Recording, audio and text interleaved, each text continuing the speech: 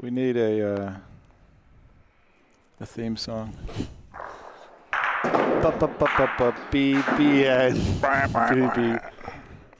Ladies and gentlemen,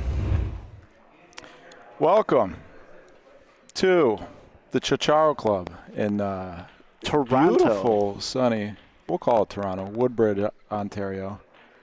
I think we're about 20 kilometers northwest of Toronto here. We're using metric measuring all week. I'm Canadian now. Okay. This is Milan Tomic. I'm Mike Sheldon. You're watching the BBN. Can you turn the volume off on that, please? Yeah, absolutely.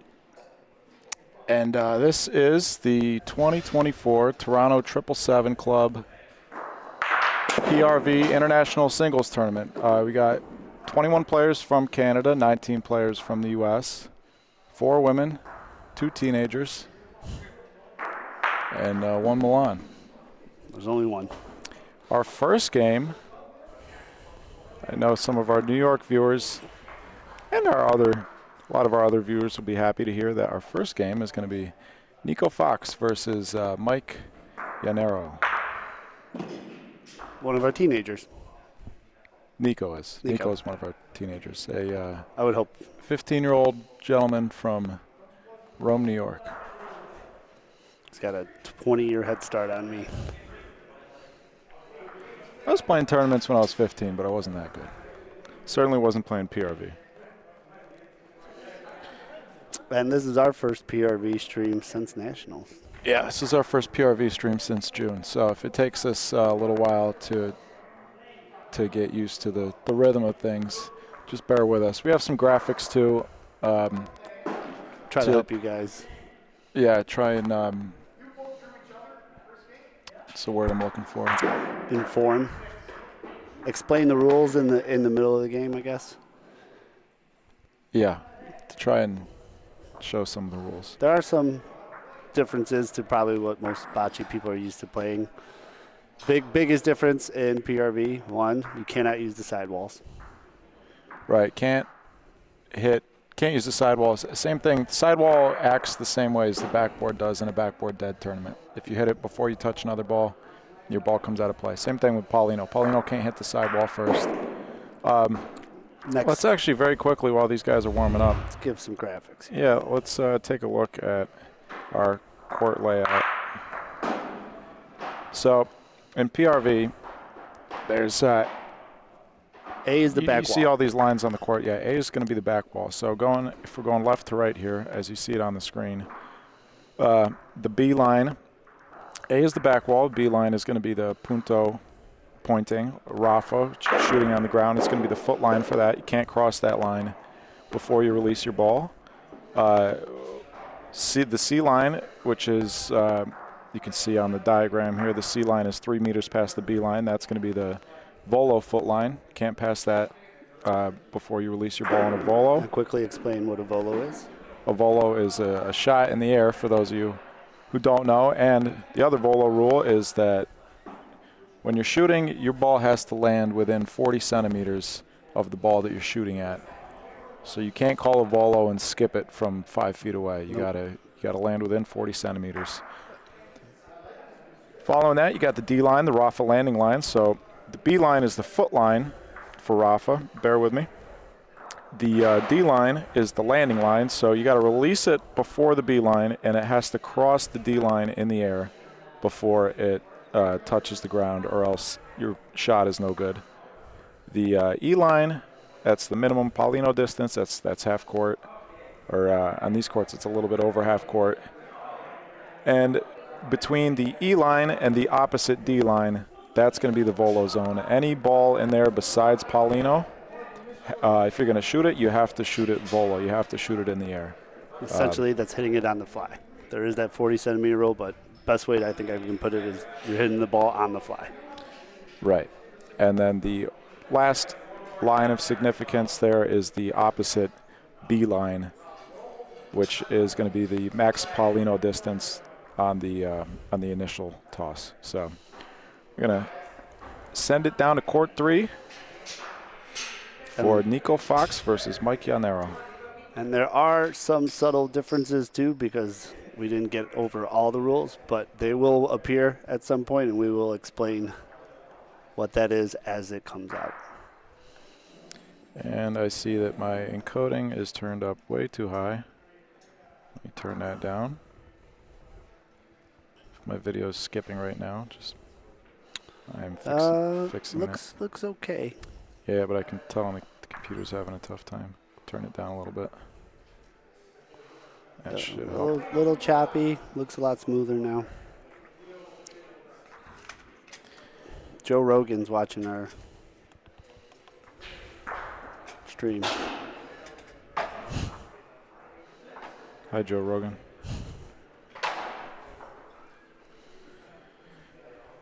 So a little bit long in the first ball. You see the referee marking the balls as they roll.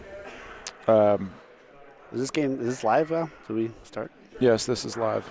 So one thing I want to mention before anyone else, because I'm sure a lot of you at home are going to think you can do a lot better on some of these reballs. These courts are the fastest courts I've ever rolled on in my life. I think they're faster than Vegas. Yeah, depends on the courts. These courts do vary quite a bit. They are nice synthetic courts. They do have different speeds. We've been told that court 4, the court all the way to the left of your screen there. That's an ice rink. Is yeah. See the balls. Frankie told me all the balls end up in the parking lot. Which is where we'll all end up tonight. One thing we didn't mention early on, too, is every ball that is rolled is marked on the court. You can see the ref doing that right there. Now, the reason why it's marked is that if you commit a foul, which is not doing what you called to do, so Nico right now is calling Rafa. He did not cross the D line, so that is a violation. So, and this is the perfect time to bring it up. So, Nico called Rafa a point, so he was trying to knock the point out. He missed crossing the D line. Cross, so you see that the red line. In front of Nico, that first line is the B line. That's the foot line he's got to release. The second line is the C line. That's the volo line. And then after that, the third line is the D line. And if you watch here, you can see that his ball does not cross. That was close. It was very close, but it looks like I think on it is considered a foul.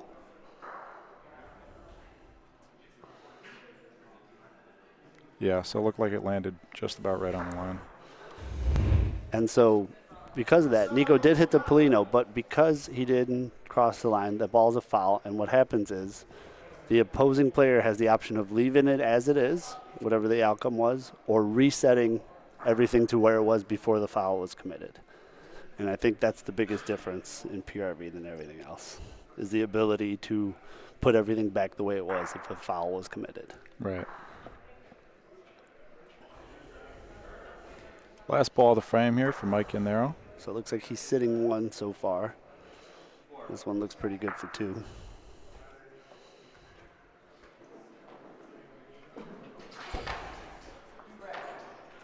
Calls 2 red. So 2 for Mike. Yeah, looks like.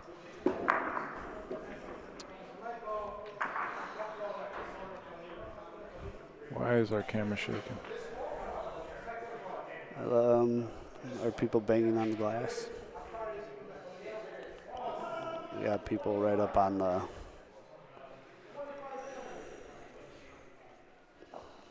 No time limit on these games. Supposedly there's a 30-second shot clock. We'll see how often that's enforced. 2 timeouts for each player. If you want to go down and look at the play, you got to call a timeout.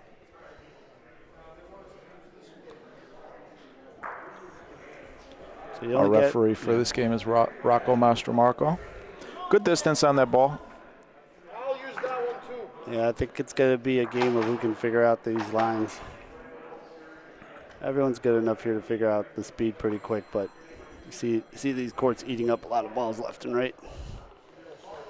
That's a good ball there by Nico. Good little bounce back, too, from his last frame. Oh. Surprised Mike rolled. Well, if he shoots it, his ball's not very useful. But yeah, I think I'm with also these courts, right? True. That ball's not as bad here as it is at other places. Especially Nico. Nico, for those of you who aren't familiar, from Rome, New York, near Syracuse, upstate, central New York.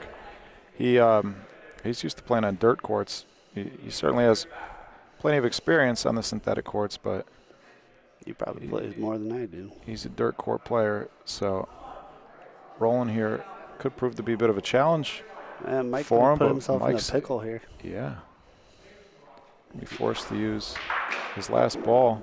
Try to play some defense here. And, He elects not to go deep. I'm a little surprised. yeah, if Nico's got Pauline on. So no matter where, so those balls are all, because they're beyond that red line, so you can kind of very faintly see. So that sideways stick too, when the referee holds that measuring stick sideways as opposed to vertical, horizontal as opposed to vertical, that means that the point is no good. Oh, he's electing to roll in. Yep, makes sense. Yeah, he's got the point and a little backboard. Yep. So But after this ball rolls, let me see if I can get you a better look at these lines. nice point. Very nice. No foul. The balls didn't move enough to be a foul. So that very faint yellow line there, that's the half-court line. That marks the beginning coming in this direction while going in both directions. That marks the beginning of the volo zone. So where the ball is now, that's the volo zone. And then once it passes beyond that red line there, then it's eligible to be Rafa. Oh, did he knock it? Did he get it? I think that's 3. Yeah. Rocco says it's short. I thought he said it was short. Oh, No, 3. 3. Big frame.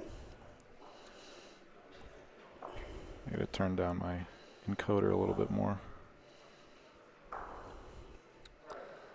He's got a good looking ball here. I think he's going to. Oh, he might have. I can't. I think he got a big 4 spot there by the young boy.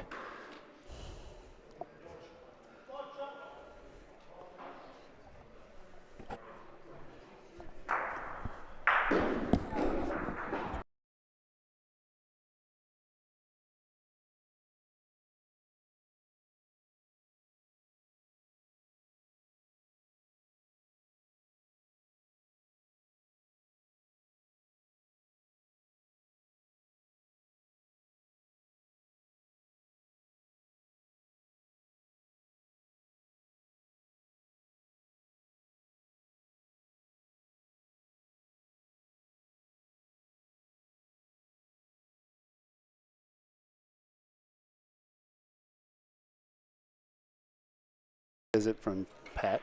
Yeah, just doing a little housekeeping there.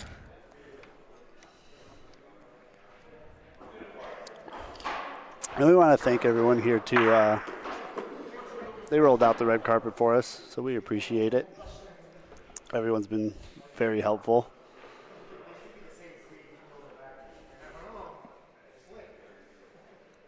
All right, Need to so get 3 on that frame. they get 3 or 4? 3. 3. That's a good bounce back frame from him giving up too early with the foul. Put last names in here. Again, Mike electing not to shoot. I'm kind of.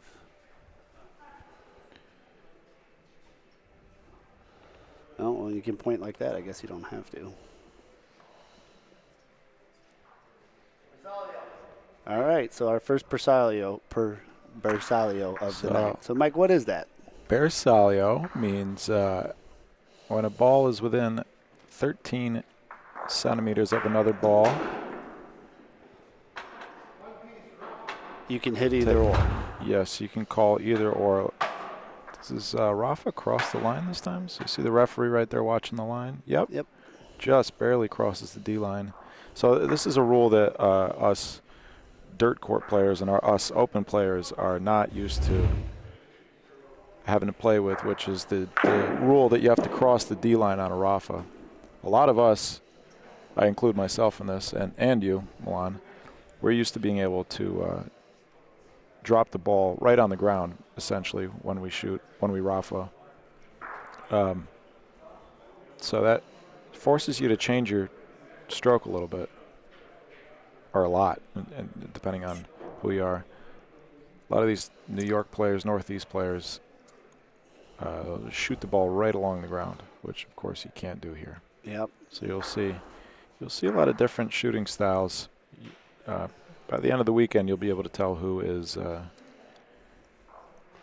especially players with like a softer Rafa too. You see them sometimes struggle getting it over the D line.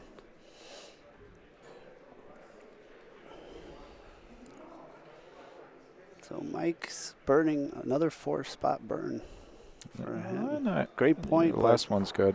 It's in a dangerous spot for Nico. That is going to be Bersaglio with the Paulino. The referee's going to do a little twirl around the two balls. You'll see him make a circle. If he can pick this one clean. Yep. See that little circle that he did there? That means Bersaglio. That means Nico can shoot either the ball or Paulino. Well, it looks like this is going to work in his favor unless that wherever that red one. Nope. Looks like he's sitting.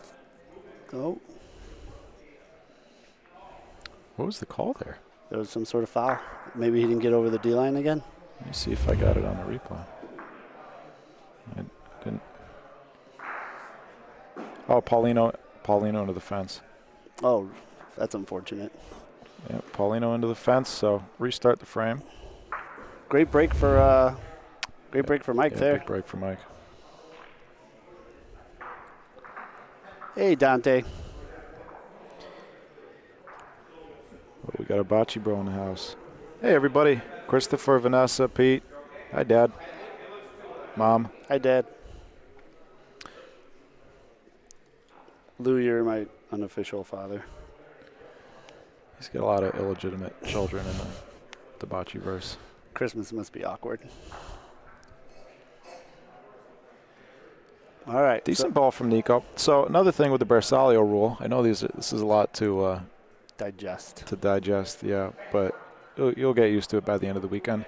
Another thing with the Bersaglio rule is that if a ball is Bersaglio with the Paulino and in the volo zone, so if a ball is within 13 centimeters of the Paulino and it's within the volo zone, you can Rafa that ball.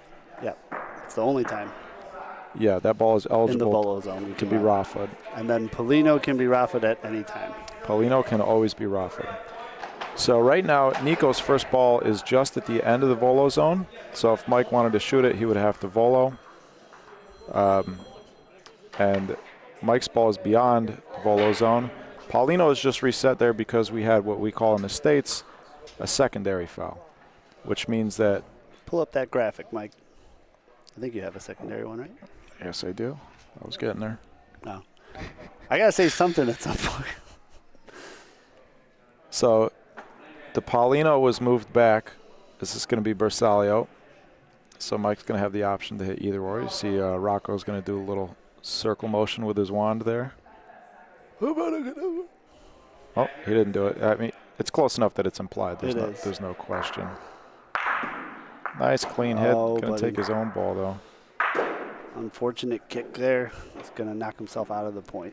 Yeah, he's going to lose the ball advantage to Nico.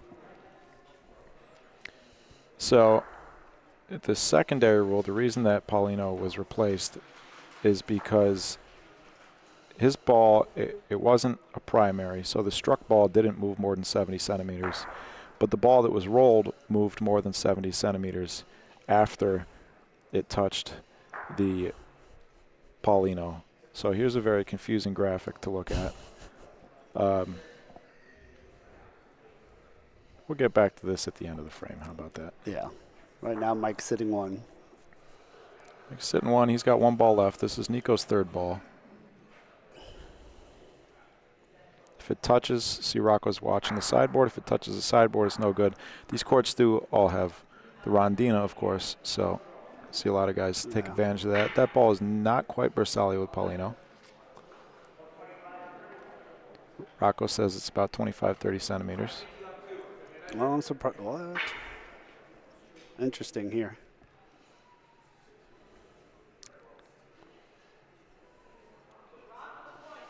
Unless he's just playing defense, in which case that's a good call. And there is a chain hit I don't think I that's don't enough. think that's going to be a foul. But Rocco... Okay, so Rocco can tell that it's not more than 70 centimeters combined. He did tell Nico that that point ball is Bersaglio Paulino, but that is Nico's own ball. Last ball of the frame. He's going to try to sneak one in here for 2. Pretty safe roll, hard to sell here. He might have done it. No. Oh? Yeah, No. not quite. No. It's going to be 4-2, Nico Fox.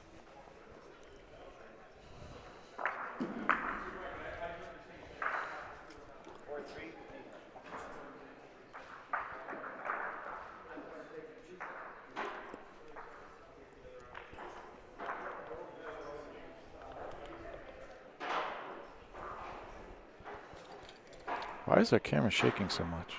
What is going on? Down there? Yeah. My guess is people are touching though.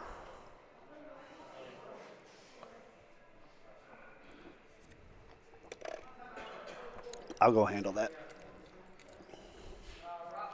So, I'll be right back, folks. Thank you, Milan. Very nice distance from Nico.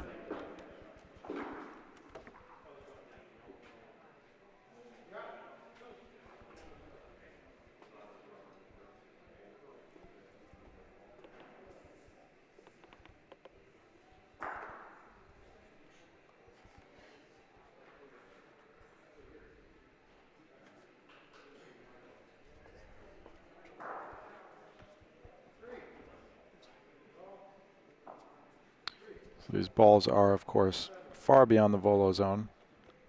Anything is eligible to be raffa'd back here.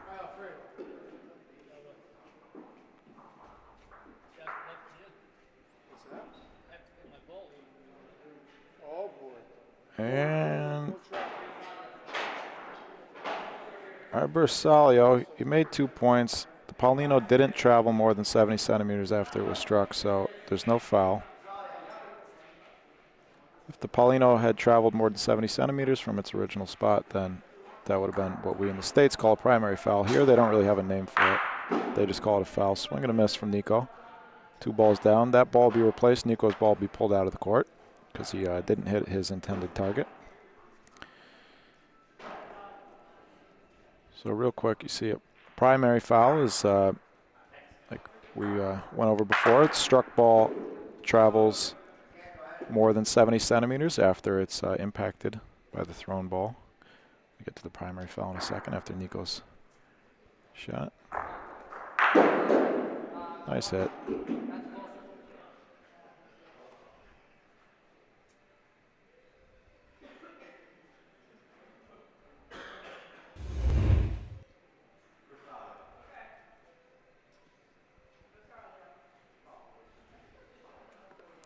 See how much he cleared the D line by.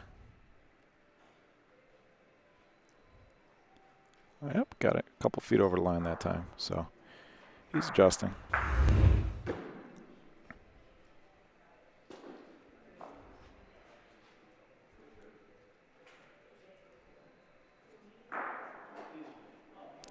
Looks like Milan did a good job. Our camera stopped shaking.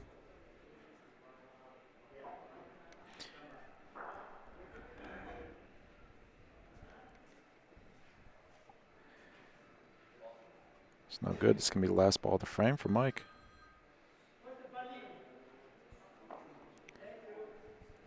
Nico has, I believe, just 1 ball back. Let's take a look down here. Yeah, Nico, because he burned one shot, he hit the wrong target, so he's got 1 ball back. And I believe Mike has the point there. Or maybe not.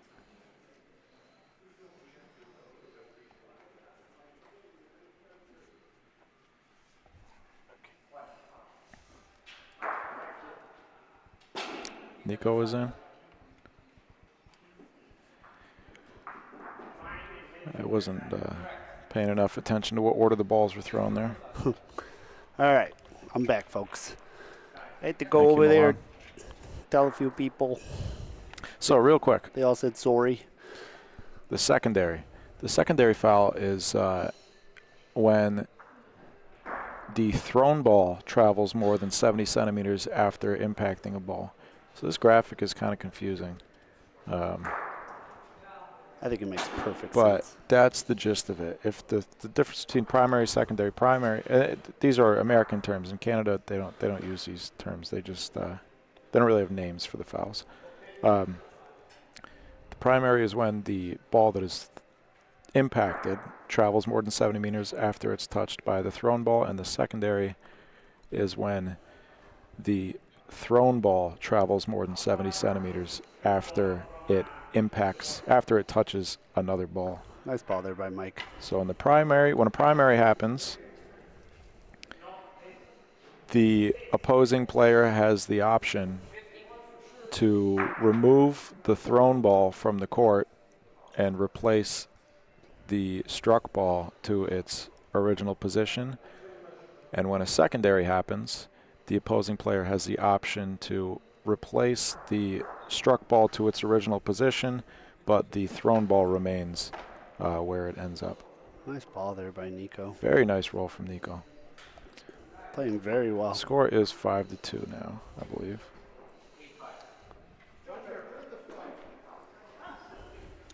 You're welcome, Julian.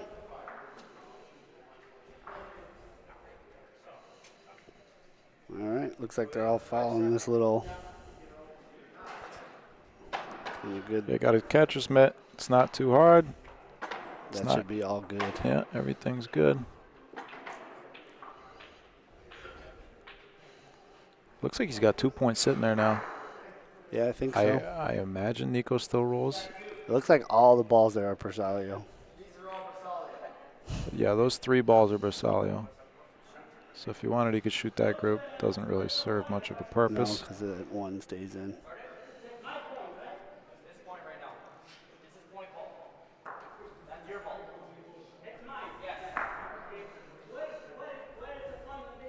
Another excellent point there. All right.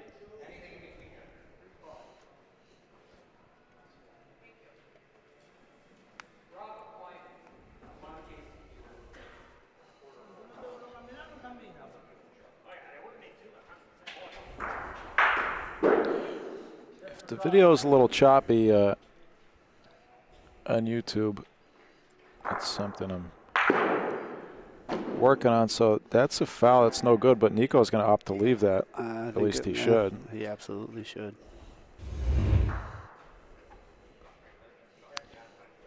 And there's our first replay glitch in the night. Trying to adjust. This is kind of how the beginning of a lot of these broadcasts go. Yeah. First game, trying to adjust some settings and fine-tune things. Rocco is down here fielding questions from the other court. We also have to, deal with Canadian internet. That's probably what it is. It's powered by Moose. One more time, Rafa Bersaglio. Very nice hit. Clean. Nico's going to have, they are all Bersaglio. He should be careful here. There's a chance of him clearing just his balls. I don't know. If he does that, his ball that he shoots is most likely going to stick around. I wouldn't be surprised to see his ball come backwards on a shot. That'll work. Nice shot there by Nico. Very nice shot from Nico. 2, maybe more. I can't really see the scatter back here.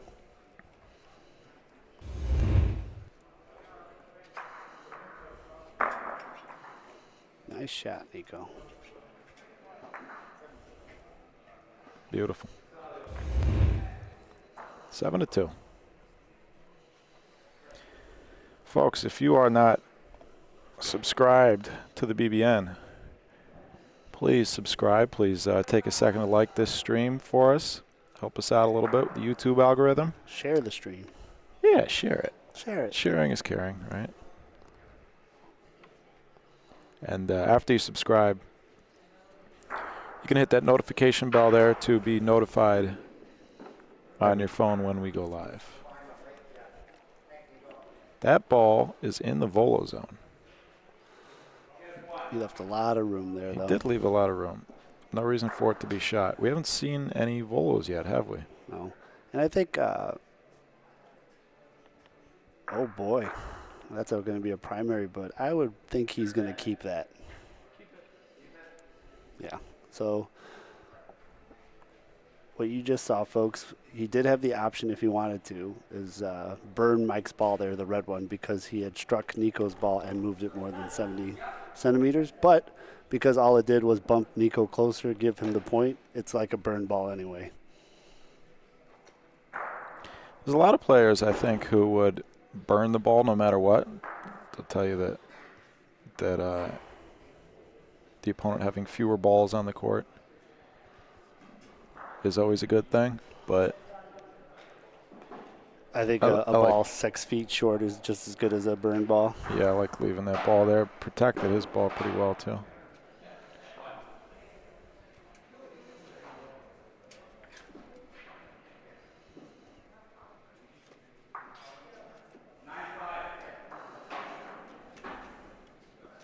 All right. So we got well. The camera shaking is really. Yeah. So we'll adjust that in a second, folks. We have our camera mounted on the back wall plexiglass. It is unfortunately in the common area too. I went and talked to Val's going to make sure everyone knows not to or limit the amount, but there will be some shakes here. Sorry. Every stream we do, we have to figure out the best way possible we can set up our cameras. Yeah, we show up here and we have about a few hours. Yeah. Today we had about an hour before people came into practice to figure out how to mount the cameras. And worked out pretty. I mean, the angle's great. The angles and stuff worked out nicely, but the challenge is with the camera being on the fence there where people are sitting. And as soon as this game wraps up, I might just make a nice broader announcement from back here. Ooh, no Paulino. Very nice. Yeah. 2 points sitting there for Nico. He can't go out. This is, throw up another big frame here. Uh-oh. Uh-oh. That might be a primary, but I'm going to be a primary. I think if I'm keeping that. Yeah, another ball in the way. Made his ball better.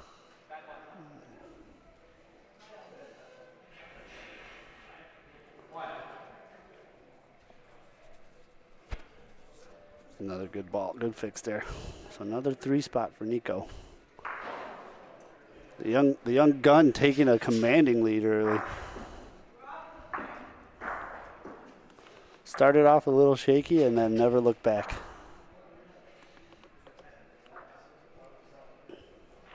(10-2).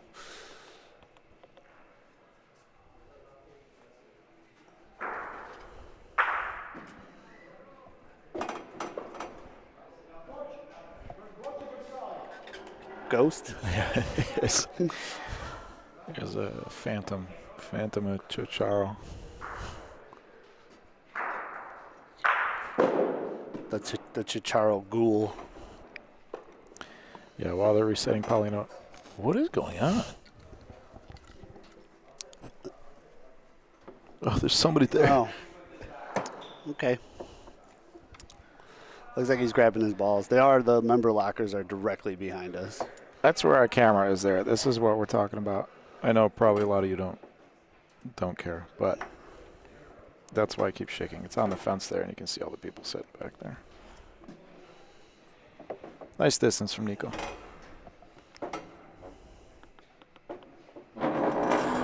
Jeez.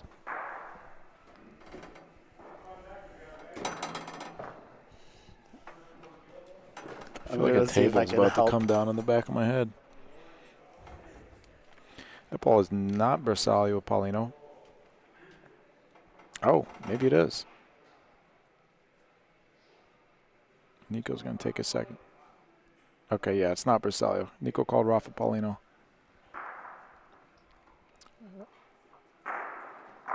Ooh, underhand Rafa. Nice hit. That'll work. Good hit. I got to change the score, too. A bit of a different shot from the youngster. Pulling something new out of the tool belt. Just very nearly missed.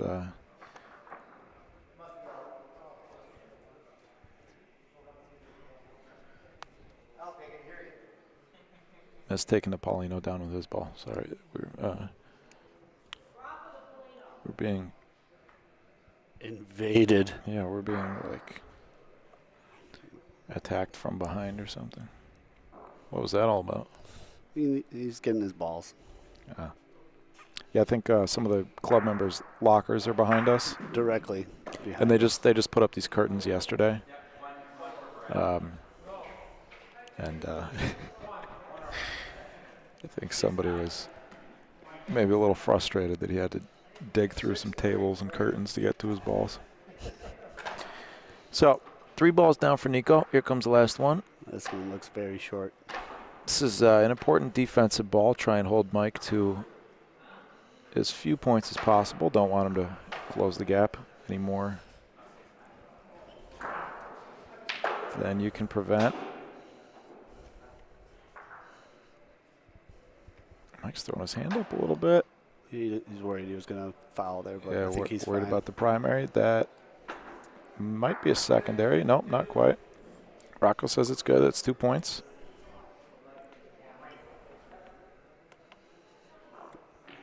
Last couple points of the game, hardest ones.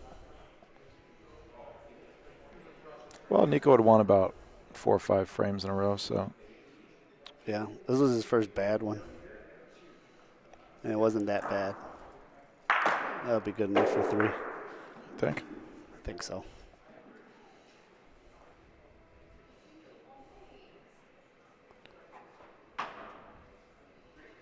Three is the call. Hawkeye.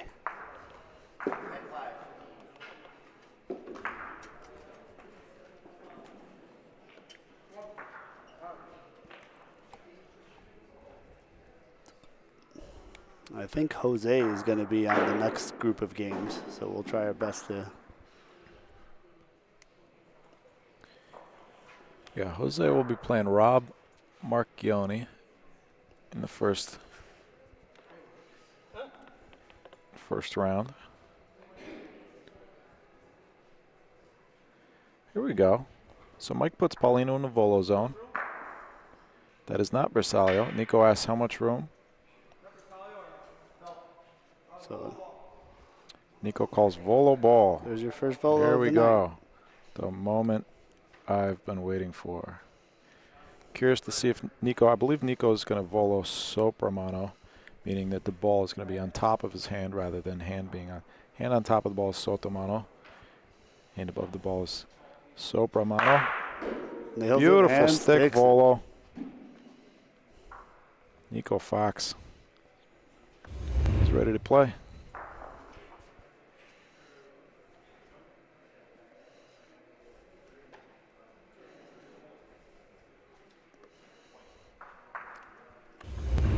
Another good point there by Mike. And then Yeah, this one is going to be was Bersaglio, though. This is going to be an easier shot, in theory, for Nico. That Polino looks like he's going to go right towards that back left corner, though. Just going to want to make sure his ball follows it. Oh, short.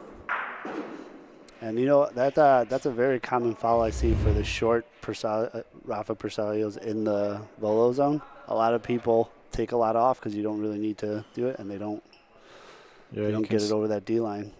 You can see that was way softer than he normally shoots. Why is my, sorry, trying to get to the right point here.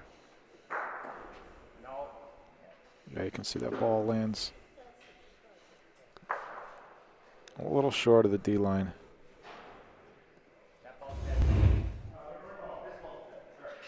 So Rocco is removing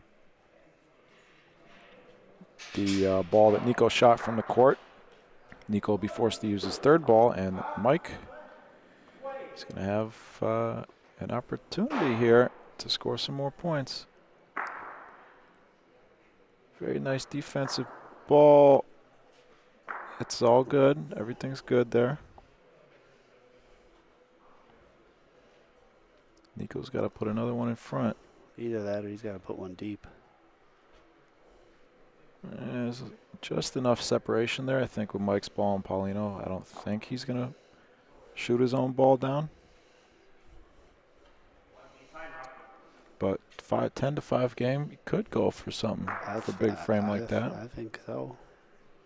The risk, though, so he's got 2 balls. He's got big. If he takes his own ball clean, Nico's going to have 3 points sitting there. And that's what he's looking at now. Where does Paulino? You think he just called Rafa Bersaglio? I don't know what to call here. Yeah.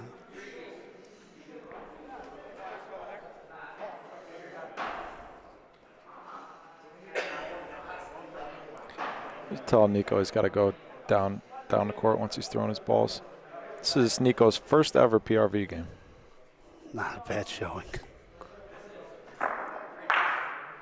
Hey, and there was the wrist there. I did not like that call. So now, what do you go for? No guts, no glory? Well, you've kind of put yourself in that position. He can steal this point very well. He's going for it. Paulino That's game. Missed it. There's the game. Nico Fox. First ever PRV game, 12-5. Congratulations, young man. Great job. I'm going to see if I can get Rocco to reiterate. Reiterate what? Touching the back game. Rocco! Rocco! Milan's going to try and get him to stop touching the back. I think that's going to be a...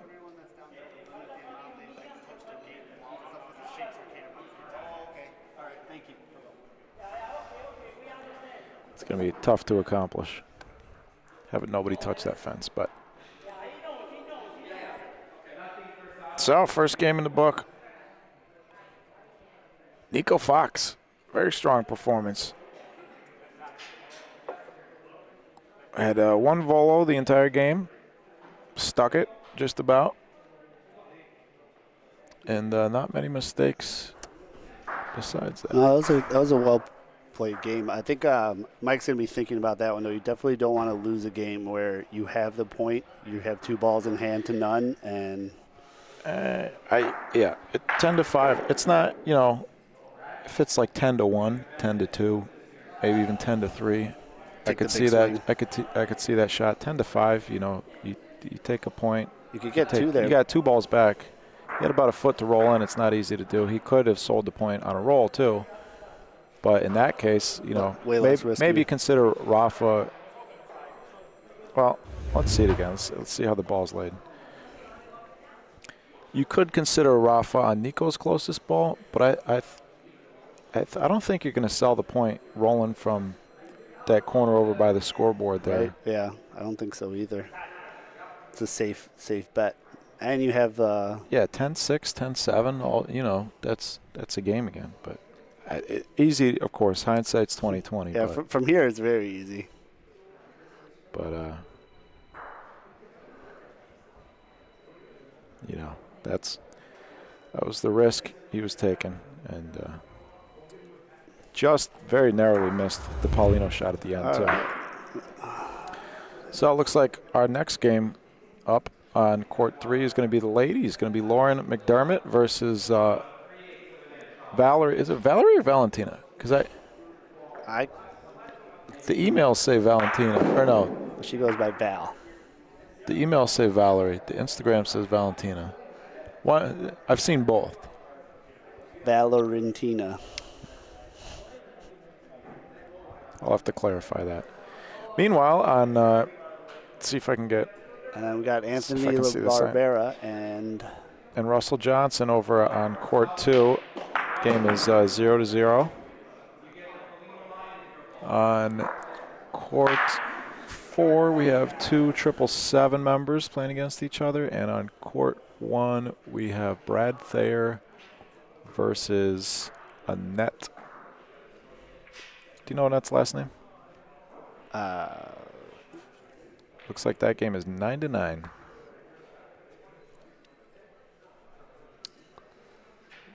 This Valerie Lauren game should be really good. You're going to see some great pointing here. Yeah, these are warm-up frames.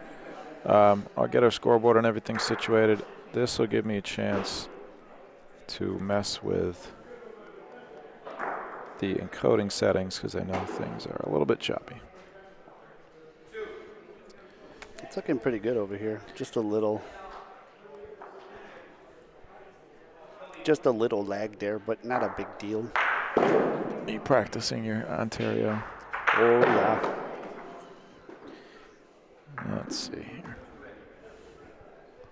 Yeah, goof. Yeah, hoser. Yeah, goof. A bunch of big goofs out there.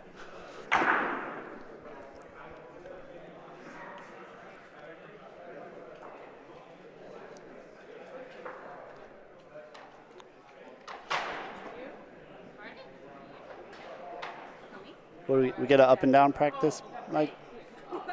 Seems like.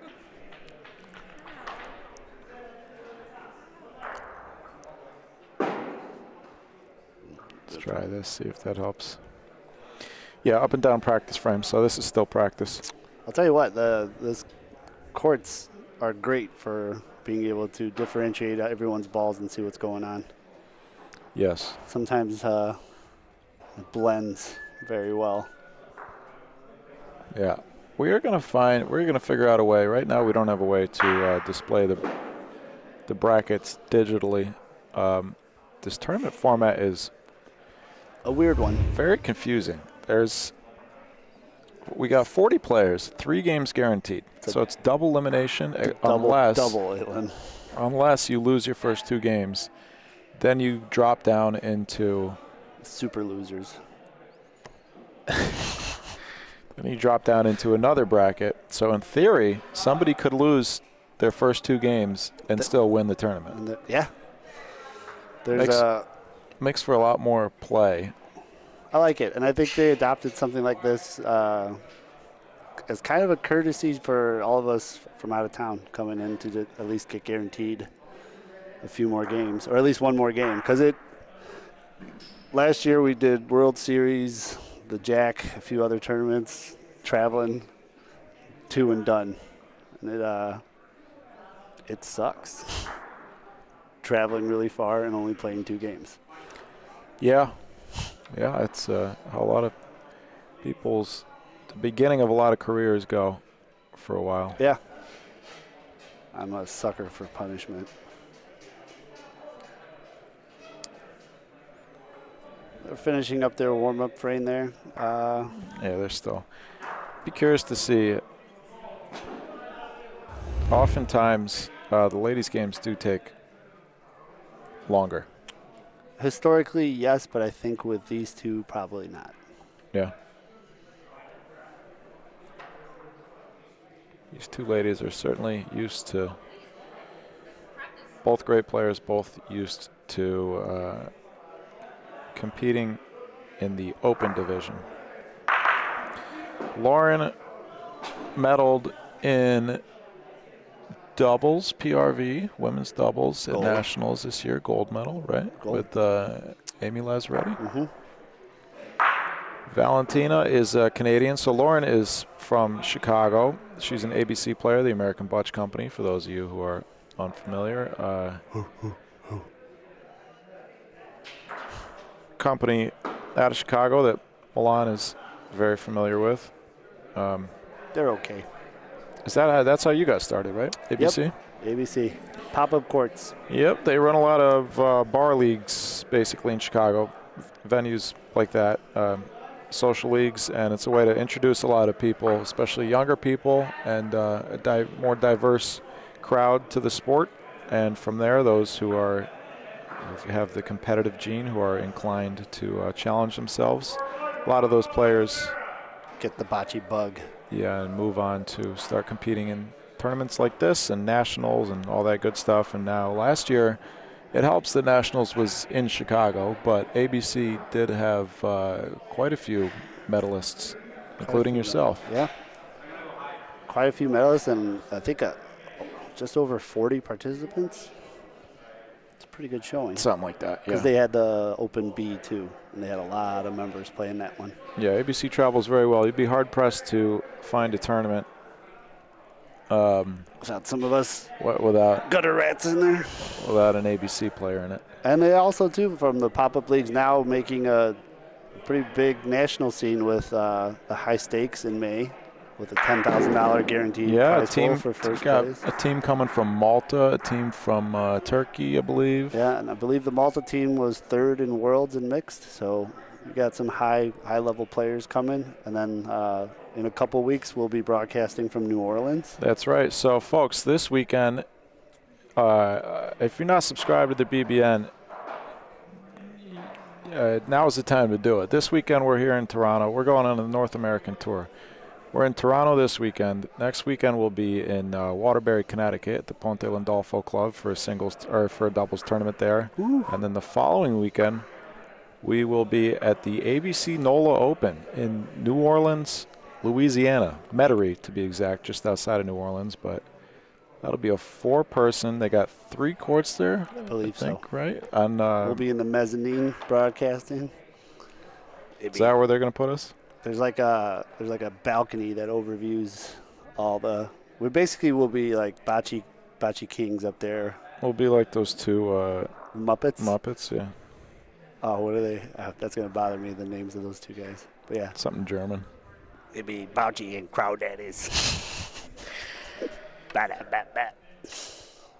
So, yeah. Stay tuned to the BBN. You could also check out our website, boccebroadcast.network, to take a look at our tournament schedule, which I have to update with all of our tournaments for later in the year. Yep. And if you'd like to support us, if you'd like to contribute to the BBN, contribute to our mission, the BBN does now have a Patreon, which I will explain shortly here as Lauren rolls her second ball. A lot surprised that she's not shooting that ball. she's excellent pointer, and I think she's playing by the book. A ball rolled past is one that you pointed, and she might steal this. These courts have their rolls, though. Kind of tough to. Yeah, like that. Yeah. Where it stayed on a pretty straight line, nicked it, and moved it enough to. So, yeah, BBN does have a Patreon. Patreon is a crowd sourcing service, basically. It's a subscription-based crowdsourcing service. So we have a Patreon to harness the power of our community. 100% of the money from our subscriptions goes back into the business. Nobody's making any money there. It all goes into promoting our content online. Right now, that's what the money is going to be used for, is for promoting our content online. So it helps. And upgrades here and there with everything we. Possibly in the future.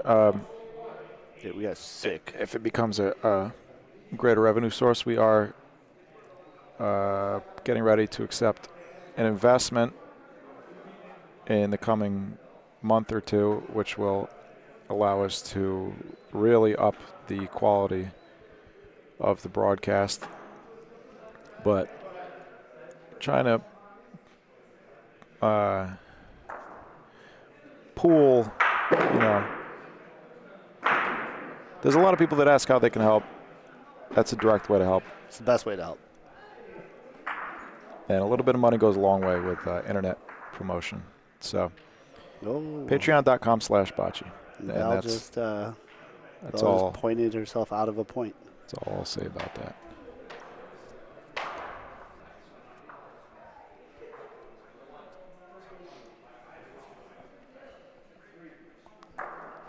So this is the first frame. I think McDee's out of balls. Val's got one left. Did she shoot that ball? Did I miss that? She never shot in it, no.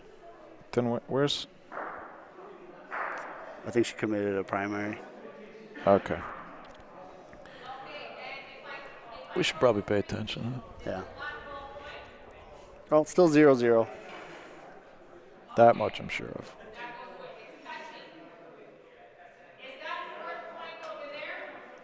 So Val trying to figure out. I think Val's going to try to clip McDee's ball out because at the worst you'll have at least one sitting there. But Yeah, trying to take up. Never mind. You know what I would like to see here, Milan? What's that? Rafa Paulino for 3. Yeah. Or a shot at McDee's point. Val's got 1 point. If you miss it, you get 1. If you hit it, 3 points. Beautiful roll. I don't think. Not enough syrup on that one. McDee's nodding. I think McDee got the point. No, Val has Polino. We have no idea what's going on.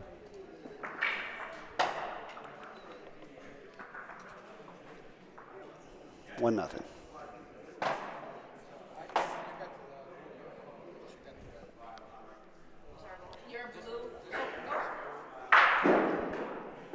Oh, update the. Lauren did have the point? Yeah, I guess so. Okay. I still like Rafa Paulino. I do too. Early on. Big swing. Oh, geez. I'm going to try and spell Val's name right. I think I have it in my phone here. PALLOTTA. Boom. So just beyond the volo zone. With the Paulino, that ball is, however, in the volo zone, but it's about 5 feet from Paulino. Yep, and I think that's probably just a court thing there for McDee more than a bad roll. As you see, Valentino took a completely different line. Yeah. Looks like the balls are fading. Just ate it. Right fading quite a bit to the right. We saw that a few times during Nico and Mike's game. The cameras have not been shaking lately. The Canadians are much better listeners than Americans. We've had many times, as I say that, the camera starts to shake. Many tournaments in the U.S. where we have asked people to avoid hanging on the fence because the cameras shake, and our pleas have always fallen on deaf ears. Well, you get a couple of Budweisers in them. Labatt's. Well, Americans. Molson's. Molson. Ooh. Poutine. We're going to be putting this camera at a better angle. So that vertical stick in the air indicates that McDee did make the point with that back ball. Valentina. It was such a tough roll, though, to gauge the fade and have the right speed, too. I'm sure she's more than capable, but that's not easy. And that's a very good point. Very nice point. Just outside the volo zone? Right? Yeah, just beyond the volo zone. Is eligible for a Rafa, but we haven't seen any shots yet. I don't think we're going to see this game. And no, we aren't. So she dropped it just a little right, and I think that's going to make it break far more right than she wants it to. Coming back a little bit, though. If it passes that ball, going to be a little bit short, but she already had that second point beat. Yeah. So she's going to have to use her last ball. I don't mind the shot here. I don't mind it either. Unless Paulino goes, that could be unfortunate. But going to err on the safe side with the 1 point lead. She's definitely going to clog that up nicely. As long as it doesn't gonna fall fade. into that. It's going to fade? I don't know. I don't know. Val's going to have a couple feet. Not easy to do. Going to use the Rondina. Oh. Why don't you come over here? Valerie. No. That'll do it.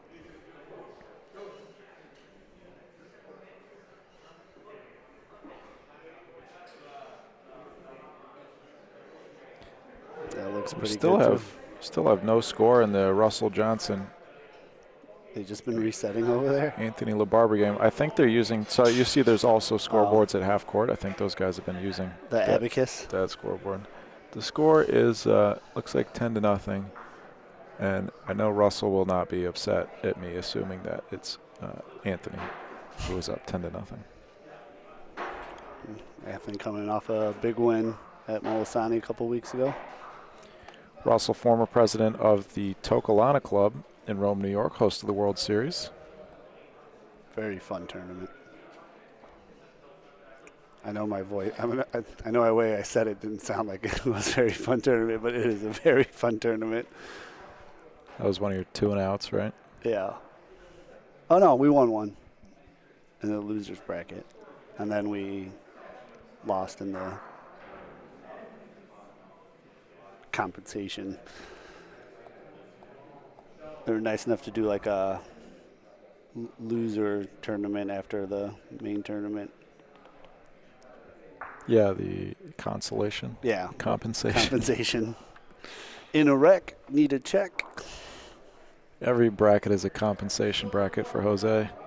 Yeah, right. That's a nice point. That is a very nice point. We It's got might see a volo, unless he goes beyond the volo zone. On the line is in the zone, I believe. Yep. That's the point. Referee indicates that it's the point. Not going to get a question, though. I think Val likes this Yep. as a backboard. Yeah, I can see why.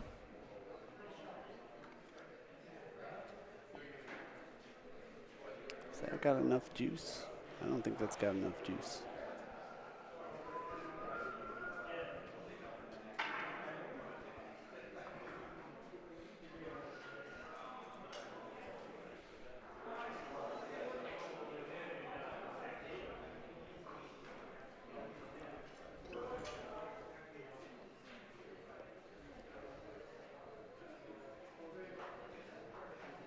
That's a very good adjust. I think she's going to sneak right in there for a point.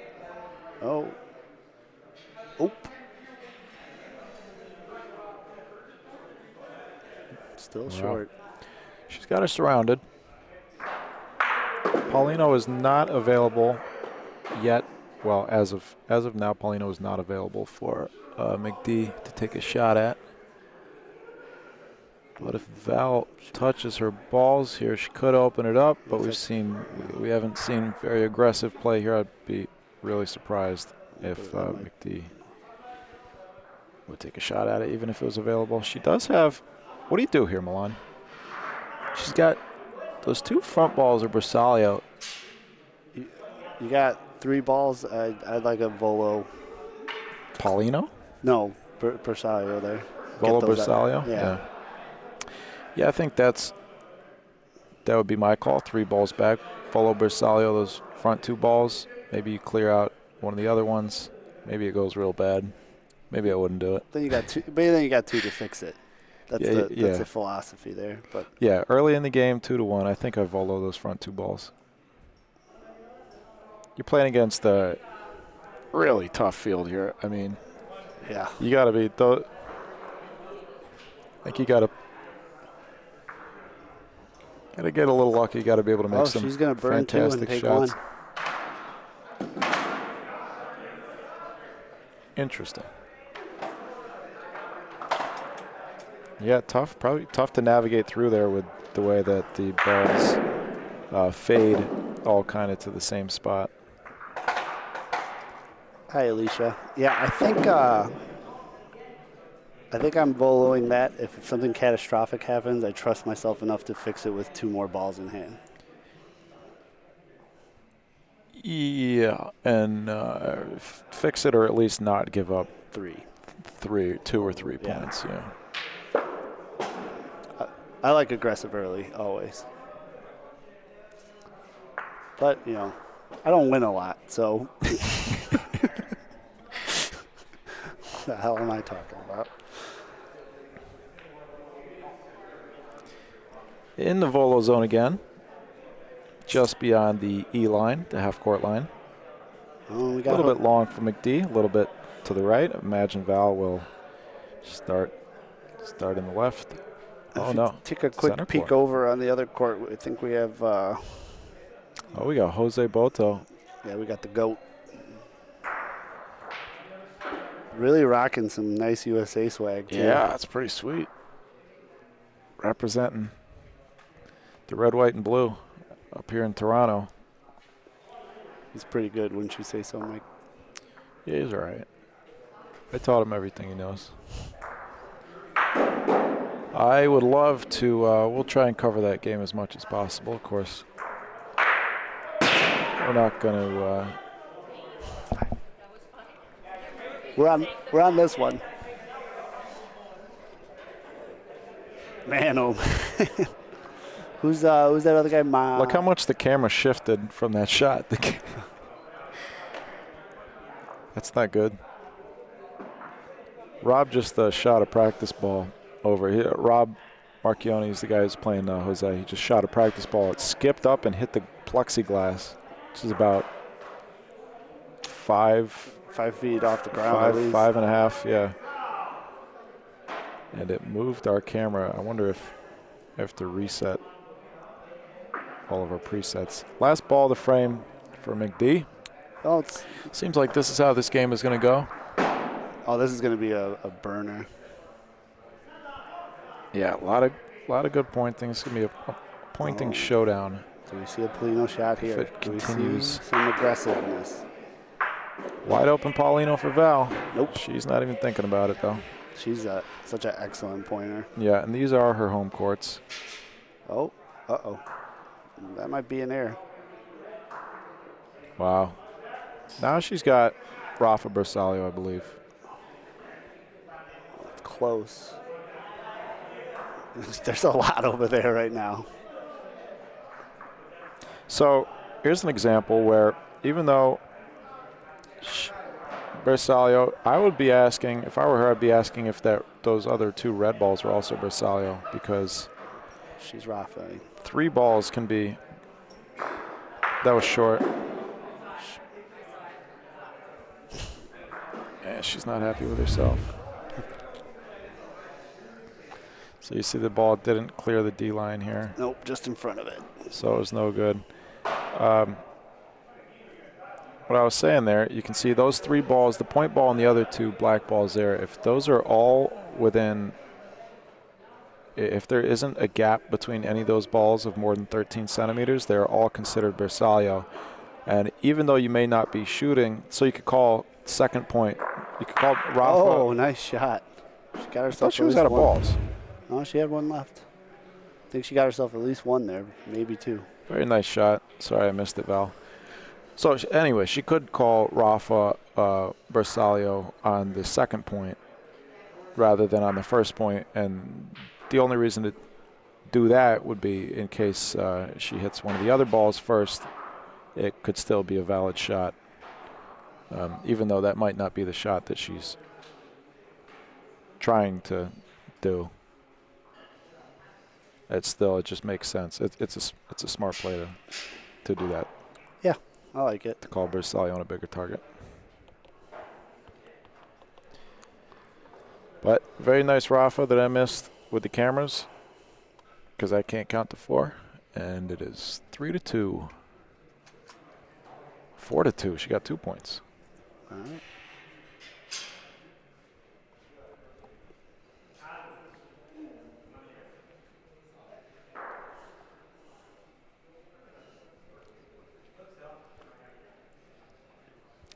Long Paulino. Yeah, so I have to reset all of her presets now after that shot that Rob took.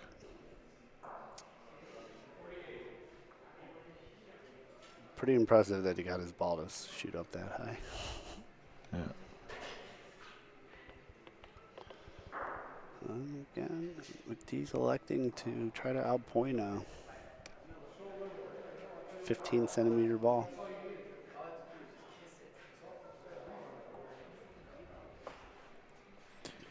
I'm being corrected on my analysis there by Andy. You're right, Andy. If you call Bersaglio with the second point there, it would have been Volo. That would have been a Volo Bersaglio. Because Rafa Bersaglio is only valid when the ball is Bersaglio with Paulino. What an excellent point there by McD. They are all Bersaglio. And beyond the Volo zone, Rafa Bersaglio, any of the balls is good. Just misses wide.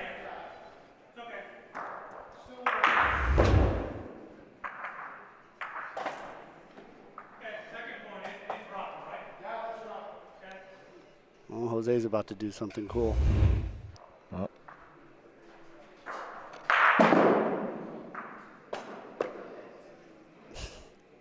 Oh, Well, he hit his shot. That He did knocked not work out well at all. left, I think, his opponent with 3. Yeah, it looks like he's got one ball left, though, to Don't want fix it. that. Second up?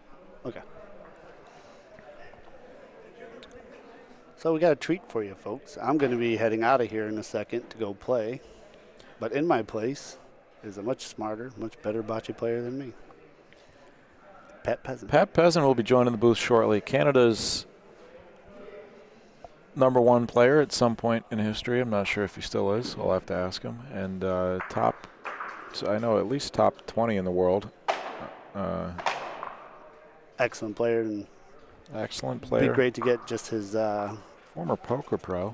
Really? Yep, Poker Star. Remember the Poker Stars team? Oh, yeah.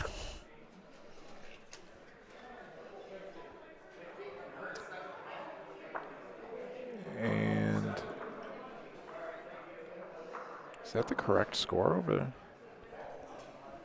Zoom out a little bit. Sorry. Okay, no, 1-0.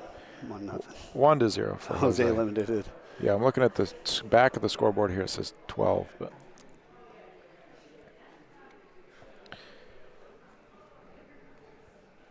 third ball coming for McD. She's going to have one ball left. Val is out of balls because she missed that Rafa. Yeah, she went a little wide on that one. Maybe she's trying to play a little too safe. Looked like it wanted to go right. Now it's coming back left. Oh. Into the pocket. Nope. Nope. Not quite. Nope. Got stuck in some maple syrup. And over on court 4, looks like we got Natale Scala and Salini. Natale, back-to-back World Series defending champ. Just won the Club Molisani doubles with Anthony LaBarbera. They beat Jose Boto and Pat Peasant in the finals there. That was, what, 2 weeks ago? Yeah, that was a great game, too. That was very fun to watch. 1 point for McD. 4-3. Oh.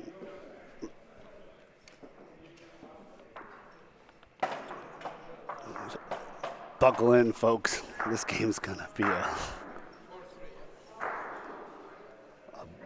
barn burner.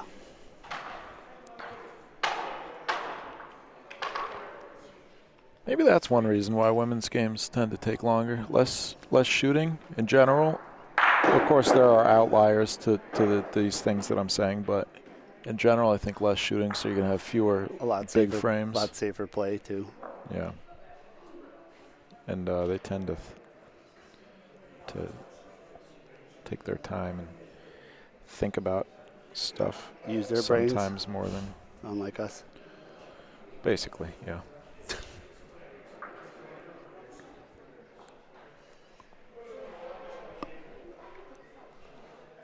All right, so this court, everything seems to be fading to the right, and it seems like every ball they're throwing, they're playing that fade. Yeah, I think Val's ball is going to be real nice here. Yeah. She does not want it to be Bersaglio, though. That's another aspect of the strategy to think of. Wow, look at that Paulino run. Oh, good. So that ball should have been Bersaglio, but the court took Paulino away, which made it a much harder shot for McD. She doesn't have. She's going to hit Paulino. She has to call Paulino. She can't call Bersaglio. She can't go for either or.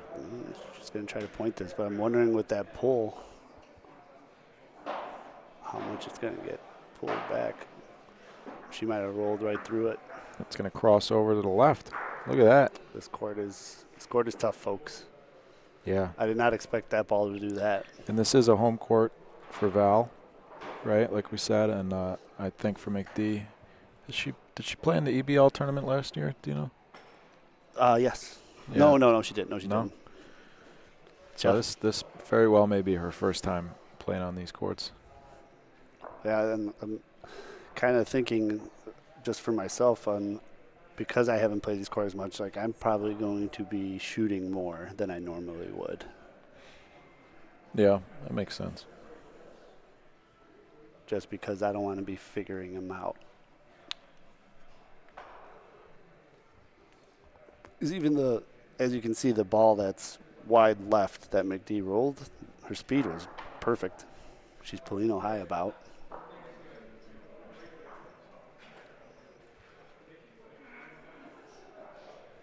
She's getting eaten up by this break right now.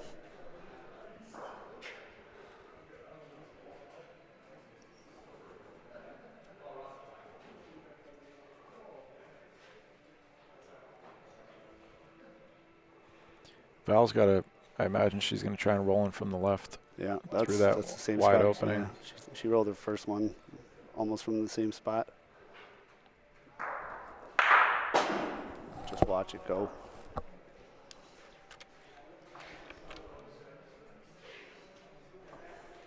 So not a bad overall defensive layout in front, but because of this huge fade, Val's just playing right through those two balls on the left side. If the court was a little more straighter, it actually would be a pretty good defensive setup for McD. And that one never faded. See if it breaks at the Oh, end. there you go. Yeah, it's good. Possible big frame.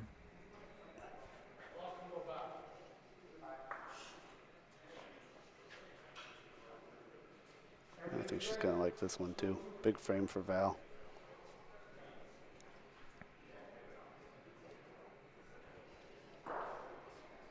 Wow. 8-3. Yeah, McD definitely got eaten up by the break there and couldn't really figure it out. But a PRV game with no time limit, 8-3 is not an insurmountable lead. Yeah, I like that there's no time limits. I do too. I'm very anti-time limit.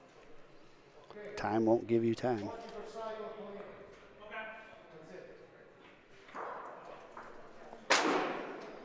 Someone just missed hard. That was Natali. He throws pretty hard. Jose over here on court 2. He just gave himself two somehow. Yeah, just took out a point, gave himself 2 points. There's an excellent opener by Val. See if I can sneak over to see the score there. 5-0 Jose over on court 2. I'm sure we will have Jose will get plenty of airtime later in the tournament. Yeah, if he advances. What you know about Toe. All right, first shot of this game from McD. Nails it. Nice shot. There we go. Was that her first shot? For her, I think so. Definitely made sure to get over that D line. Yep. You can see she releases it before the B line, and it does clear the D line there. Nice shot.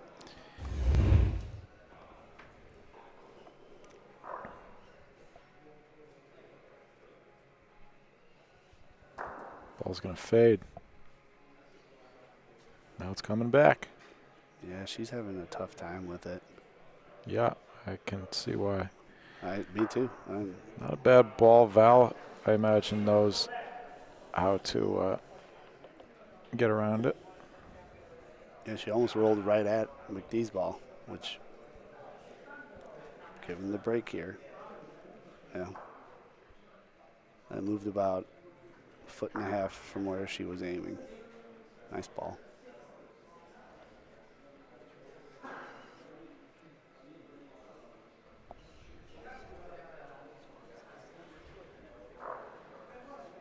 Nice adjustment here from McD. I think this one has a good chance.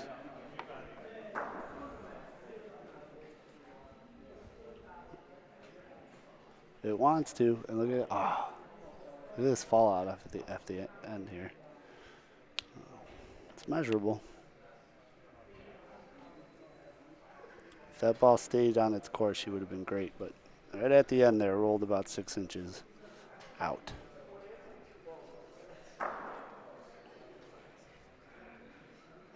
And thank you to all our refs here today, too. Yeah, the 777 club is out here in force running all aspects of this tournament. Yeah.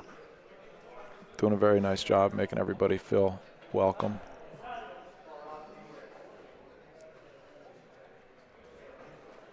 And it's a luxury for players like me that have played PRV before, but having a core group of refs that have done this for decades. Yeah, that helps a lot. It's something that us Americans had trouble with at nationals this past year. Just everybody is unfamiliar. You know, the refs are all volunteer. Right, and they do the best they can. But for a lot of the refs and a lot of the players, it's the first time experiencing PRV matches, and it caused that combined with other factors like the time limit. Yeah, it definitely slowed down games immensely. Kind of, yeah, threw a wrench in. Which is no knock to any ref out there, because I reffed a couple too, and I've been playing PRV for a little over a year. It's nerve-wracking. So sorry for interrupting you, but you can see all three of those balls are Bersaglio. So I imagine Val calls Rafa Bersaglio on the second point. Oh, she went Polino.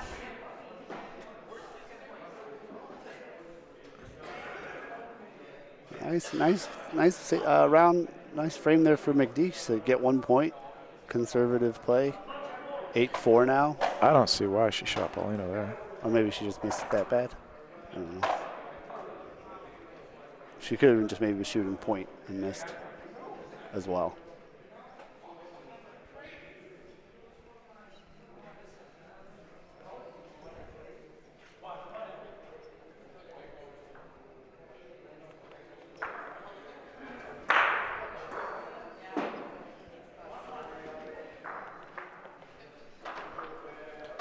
I have a feeling when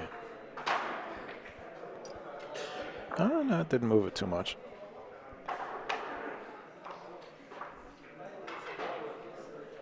Just got to reset my presets a little bit like I was talking about earlier. Yeah, it's from that ball that struck the fence. The 97-mile-an-hour fastball.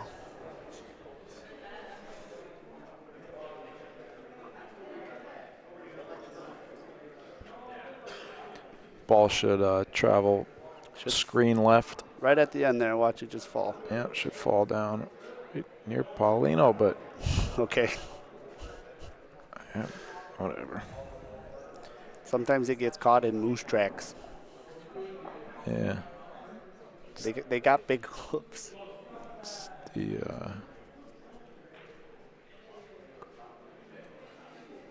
McD doesn't like this one, and I can see why, because it didn't do what she wanted it to. A little short, though. Started going in the right direction. Yeah, a little bit short.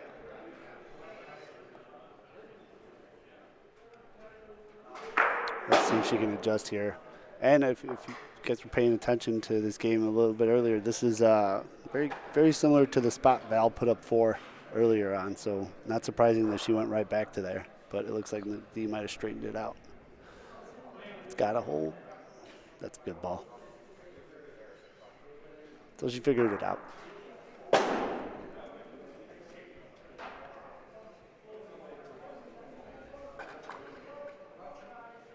But I can't help to think that that was placed there for that reason.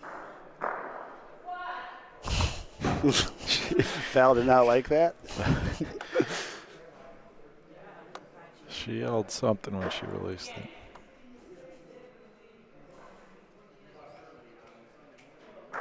Is she going again? She's going to shoot again. And she got it. Oh, knocked her own out, though.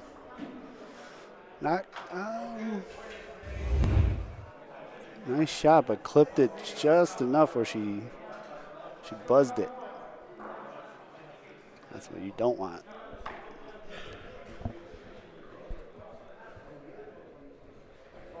She does have one ball left. One stuck around, so he's measuring now to see. It could be even point, which would be a good break for her.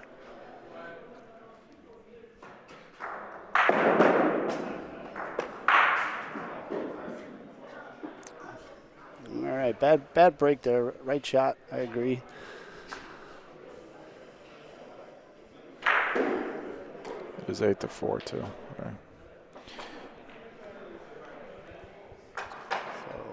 So now this ball's breaking left. 2 balls back for McD. Or just one. Sorry, 1 ball back for McD. 1 ball back for McD. Val's got one deep. Yeah, she's got about 40, 50 centimeters of room. She kind of dropped that one. It's not her roll. Is that going to come back? Yeah, starting to come back. Here it's been breaking to the left a little. Look at that. I don't know anything. Val gives her the thumbs up. She's going to like it. 1 point for McD, 8-5. Grinding her way right back in this game. Nice job of her adjusting and figuring out that spot, too. But she's a phenomenal player, and that's what great players do. Figure it out.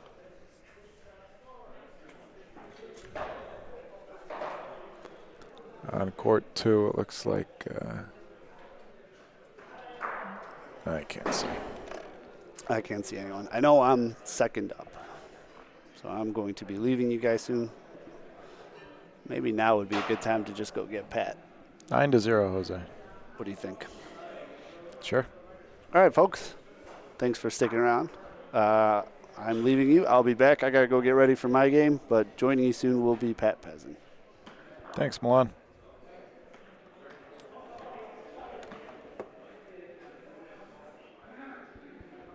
Yeah, tonight we will be playing until, I think we're scheduled till 11:30. And then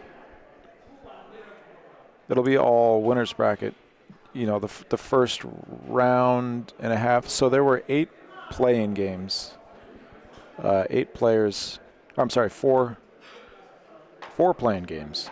8 players had to play play-in games to get into the round of 32. Yes, that math adds up. So the first round of games that we saw, those were play-in games.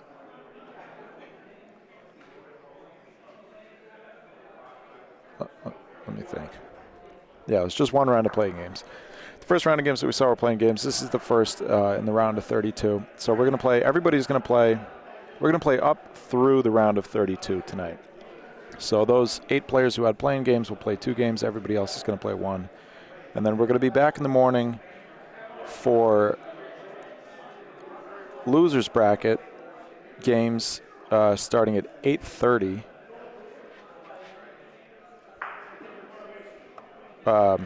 We will be broadcasting until 11:30, maybe a little bit later tonight. So we're not going to start at 8:30 in the morning. Hopefully I win. Hopefully Milan and I win tonight, so we don't have to be here till midnight and then play at 8:30. But we will be starting tomorrow at 1 o'clock. Tomorrow we'll be live for all afternoon. We'll be live from 1 o'clock until probably about 10 o'clock at night with winners bracket games and losers bracket games. And then, of course, on Sunday we will be back at 3 p.m. scheduled Eastern Time for the precision shooting competition, which will just be, the qualifying rounds will be earlier in the day, so that'll be the final 4 players in the precision shooting competition, followed by the final 4 players in the tournament, the semis and the finals of the tournament. So stick around. I've said it before, I'll say it again. If you're not subscribed to the BBN, please subscribe. It is free. It's the best and easiest way to support us. And please like the video if you haven't already. Share it with somebody. All that good stuff. 1 ball left for Val. She's got 1 point sitting there.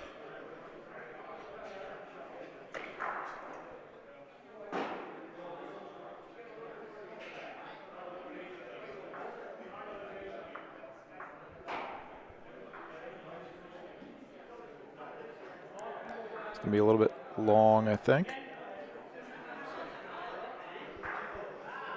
No good. So she'll take 1.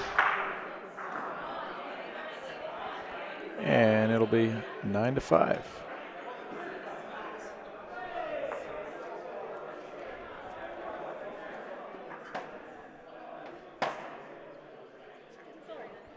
We haven't seen a whole lot of PRV rules come into play in this game. Not many fouls.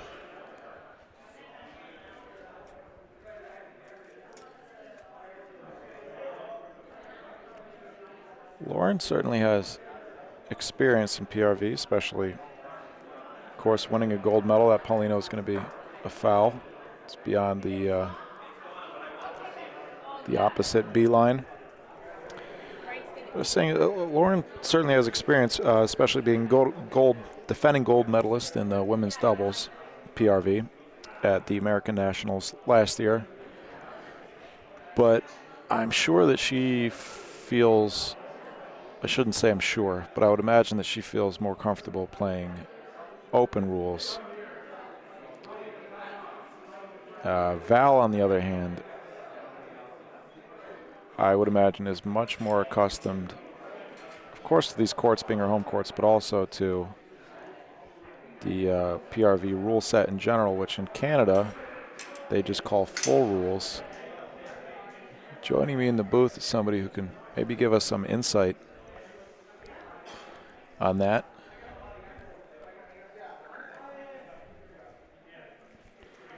Hey, Pat, how you doing? Good. Thanks, Mike. Thanks for having me here. Oh, thanks for having us. Would you like to introduce yourself to our few audience members who may not be familiar? All right. My name is Pat Peasant. I'm a member of Toronto 777, the host club here, hosting this tournament. Been playing bocce most of my life, and give us some of your accolades. Don't be shy.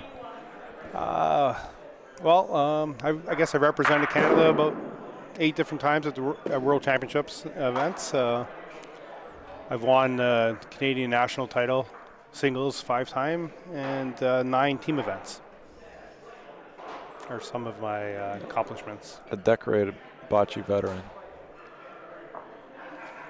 Have you been watching this game? I've been watching a little bit. I have played open rules too, so for those open rule fans that are watching.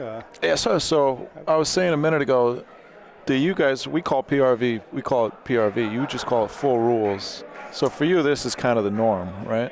Yeah, we call this, yeah. And I have heard you call open bocce easy rules. Easy rules? I've heard that. Maybe it wasn't from you. I think it was from me. I think every set, if it's open rules, if it's live, backboard live or dead, there's a skill set that's needed to win at those games. Players that develop that skill set and play well are going to usually win. Indeed. Do you prefer one over the other? I definitely tailored my game to full rules, PRV. The goal to go to the World Championships and compete at an international level, especially my club. We'd love to participate in PRV tournaments. So I do feel it's the fullest form of the game. I've heard people say that bocce is a open rules 4-man, 1 ball, but I think here is where you really see the skill. And here, our 777, we're proud to. We're not going to shy away from Jose. We're going to play right into his strength. 4-man, full rules. I mean, a 1-man, give him 4 balls, and he is our 5-time defending champ over this tournament. Definitely favored over the whole field. and it's a pleasure to have him playing in our event. Absolutely. And your teammate, oftentimes, right? Yes. You must. Have you learned a lot playing with Jose? Yes. I've played quite a bit against Jose and with Jose. He's a complete gentleman playing in the game and knows the game well and responds well under pressure, and class act. That's all I can really say. Yeah. So what do we got going on in this game? A lot of pointing. A lot of pointing. A lot of pointing. And Lauren, at first, it's taken her a little while to learn the roles of the court, but it looks like she's starting to adjust. She's had a lot of points that if they had gone straight, they would have been very good points, but she's just had to learn where the breaks are. Right. Is this Bersaglio here that Valerie is shooting? That was short, I believe. I don't know if the referee saw that. The referee didn't. I didn't see the shot. You can see it here, Pat. I think it was short of the D line. Yeah. Wow. I think. Watch. Oh, maybe it crossed. It's hard to tell. You have to really get it down in slow motion too. Let me slow it down some more.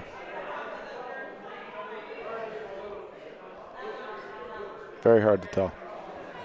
On first glance, it looked to me like a foul, but the referee was kind of far down the court too. Looks like he was close to center court. Was he?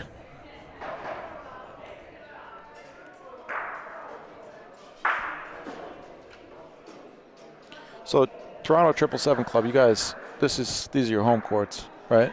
Yeah, so it's not our venue. We don't have a venue. This is Ciociaro's venue, Ciociaro Social Club venue. They've been playing tournaments for many years, and they didn't develop any young players here. There's 2 Ciociaro members playing in our tournament here, of 40 players. But yeah, we rent the venue from them, and this is basically our home club as well. So Ciociaro also has players who represent them? Yes, there's 2 of them playing this tournament. The one's Alfredo and another one is Liberato. They are both playing today. You said they struggle to cultivate young. Yes, they player. sure did. Sad because they have such a great venue here. If you take a walk outside, they have a great area for picnics and stuff like that. Yeah. They really could have had a lot of kids around. Sometimes I feel like our indoor courts have really hurt our development of our young players because, like for example, Wycliffe, it's easy to bring your kids to when they're small to the picnic area outside and they're not playing bocce, but whatever they're playing, they're around the game. Mm-hmm. Here we have these indoor courts, and in the middle of summer, this is not the place for 5-year-olds, 6-year-olds, 7-year-olds, and that passion is really not passed along to them at a young age. Is that in general in this area, do you see that as a common trend? I know, like, growing up in upstate New York and playing, for my whole life, for most of my life, there were no younger players at all. It was all just me and a bunch of old guys. But with the last 10 years maybe, especially within the last 5 years or so, it's been a lot of younger faces. Do you see Canada also kind of trending in that direction, or? Yeah, Canada has gotten a lot younger with, it looked pretty bleak there for a while, but with the introduction of Extreme Bocce League, they produced some new players. They're part of the Ontario Bocce Association, along with 777, and they have 12 members that play, and mostly in ages between 30 and 40 years old. So that's good, and they have their recreational league, and they keep on developing players, and which which was well needed. But at a teenage level, we don't really have too many players playing. Yeah, I'm sure we'll get those guys in the booth at some point this weekend to talk. So what we just saw, for those of you who were wondering why the ref just removed that ball and replaced the Paulino, in the U.S. we would call that a primary foul. Here, do you have a name for it, or you kind of just call it a foul? We just call it a foul. So what happened was I think it was Val who, no, maybe it was Lauren. I think it was Val. I don't know, I was distracted. But one of them rolled. That's going to be removed from play too. One of them rolled a ball, and their ball touched Paulino and dragged it more than 70 centimeters, so the other one opted to remove that ball from play and replace Paulino where it laid. I believe both of these ladies each have one ball left.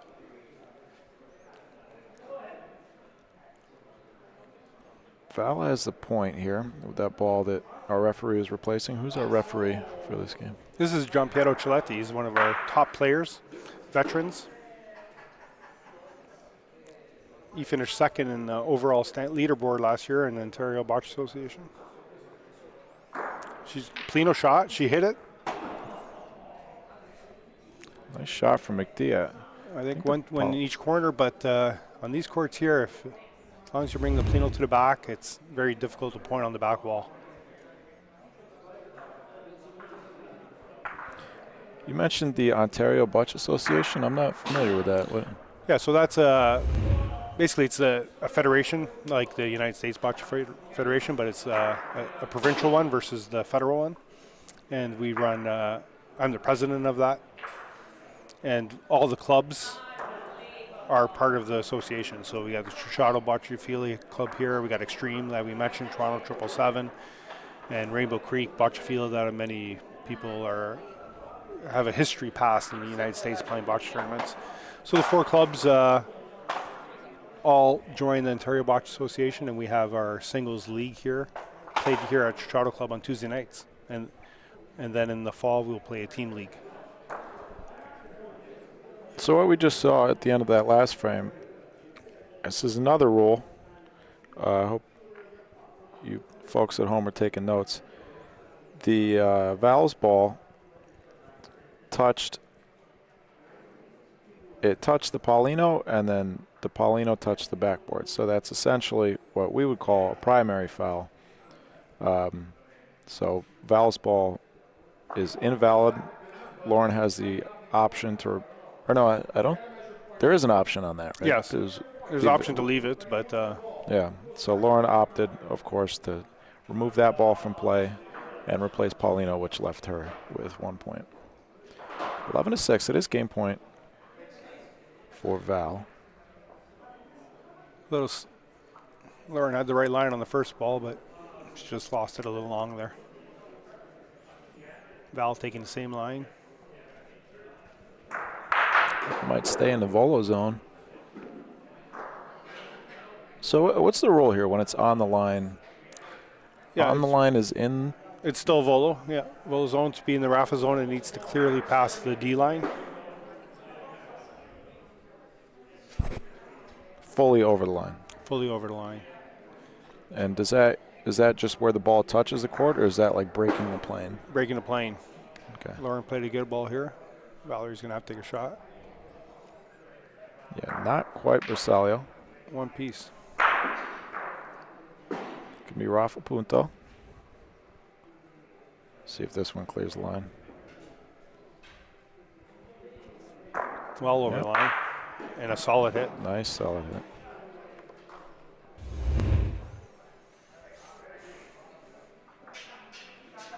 Val's worked a lot on her shooting in the last 9 months.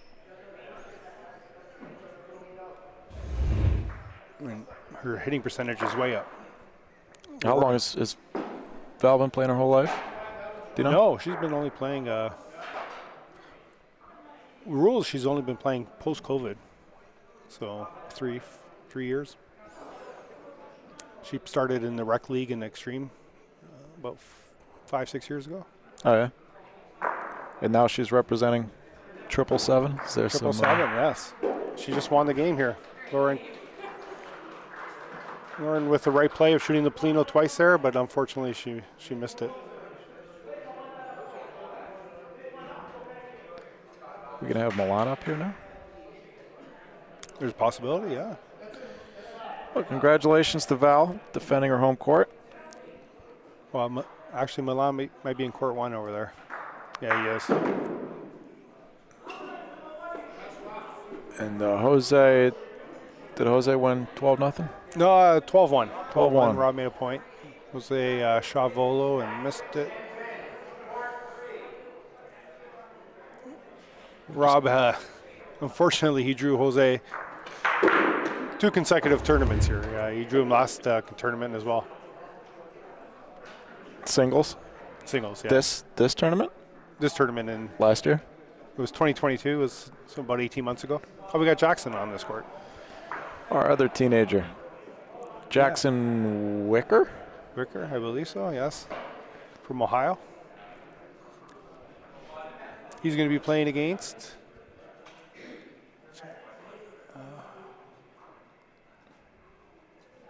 trying to recall who he's playing. We'll find out in a minute. Meanwhile, over on court 4. Got Natala. Yeah, I can't see the score. Natala and Salini. Yeah. Let's see. See if I can see the score with my camera. 3 to blank. 3 to blank. The game's been going on for like 45 minutes. Huh? That court is super fast, and the balls take forever to slow down, so it tends to lead to longer games. Oh, yeah. Oh, so it's Jackson's versus Vince here from Connecticut, Massachusetts, one of the two. Let's take a look at his shirt.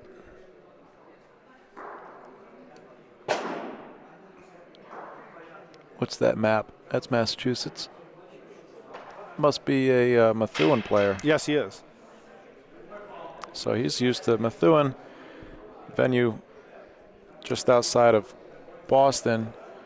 They have pretty similar venue to this one, I'd say. I've never been there, but I heard the courts. Mike Grasser did them, I think, and I heard they're very fast. Yeah, the courts are very fast.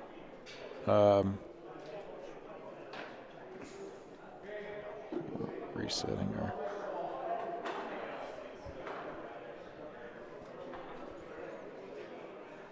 Courts are very fast. They are. Would you call these full-size courts? Full size, yeah. Yeah. They are 90-foot, or regulation 80, courts. Yeah, they're 87. These ones are. Yeah, and court 1 is 5 feet short. It's 82 feet. Yeah. I think Methuen is similar. I think it's 87 feet. And they do regularly host the American Nationals. So I'm sure Mr. Vince is accustomed to this style of play and to the speed of these courts. Yeah, I haven't really seen either one of them play too much. Me neither. I don't know who the favorite is in this game. Always interesting to watch the younger players play, right? And For sure. the new generation, you see the habits that they develop, and I find it interesting comparing the way that they learn and who they're learning from, the habits that they learn, Right. compared to the way that I learned. I'm only 27, but still. Now, this is a point where, when these players like Nico or Jackson come to these events, you hear some talk, oh, Jose should be barred from events, but unless you see better players play, you can't pick up that thing. And young players, seeing a player like Jose and some of the other top players here, it can only help them. Yeah, I think that's insane to say that when people complain about Jose showing up at tournaments. Very few. I think their voices are just amplified because it's such a ridiculous thing to say. But I think there are very few people who actually get upset, if any. Right, and then when you come down to it, when you play a double elimination tournament, well, we're playing a 3-game guaranteed, a little twist to it, but a double elimination tournament, when you have a elite player like Jose, the draw becomes very important, but he's not really eliminating anybody because all eliminations happen in the loser bracket. That's a good point. Right, so when you get eliminated, you didn't lose Jose, you lost somebody else. And usually if you're the second best player in the tournament, you're going to get to the finals. That is a very good point. Who's your first opponent? I'm playing Angelo. Angelo, he won against Johnny Colombo, and so he's our founder of our club, our sponsor of our tournament. And he played a pretty good game a couple hours ago. Sponsor? Decorest? Decorest, yeah. Decorest? Decorest. Is that a furniture They company? make furniture. All my sofas and recliners at home are made by Decorest, manufactured in Canada. They ship to New York? I'm not sure. I got stopped at the border yesterday coming into, crossing from Buffalo over to wherever that is. The guy said, there's nothing illegal about what you're doing. I explained to him about the broadcast, about the tournament and the broadcast and stuff, and he told me, well, it's nothing illegal about what you're doing, but it's pretty weird, so we're going to have you pull over and Oh, they had pulled you over. Oh, wow. explain yourself, yeah.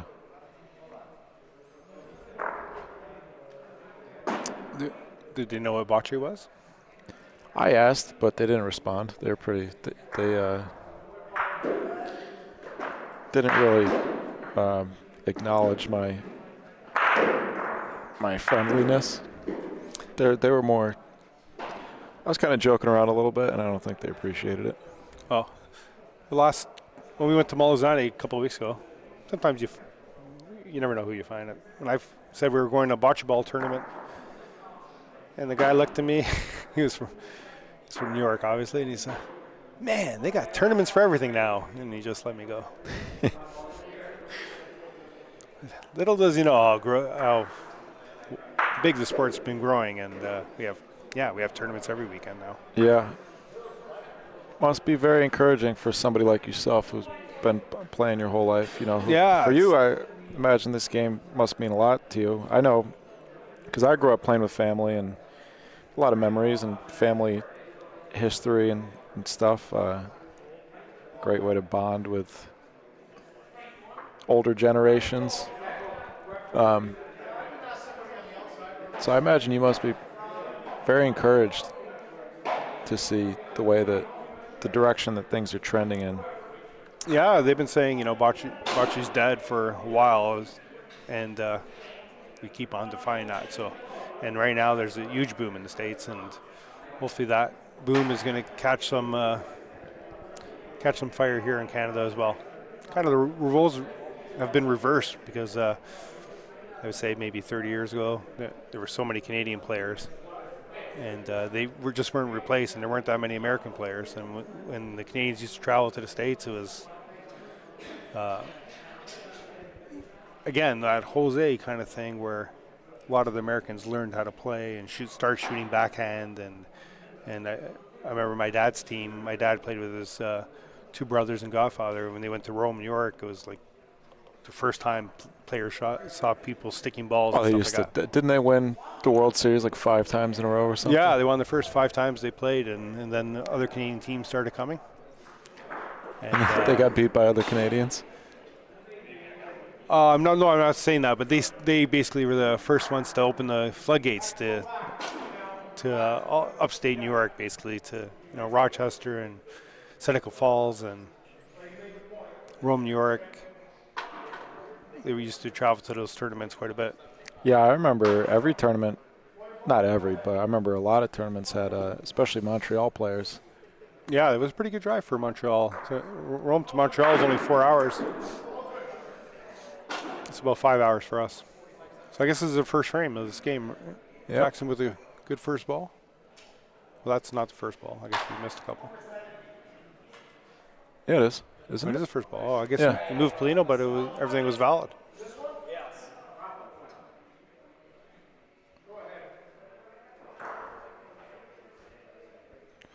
Call is Rafa Punto.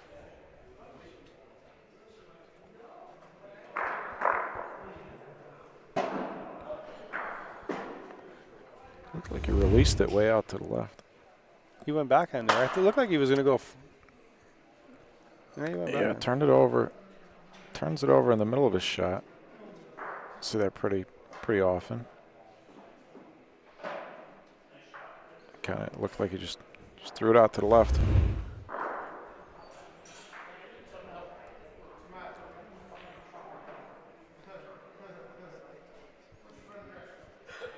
Might be a foul here. No, it looks like it's going to be good. Not quite. Good point, yeah.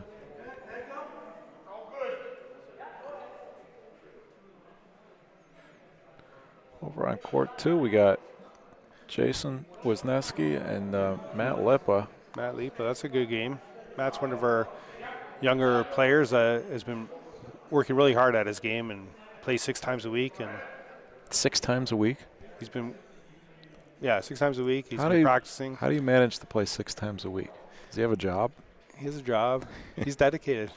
He has a notebook out. Every time he hits a shot, he marks it down, and he has to hit 50 shots a day before he goes home and stuff like that. Wow.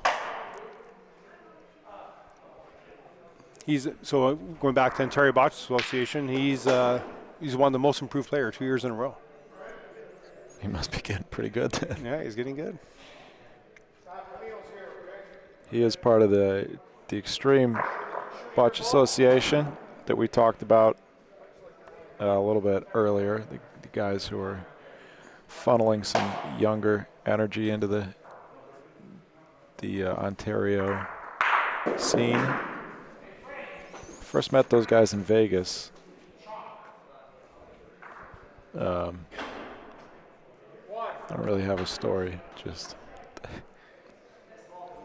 Yeah, so first time I met them, actually Angelo, our founder, he says, Angelo's son called me and says, there's this Extreme Bocce League, you have to go find out about them. And I go, what's extreme about? Like, what are they doing that's extreme? So I didn't know what they were doing, if they were drinking after every shot, or what they were doing, push-ups after. So eventually we went to go see them, and there wasn't much extreme about them, but it was an interesting name, and they had and we introduced ourselves, and we showed them some of our players, and they joined the association, which was great. Who started EBL? Is that Frankie and Jimmy? Frankie and Jimmy, yeah. So after Vince missing the first shot there, Jackson missed his first 2 attempts, and Vince capitalizing and might be rolling in for 3 here. Yeah.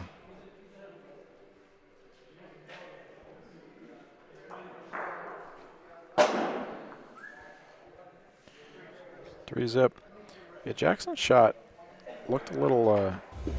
He pulled the first one. His second one, he switched to Soprano. Kind of cocks that chicken wing back there. Unique looking shot. Kind of digging it out of the dirt. A little bit reminds me of Anthony LaBarber's shot.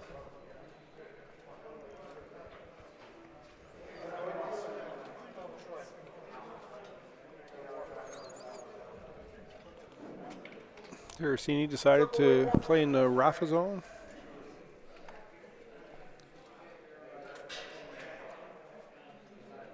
Yeah, it looks like Vince is going to be red.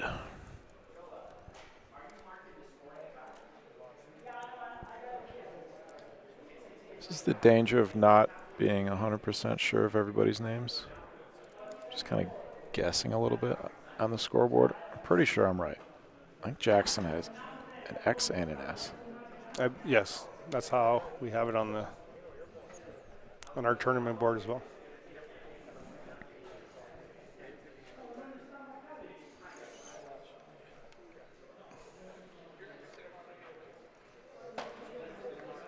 little bit long. So Paulino beyond the volo zone, but the first point is in the volo zone.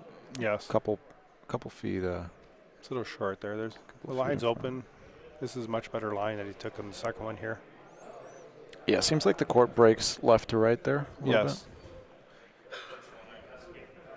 bit. Oh, back door. No. Not quite. 2 balls down. Wonder how often, if ever, Jackson has played PRV. He said he's from Ohio. There's not really anywhere there's certainly no full-length courts in Ohio. No, I think he's traveled to Palazzo a few times to. I do remember seeing him. Sorry for interrupting you. I do remember seeing him at the ABC Open at Palazzo last year. Yes, and the international event when Palazzo had the Italians come, he was there all weekend watching it. Here he struggled with 4 points, 4 balls. A little rushed on the last one, maybe frustrated with himself. A lot of room for Vince. Yeah, if you just play it along the board, it's going to come back out.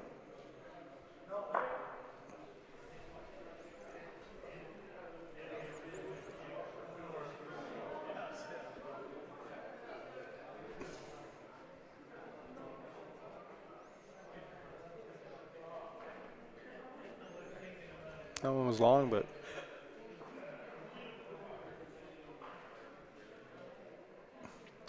he definitely should put Plino back here. Yeah. Yeah. Paulino being moved there created a lot more room for Vince. But because Vince's ball, the ball that he rolled traveled more than 70 centimeters after it touched the Paulino, that would be what we would call a secondary.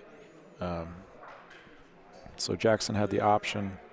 The Paulino didn't go more than 70 centimeters, so the thrown ball is still valid, but because the thrown ball, because it was a secondary, I feel like the more I talk, the more confusing it gets.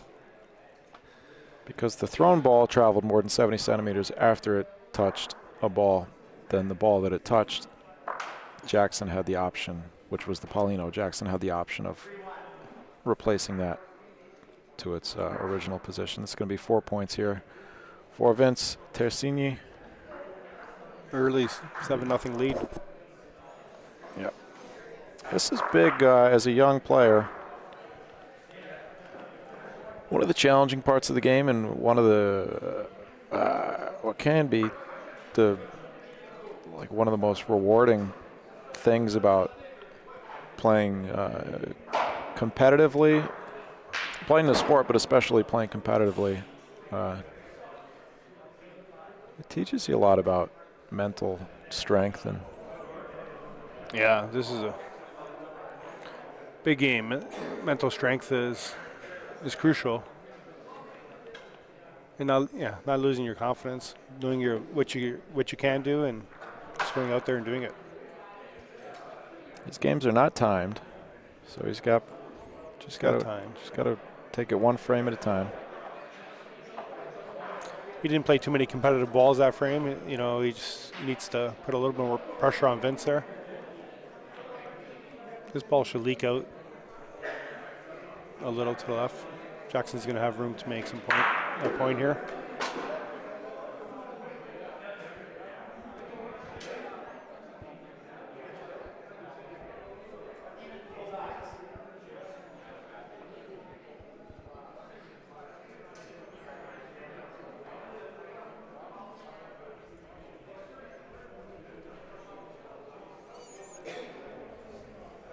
This is going to leak out as well, but he should make the point.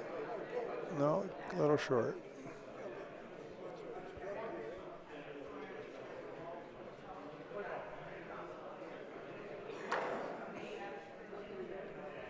Yeah, so here he's actually standing a little closer to the board, so the court falls, and he's standing closer to the board. It's going to cause the ball to fall even farther. He rolled a little bit kind of towards the board, too, when he released it, which is going to give it. He's going to make the point here, but you're just never going to be on the pro side. Like I like to call it the pro side when you're playing, like when you're playing golf. So you need to have a ball in the front on the, I guess, on the right of the Plino as the players are coming down, to force the player to play to the left, and then the court's going to take the ball away. How is that a factor in golf? Like when you're putting, if you're under the hole, you're never making it. So like you always got to be on top of the hole to like when pros miss it, they miss it on the pro side. They don't miss it on a side that they never had a shot to make it.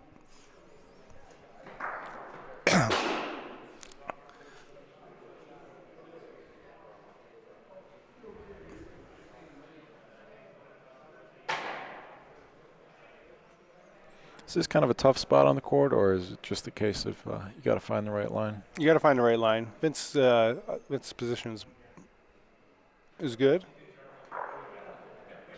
It's not going to come over enough towards the board, is it? No, it's not.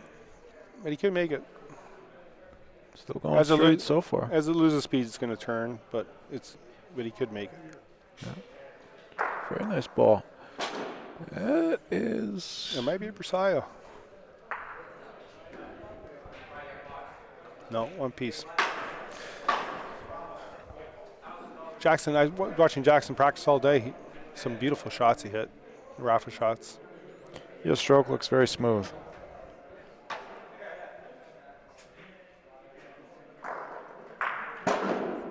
Got it. That'll give him a little confidence. I missed the button there with the camera. Sorry about that. Yeah, so Jackson will have the last ball of the frame. See if Vince can replicate his last roll. That looks much more angled towards the board, I think. This is a good line. Oh, you think? The line's good. Speed might be a little short.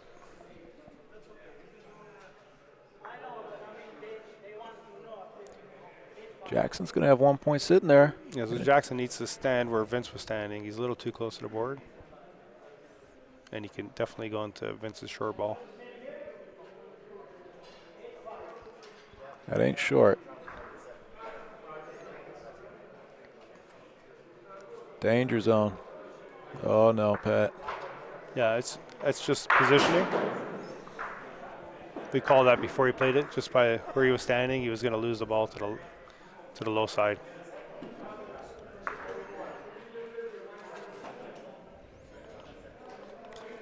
That's discouraging.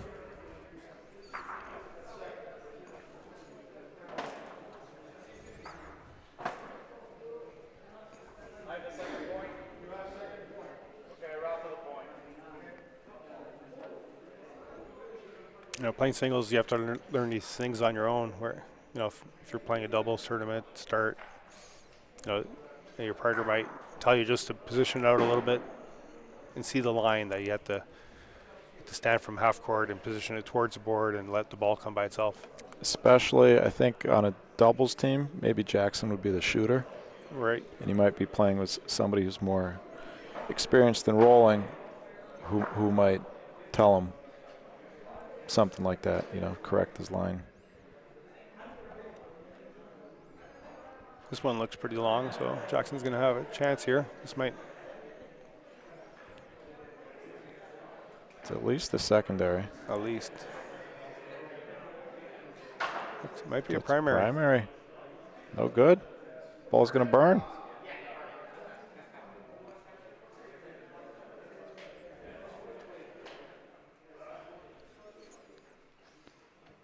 So Vince is going to have to play again here because he did not establish point.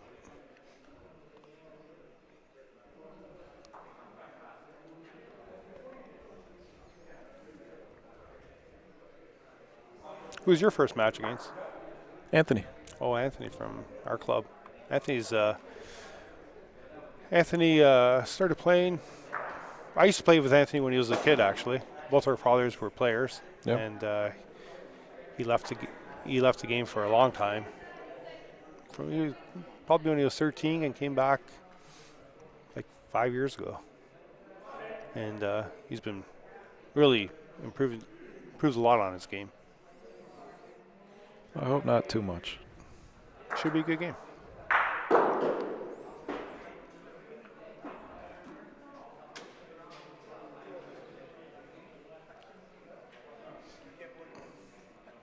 It's a similar distance from the board as we saw coming this way on that same board. Yeah, his positioning is much better.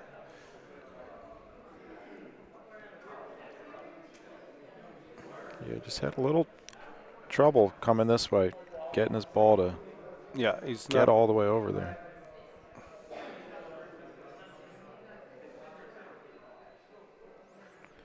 It's one way to do it.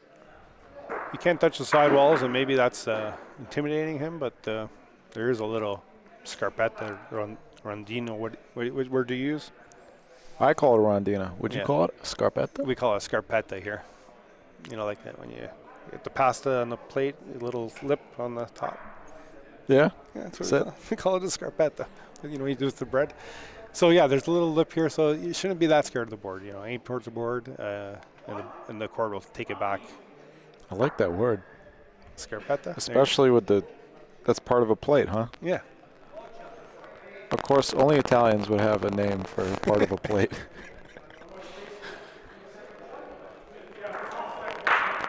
So again, you see all 4 balls here, all on the low side. None of them are on the pro side, which would be short in front of the Plano on the board side.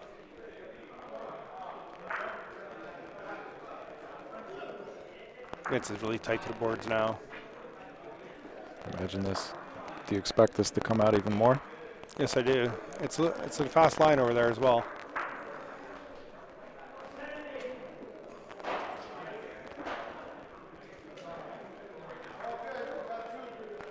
Yeah, and he did lose it a little faster. His position is perfectly. He just needs to make sure he points it 1 foot left of the Plano. That's better, but it might be fast.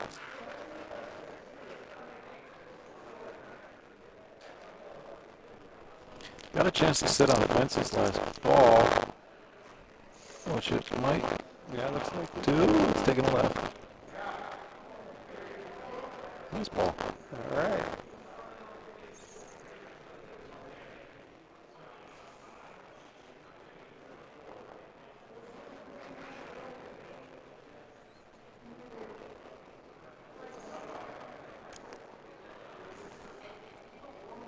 Oh boy. Oh no. Oh my goodness. Oh, that's brutal.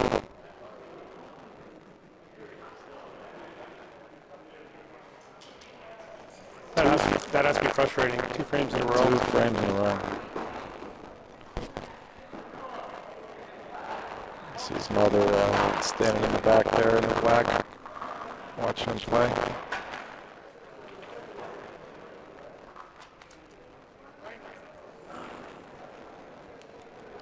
Either way, this young man should be proud of himself. Yeah. Coming out here to compete against the gauntlet of a lot of the best that both these 2 countries have to offer.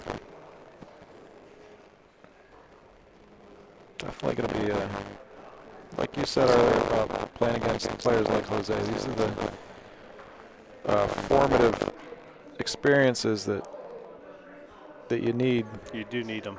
You learn a lot more from your losses than from your wins, right? That is true. Game ain't over yet, though. He's won the last 2 frames. He just fumbled him a little at the end. This game could easily be 7-4, 7-5. Again, this is the right line. Might be a little fast.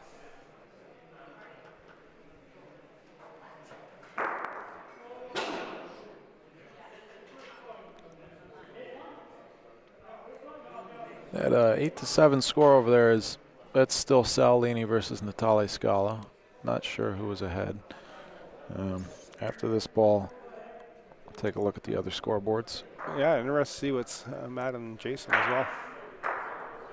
And we have Milan on court 1 too.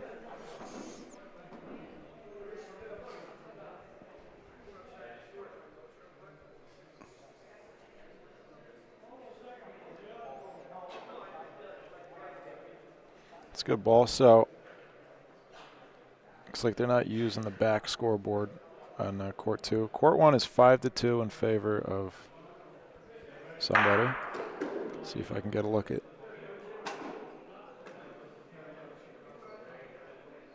That scoreboard, there's nothing on. No, they're not using it.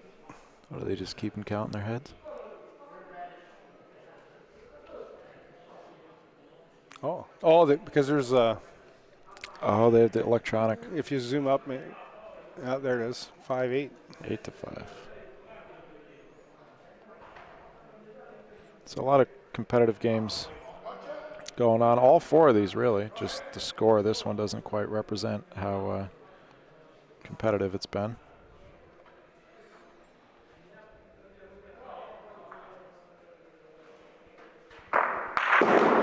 Wow, he threw that one. Yeah, he lifted that one. Throw that one over the E line. I did hear the ref call on court 4, 8-8. So the Sal and Natala tied at 8.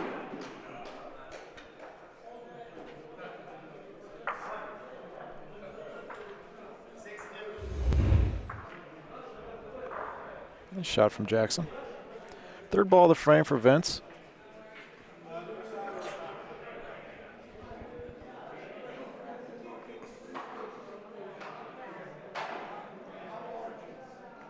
I think Vince has only attempted 1 shot so far this game, and he did not hit it. Jackson has not put pressure on him to shoot some balls. Let's see if Jackson can stick this one here.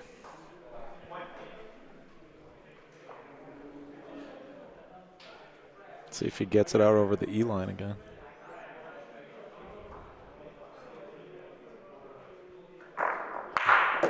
Good shot. Nice. Looks like he might stick. Yeah, he stuck around for 2.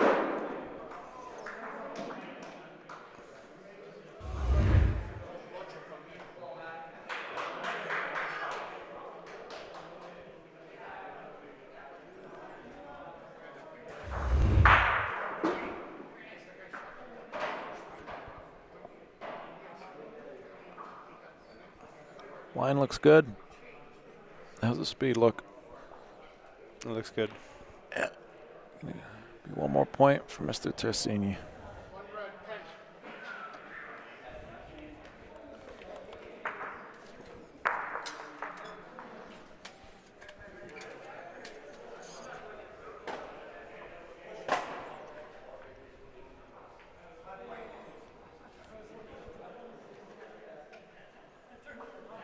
Yeah, every frame's been quite close, actually.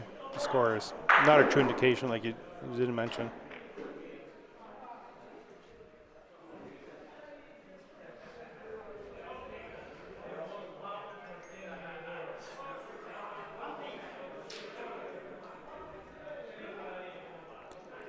Coming up on 8 o'clock here. Imagine my round of games is going to be approaching.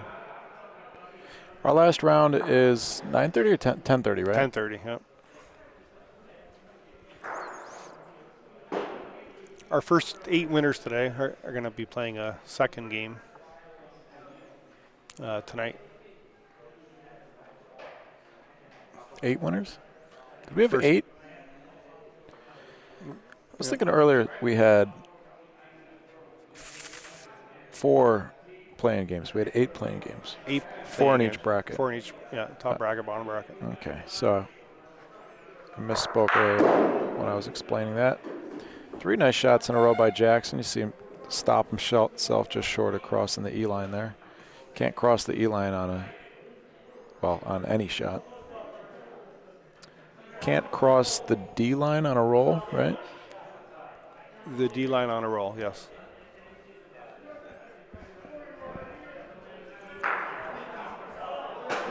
I encourage young players, or all players, to walk toward when you do play your ball, to take advantage of that D line and to walk up right, follow your ball all the way up to the D line. It gives you better vision of the play, what your ball is doing as it's rolling, and the distance of the balls. You have an opportunity to go up to the D line to see how far that ball is that you're trying to beat.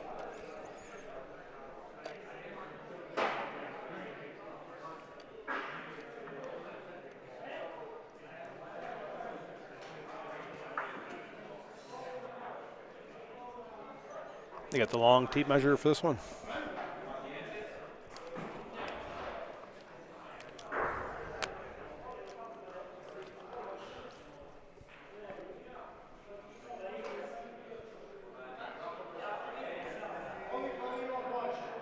So you can push a ball.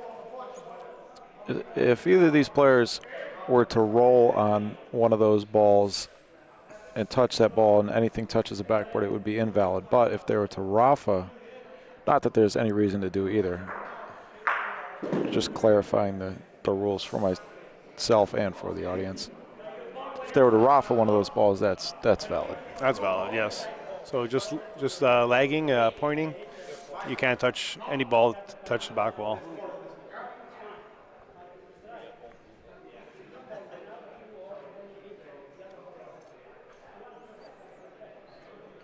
Again, he's in the right position. That looked like a much better roll.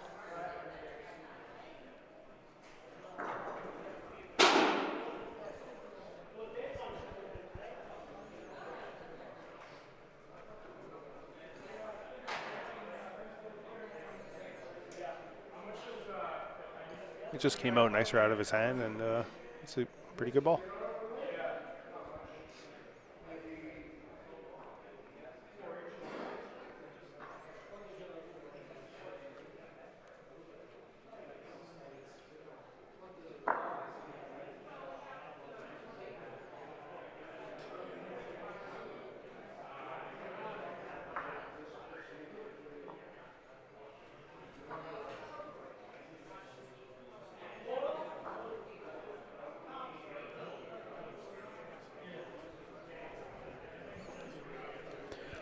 Folks, we thank you for spending part of your Friday night with us here at the Ciociaro Club in Woodbridge, Ontario. It is Woodbridge, right? This is Woodbridge.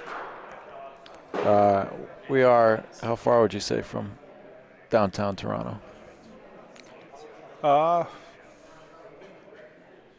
20 miles? 15 miles? 15 miles? Yeah. It's interesting that the highway coming here is interesting because it's kind of elevated above the surrounding area, so you could see for miles in every direction.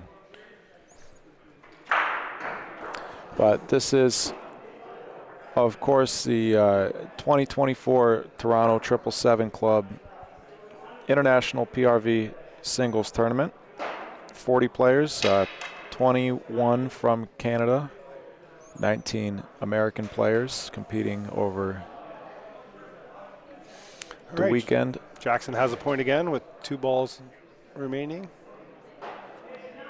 This is the round of 24? 32. 32? Yep. We had 8 playing games to get to 32 players. That's what it was. That's where my math was off. I was thinking 8. I was thinking to get to the round of 32, you have 4 games with 8 players, but no, you need twice that, of course. Right. Last ball of the frame. Let's see if Jackson can. No. This one looks a little long, but no damage. Yes, he's on no the board. Damage. Didn't want to do that again. On the board. Really, this is his 3rd frame that he had the point on the ground with balls behind. So yeah, the score could be closer, but he's still on it. 10-1. There was a game earlier, 10-1, Angelo's game. He was down. He was up 10-1, and Johnny came all the way back to 10-10, but then Angelo closed it off. So Really? Jackson decided to play in the volo zone, change it up if you can put a good ball up front. As long as it's not Bersaglio, right? This is an instance where you don't want to be within 13 centimeters of the Paulino. This is a good ball.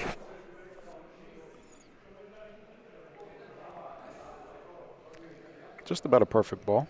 Yeah, just a tad short, but it is on front. Is that pro side?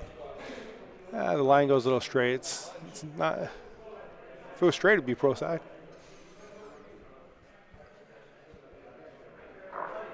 But Vince is going right at it. I think that's going to leak out to the left of your screen. Nope. Looks like a point. No, a little short. Wrong on all accounts. This is interesting here. Now, in open, you could roll at your ball, and if you move it, it's good. It's still the case here, but you have to be much more careful about. Got to be much more careful, yeah. So you're about a foot and a half short of the Plino there. So you got to basically play Plino speed, and if you touch the ball, it would be valid. It's going to work out nicely. Which he did here perfectly. Might be Bersaglio.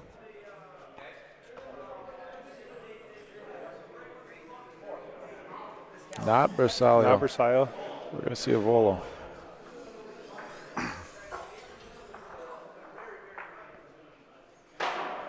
Quick volo call. Nice to see that he's. Yep, so you'll see the referee mark the 40-centimeter line there in front of the ball that he calls a volo on. He's got to land within that zone.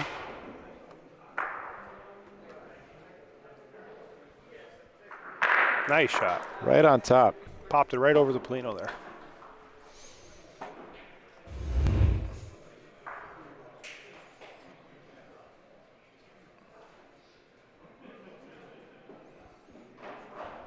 I think Jackson's hit his last 5 shots. I think you're right. Sometimes, you got some jitters to get into the tournament, and but he's playing well. This is going to be a foul. This is heavy. Now it's going to go into the Plino, which is what we call a chain reaction. That's a chain. The ref's not even measuring because it's an obvious 70. So the chain is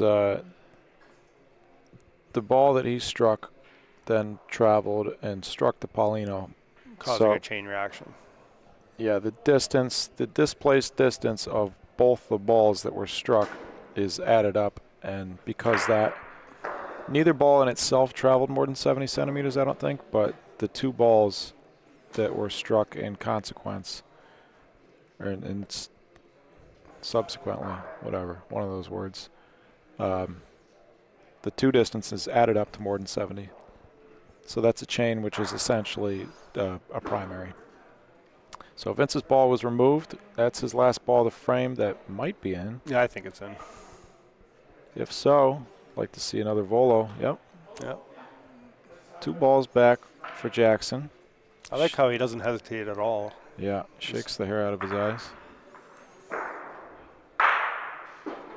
I find I'm more accurate with volos when I don't know if that's true. Maybe it's confirmation bias, but sometimes I feel like I'm more accurate when I just step up and throw it.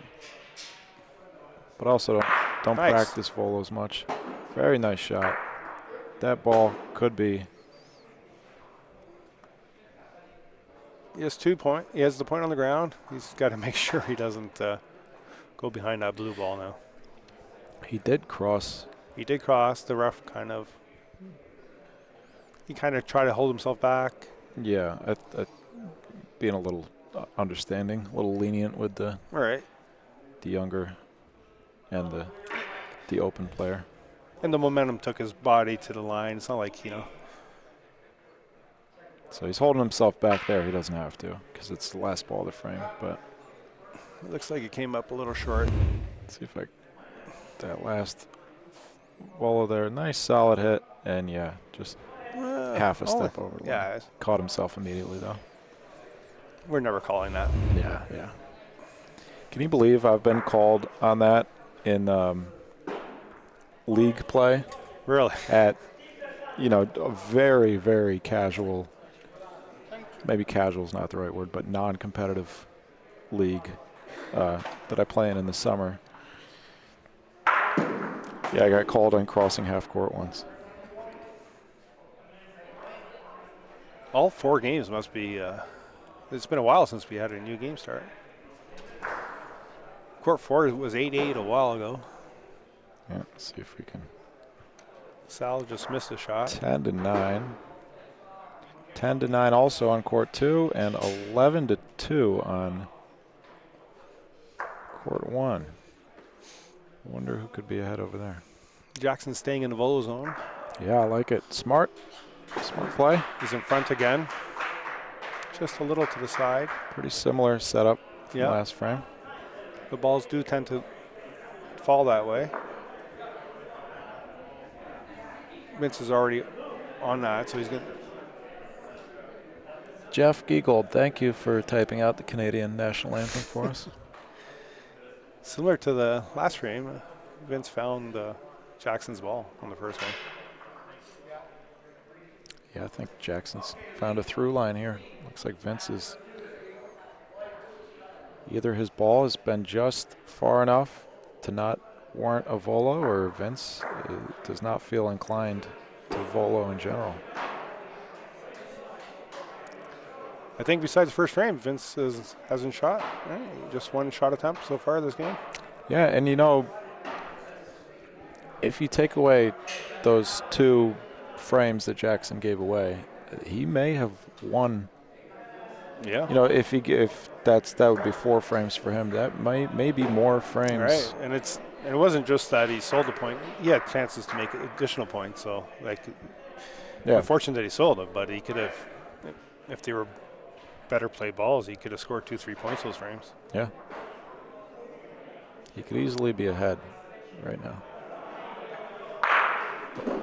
Nice fill. 3rd volo in a row, and I think the 7th shot in a row.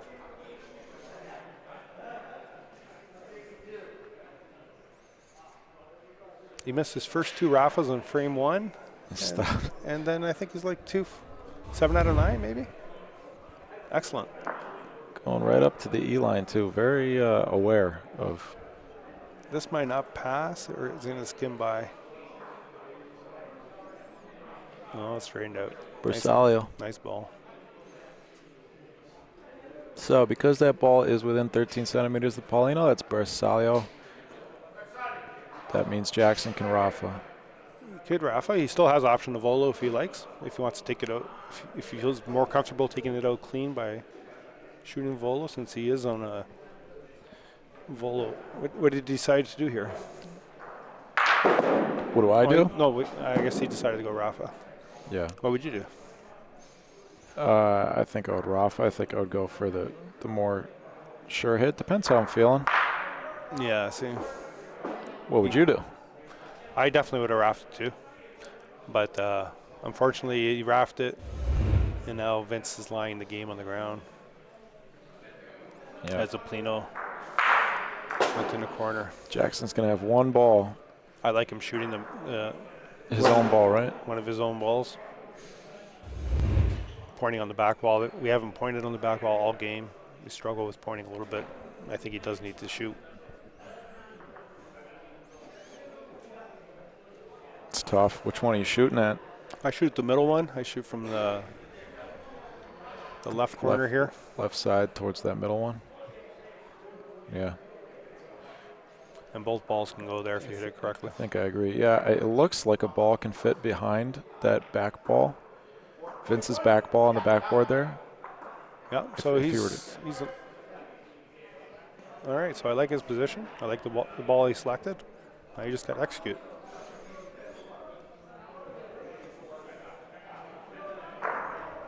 Perfect. Ball's going in that corner. Very nice shot. As long as he doesn't move Paulino. Oh, that'll do it. Paulino. Move. Yep. He might only be in line 1, though. So he's still alive. Good shot. Great shot. Very unfortunate break.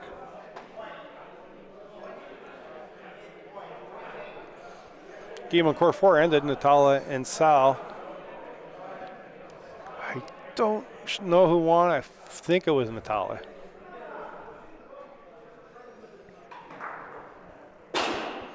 So here's what you were mentioning before. So now if Vince reaches and touches the Plino and the Plino touches the back wall, then his ball would be dead.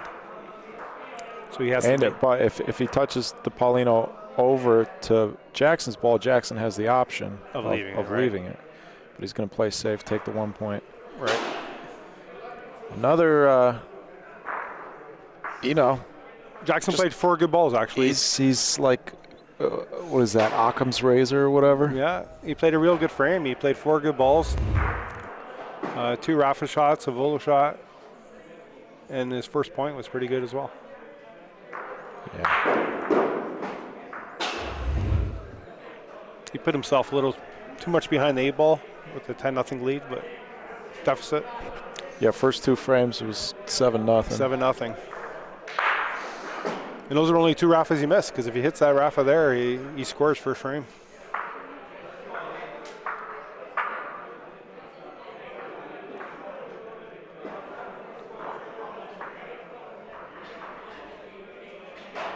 I think your game needs to be, your game might be next, actually. I have a feeling. Looks like Milan is done, so. Yeah, nobody's stepping up on court 4. Am I next? Vince put a great first ball. I wouldn't mind if, I shouldn't say that.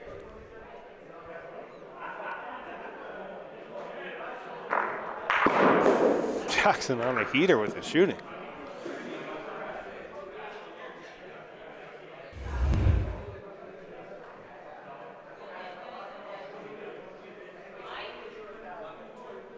I heard someone call Mike while Valerie's calling it. All right, I'm going to get Milan over here. All right, I can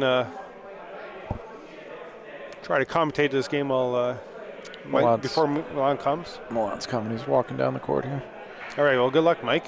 Thank you, Pat. Thanks for joining Thanks me in for the having booth me. and imparting some of your wisdom. Yeah, I'm going to go play, folks. Okay. For those of you, I'll say it one last time before I leave. For those of you who are not subscribed to the BBN, please subscribe. We'll be here all weekend. We'll be in Connecticut next weekend. We'll be in New Orleans the weekend after that. So we are very active around the country and, of course, in Canada with our broadcasting. So please subscribe. Please like the video. And I will see you later.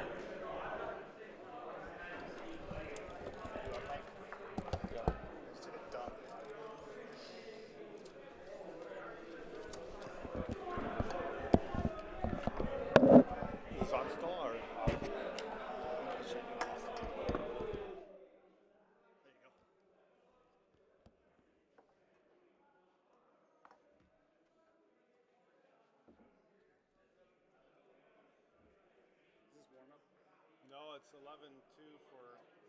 I can finish it with you. Jackson's fucking playing. Jackson is playing great right now. Oh, you're on the thing. Hold on. Can you lift this leg really quick? Sorry, what do you want me to do? Just you're on this. There we go. Perfect. Oh, this is still on. I can talk.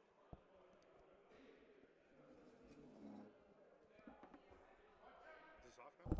Yeah. I'll get you back on in a second. There you go. There we go. All right, Mike's going to get ready to play his game. I'm going to finish this broadcast up. 11-2. Vince is up on Jackson, but Pat said Jackson's playing pretty well.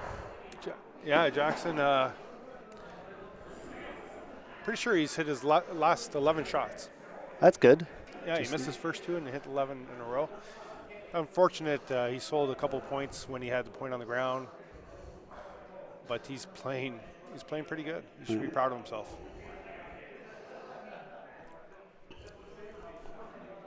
How did your game go? Oh, I did not play very well. I think I missed my last 8 shots in a row. That's a quick way to lose a game. Yeah, it's always tough, your first game and getting into the tournament. working as well. Yeah, that's all right though. I'm very happy with how I played the second half of the game than how I played in the first half. So, luckily for me, I can still lose another one.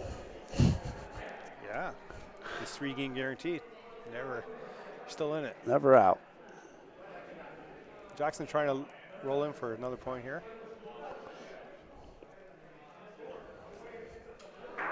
I don't know if that's got the speed. It is the right line.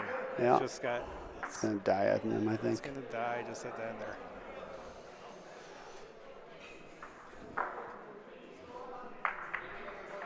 (11-3).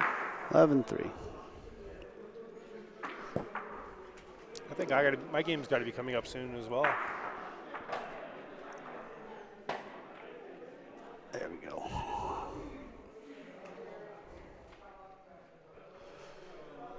All right. Did you happen to catch who won the Jason and Matt game? I did not. I think they were playing simultaneously.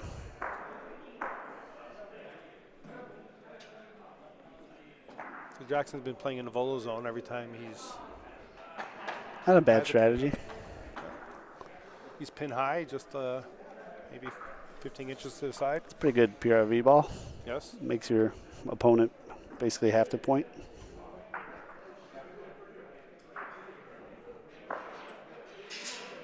This one looks a little heavy, but right towards Jackson's ball. Yeah, definitely falls off there. Looks like it's going to be a little heavy. Yeah. Pin high balls are always deceiving. Yes. You think you have a lot more room than you do. Because he's probably, what, 30 centimeters? Yeah, I would say, yeah, 30, 35 at most. That's a good point. This one seems like he's lost it to the right. Yeah, it's going to fall. He was disgusted with it right away. Turned around. I had a few of those too. You know, sometimes it just leaves your hand and you know. You know. What Well, you- it's good that you know. It's good that At least you know, yeah. Instead of waiting for a miracle. Yeah, this is a much better line. He likes it much better. Yeah, it's tricky when there's like a little ridge in the middle because you really have to stay right on it. Right. I think that might be a little heavy too, or is it going to die? It's gonna be close. It looks like. It's good. It's good. That's past the D line, is it? Nope, right before it. So all volo.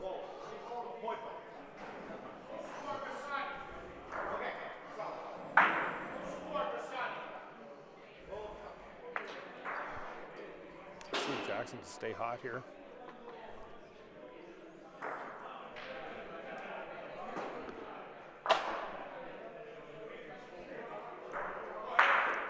So it's Versailles with his ball, but he really doesn't want to touch No, his ball. wants to knock his point ball out clean.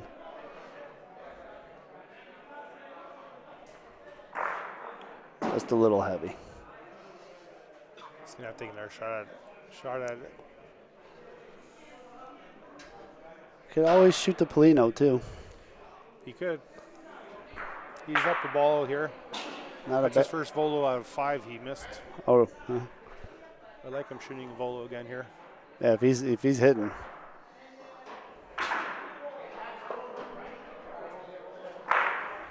And he nailed got it. Nice shot.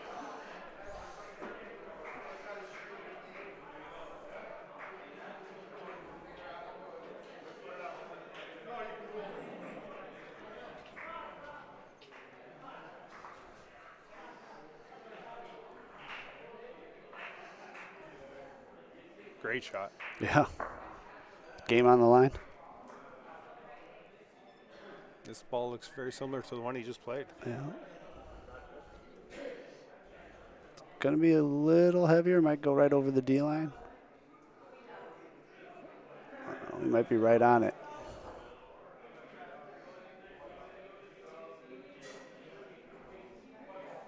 All right. It's another volo shot to save the game. I like how determined, how quick he is to make the calls. Yeah. All right, for the game.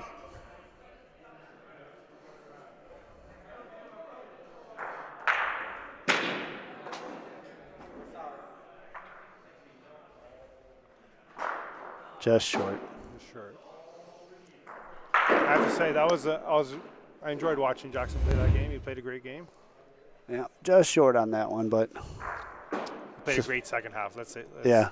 He really stayed with his game, and he really finished it off well. the score doesn't reflect the. No, but Vince, a veteran, kept on pointing and took it down. All right. All right, Milan, I think You got your game coming up? I'm gonna go check out this board there, see if they need me over there. And, Yeah, no worries. Thanks for jumping in. All right, thank you. Pat Peasant, everybody. All right, thanks. And now you're all stuck with me. Oh, they're going to go fill out the tournament bracket. In case anyone's wondering how I did. Don't, because I sucked. But I still have a path. So sit tight. Going to see what game is up next. And thanks.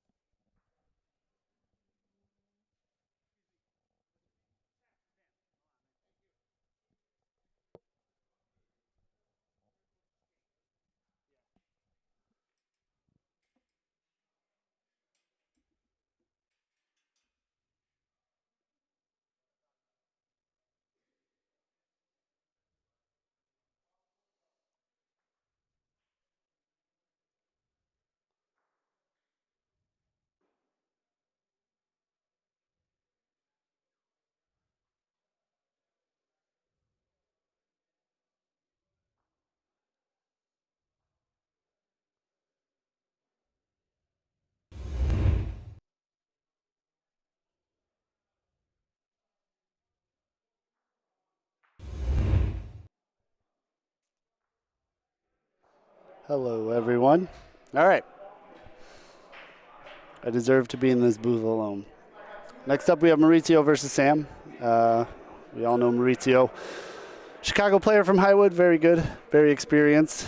Don't know much about the player he's playing, but I'm assuming he's good because everyone here so far that I've seen is good.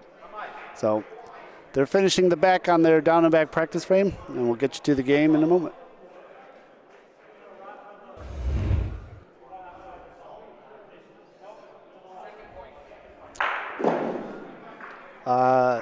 The disparity, just seeing off the chat, Steve, court 1 is pretty reasonable, and court 4 is an ice skating ring. 2 and 3 are somewhere in between.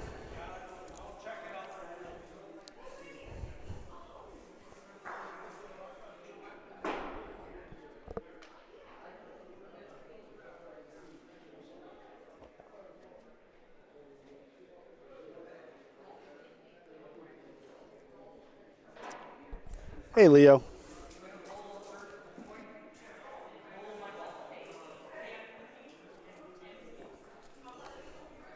All right.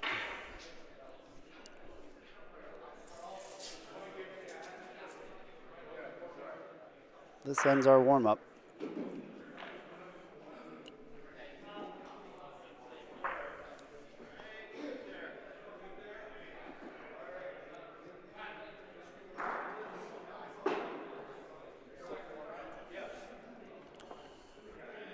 And thank you all for tuning in.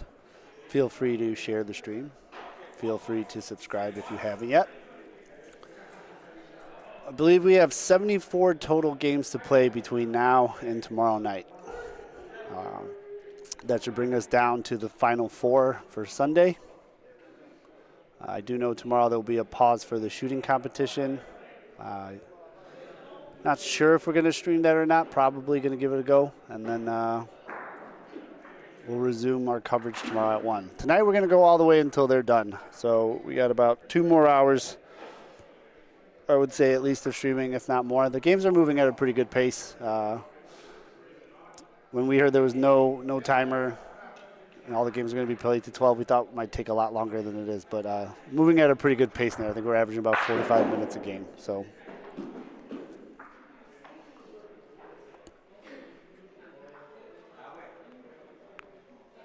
And the feed is grainy now. Let me see if I can fix that for you.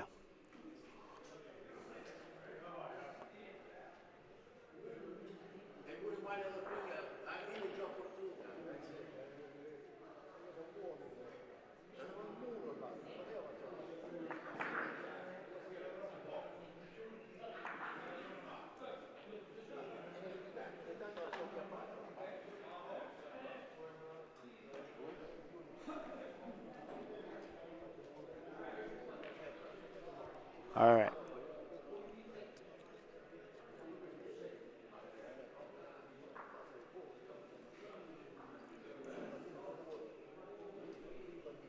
Did my best. Probably didn't do anything. But long opener from Mauricio. Sam puts a pretty good point there. Asking for a measure here. I think he's debating whether or not he's going to point in or shoot. Surprised he's electing to point in here.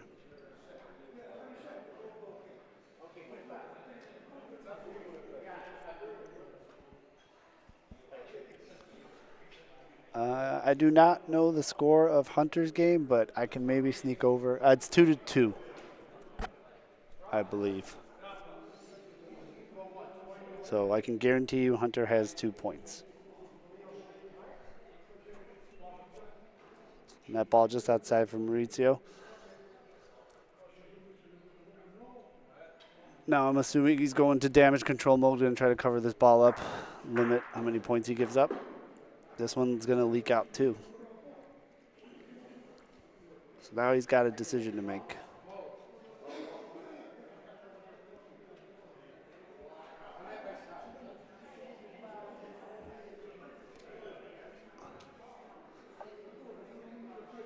Curious to see if he's going to try to cover it up in front or put one in the back. Oh, he's going to try to cover it up in front. He doesn't like it.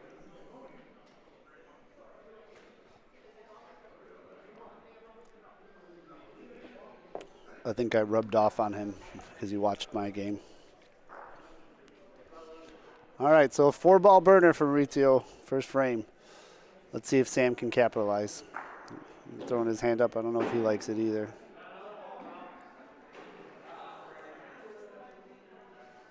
All right. Still got 2 left.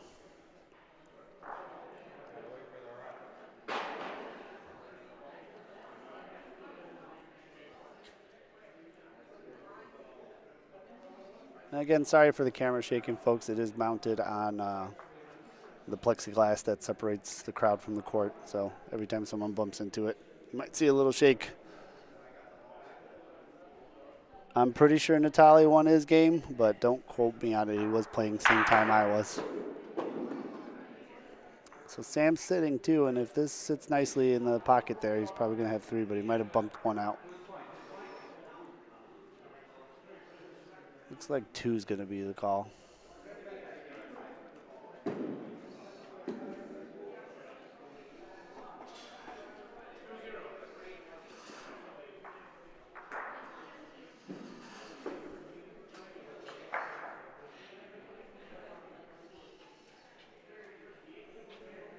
All right, so dodged a little bullet there. Only gave up 2.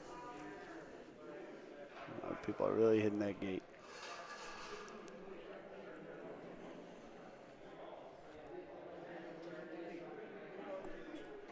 Let me update the score for you. There you go. Open in Polino, just on the D line, so it is in the volo zone. And a good first point.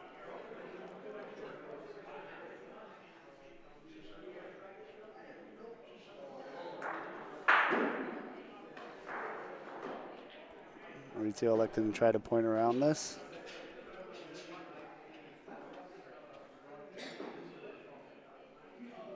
Looking good if it holds. Beauty. Might be a secondary. Yep.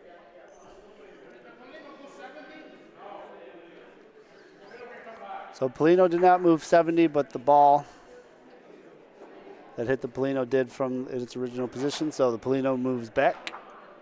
So Sam will still be holding point.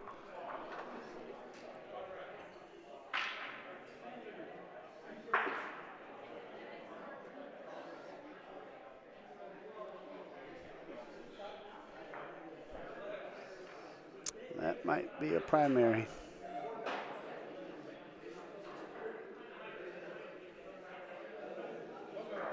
Oh, the call is good. Oh.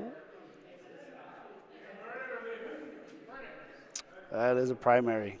Ouch. So ball gets burned.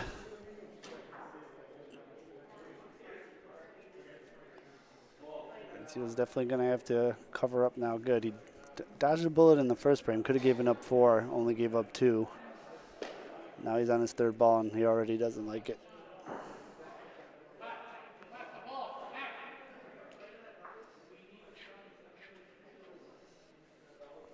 That one's probably going to be okay.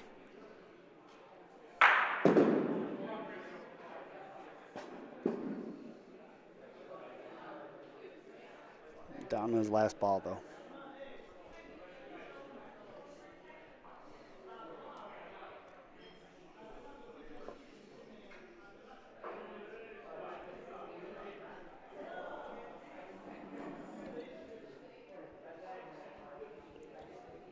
Thanks, Tony.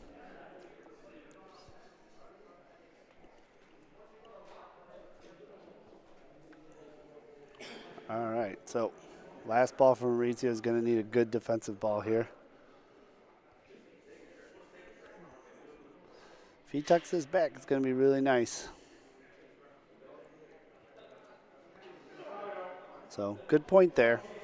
However, it does look like it's Rafa Persalio, which means even though it's in the volo zone, he can hit it with a Rafa. And with 3 balls, yeah. Got it out and might have stuck his for 2. What a shot.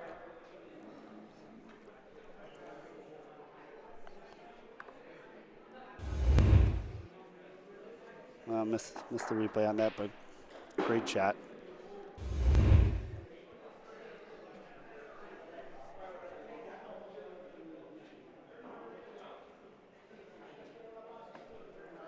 That looks like 3.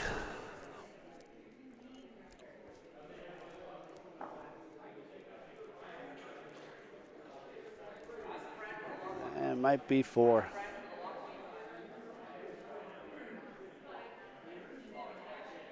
That looks like 4 to me. Could be a measure, but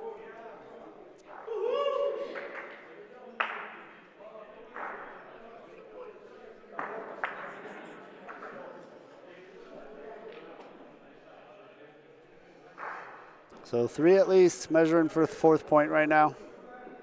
I think he held up 3.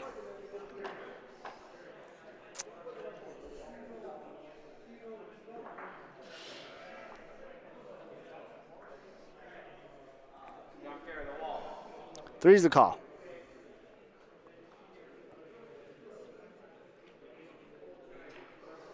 So, shaky start there from Mauricio, but again, there's no time on this game. Playing to 12, a lot of bocce left. I'd be surprised if he doesn't settle down quickly.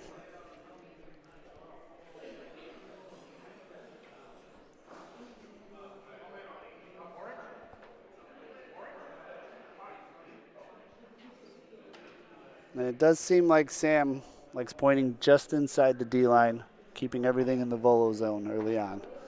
It's working for him so far.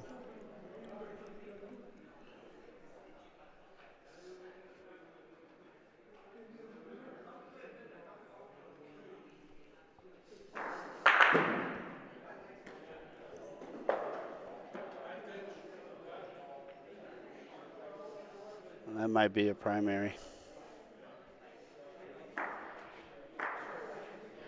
And he's going to burn another one.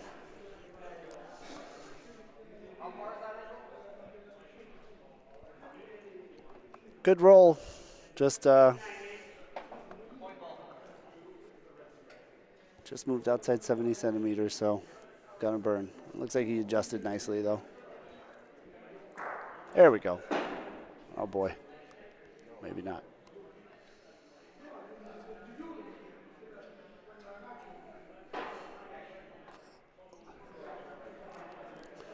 All right, and again, he finds himself in a position he doesn't want to be in, burning 3 balls now to try to beat 1.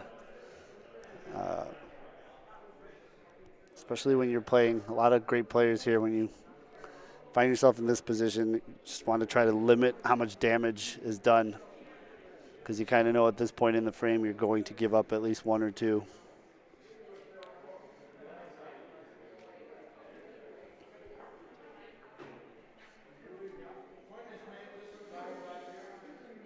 I think we're going to have a measure here.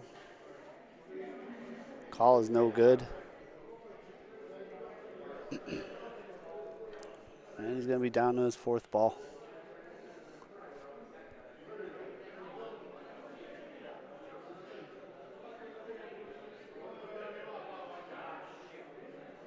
He yelled, I don't think he liked that one. And I can see why. Ball's gone. So Sam here left with 3 points, 3 balls, sitting 1 already. Let's see if he can capitalize. That speed looks pretty good as long as it doesn't fall out. Well, that's 2.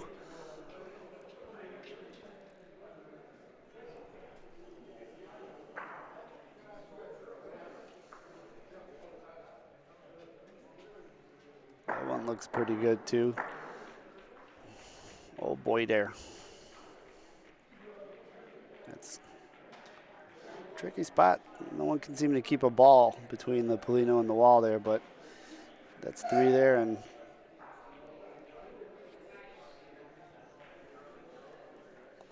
This looks like it's going to be 4.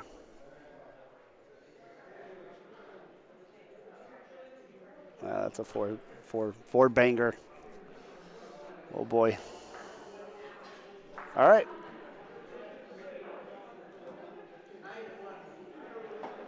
So 9-0 Sam. But again, no time limit on these games. Anything can happen. I'm sure we've all seen comebacks bigger than this.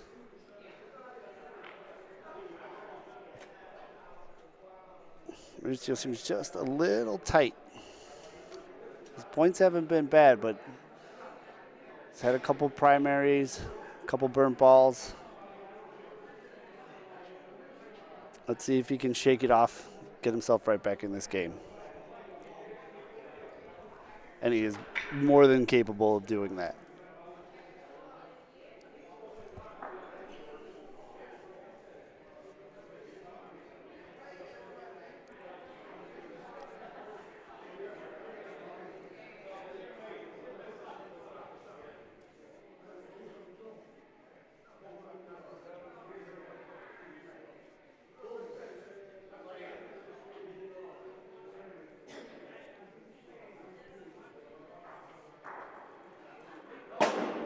Looks a little fast.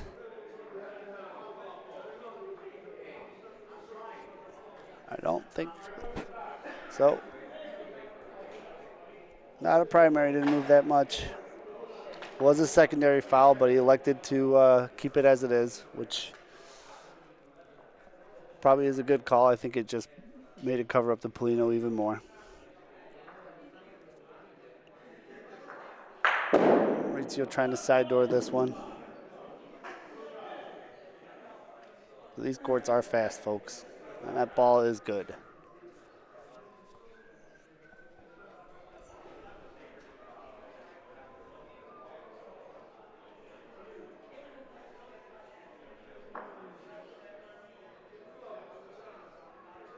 So Sam's going to look to answer. He's got to like where his ball is. He can bump himself up for one. Again, he just leaked outside, so that still might be good. Oh, it keeps going. And it's good. All right.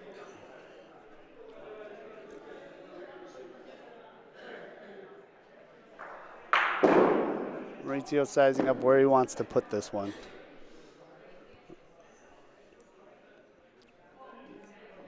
Does finally have a oh no, I thought he had ball advantage. Never mind.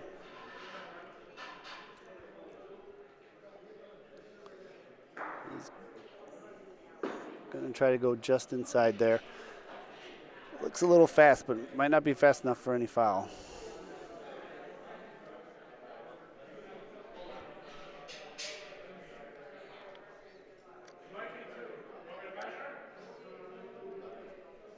All right, call might be 2. No ask for any measure. All right there. That's a good looking ball. So everything on this court seems to leak right and kind of slope down. As you can see, the ball looks like it was going to stop and it just kind of keeps going. Everything has about an extra foot on it from what you would expect normally.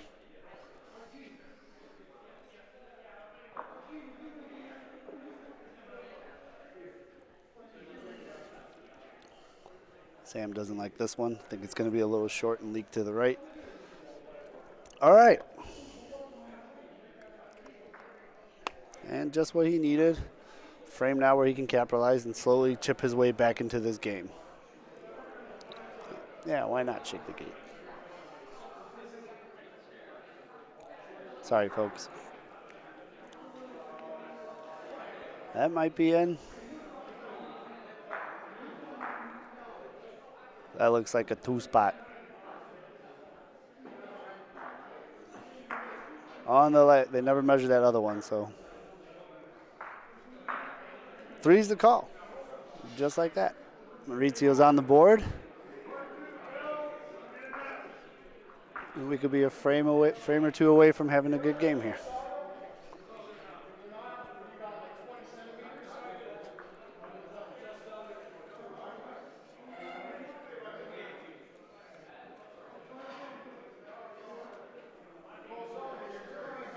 He likes to go short on this one. When I say these courts are fast, these courts are fast.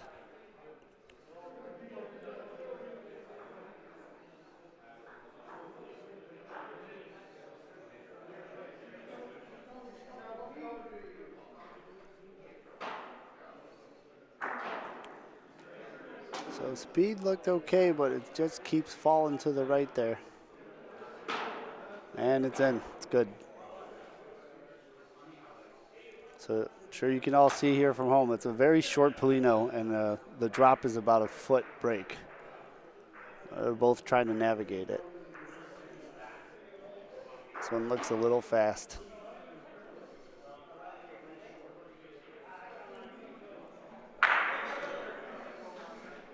He's going to find himself in a tough situation now. Sam's 3 away from winning.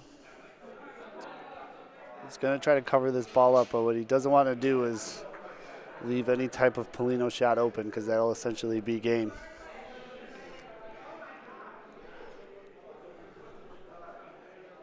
See if I can give you guys a quick update. It's 3-5 on Hunter's game. I don't know if he's red or blue. I'll find out for you guys, but good ball there from Mo.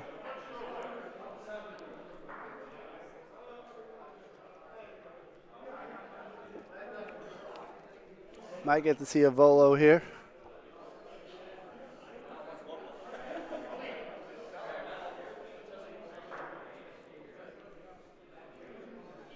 That's exactly what we're going to see. Or a Polino shot.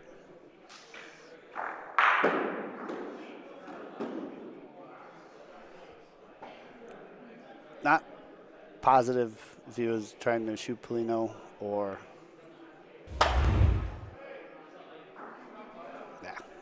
Sorry, I'll get the controls back down. Either way, a foul was committed. Mauricio likes to move all the balls back. Sam's ball gets burned. I'm going to assume with a 2-1 ball advantage, he's going to try again.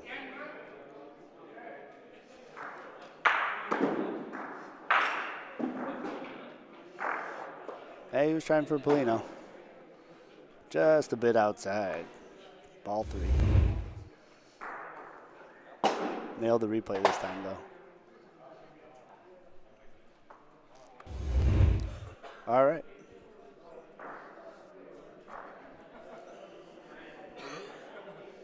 So Sam's going to elect to cover up. Yeah.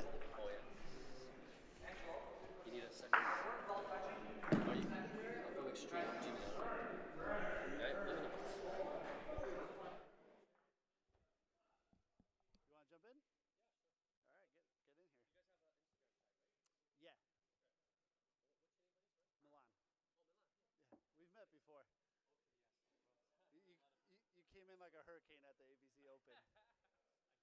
Yeah.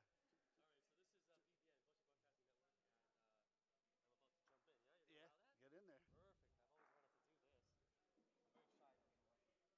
I don't buy that for a second.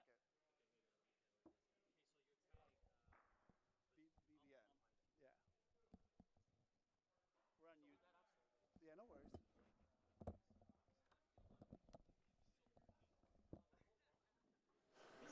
All right, folks.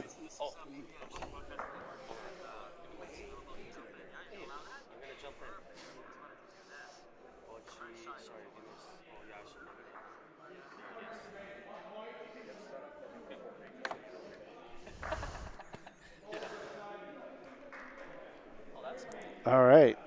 Am I on? You're going to be on in a second. There you go. Folks, we have a treat for you. We have Jimmy from Extreme Bocce. Jimmy, how are you? How's it going, everybody? I'm good, man. Thanks for having me. Thanks for jumping on. So we got a game here, Sam versus Mauricio. Sam is one of yours. One of ours, yes. Mauricio's one of ours. So game started off a little rough for Mauricio. He was down 9-0, but he's answered back the last 5 points. So. Okay, good. Yeah, Sam plays, if you've mentioned it already, he's part of the 777 club here in Ontario, Canada. Pretty good players, huh? He's a pretty good player. Ontario Bocce Association, so we play on Tuesday nights. He's been playing for a little while, so There's no easy games here, apparently. That's what I heard. Everybody's a player. You know, my probably my best opportunity to win was the first game I played, and I took a big old steaming. Oh, did you? who did you play against? I can't remember his name. Loretto? Oh, Loretto. Yeah, Loretto's a good player. He's very good. Yeah, he's very good. But yeah. he gave me a window.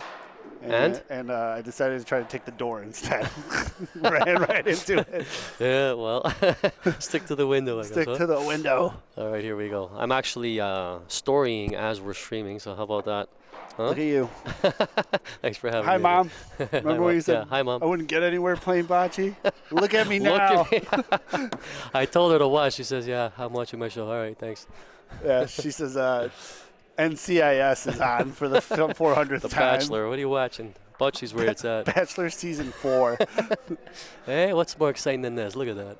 I love it. I love it. I love it, yeah. Are you playing today or? I will be playing at 10:30. Nice.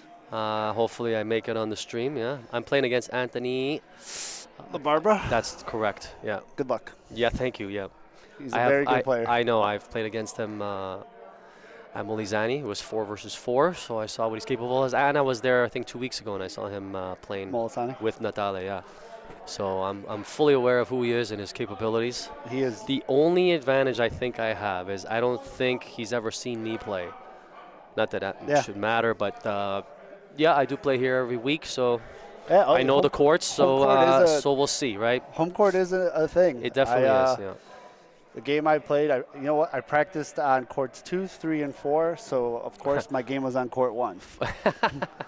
Hey, you got to start taking the window, man. Forget about the door. You see? Yeah. Mm-hmm. How about I just fall through the roof? There, that's probably better. You know. Yeah, definitely. Like as you know, each court has its own Little quirks. bends, twists, and turns. So Yeah, 4 is an interesting one. 4 is the worst. Everybody here does not like it. It literally has the worst. You know what's court. funny? Notoriously throughout the country, at least in the U.S., every court 4 is always the worst court. Is that true? In Boston, it was true. Where I play at Highwood, court 4 is the one everyone tries to avoid. I think it's just because it's closest to the outside of the building and the foundation, and that's where it tends to sink. Honestly, that's probably why, because that's exactly the case over here. Yeah. Yeah, that's for sure. That's some construction knowledge for you folks if you've never worked before. Buildings settle over time. Yeah, they should have known this was a Bocce facility. So let's get back in the game here. Where are we at? 9-5 still? 9-5. Mauricio's sitting 1, but he's in a pretty tough spot where it's going to be hard for him to score more. I just realized this is the guy I played against in the 4 versus 4 when I played against Anthony. Oh, there you go. Yeah. Mauricio's also a very good player. Yeah. Perelli. So he's trying nice last name, close to mine. He's trying to sneak in there, maybe backdoor for 2, but he almost sold it. I think he's fine. He created some space now, so let's see what he can do. I mean, those are pretty tight points, so. What he doesn't want to do, though, is get any kind of kick on that Polino. No, he might bump it towards the black ball. So, yeah, this is a tough spot to make that extra point. It's bending. He's trying. Sam was ready to kick it off the court. Look at this. It's still going. Oh, good. Ooh. Look at that. Hey, that's not bad. Is that measurable? No. No. No. From here, it's hard to tell, but hey, great attempt on that. So for those of you who don't know, our special guest referee here, Mr. Matthew Lipa, a.k.a. Big Sexy. The shooting champion, The shooting champion. No, I'm talking about Matt. No, not. Oh, yeah. Oh. He's all right now. Matt's a good shooter. He Isn't he representing you guys? In Montreal, yeah. In Montreal at the North American Cup, he won the shooting precision contest. So as it stands, I believe he is the front runner for Canada. There you go. I believe, I could be wrong, but I think that's where we're at the moment. Unofficial. Unofficial. Unofficially official. Mm-hmm. There you go. That's the little Bocce talk here, yeah? So, what was his name, sorry? Mauricio. Pirelli. Okay, so yeah. You were, I tuned in a little earlier, and I believe I tuned in right when you were sitting with Pat. Yeah. And the question about extreme came up, and then he was saying, why is it extreme? Because do they drink? Do they do push? Yeah, I have just opportune moment to tune in. But I did like how the analysis was going. So let's give it a go. Like I said, I've always wanted to do this. I do this on stories on Ontario Bocce. Yeah, I've seen your stuff. You've seen it? I've seen your stuff. Well, extreme stories are a little different. I go a little haywire on there. It's more for fun. It's social. Wow. But on Ontario, we try to keep it professional as much as possible and actually talk about the games. Extreme's more about the players and personalities, and that's kind of what I like to show. Yeah. It keeps it interesting, I think. That's our goal with this thing too. I mean, we try to keep it professional, but also too like showcase the clubs and the people, and Yeah. you know, bocce doesn't have to be Stiff. it does Boring. not. It can be fun. It can be fun and professional and all the good things it has to be. But Yeah, I think it does depend on the crowd, right? So for us, for Extreme, it's as you see on the wall there, social fun rec league, right? That's what it's about. And so that audience, is more about showcasing the people, I think. But with this, anyone who watches this, I hope that what they're looking for is some actual analysis, break down the game. yeah, and So- we try to.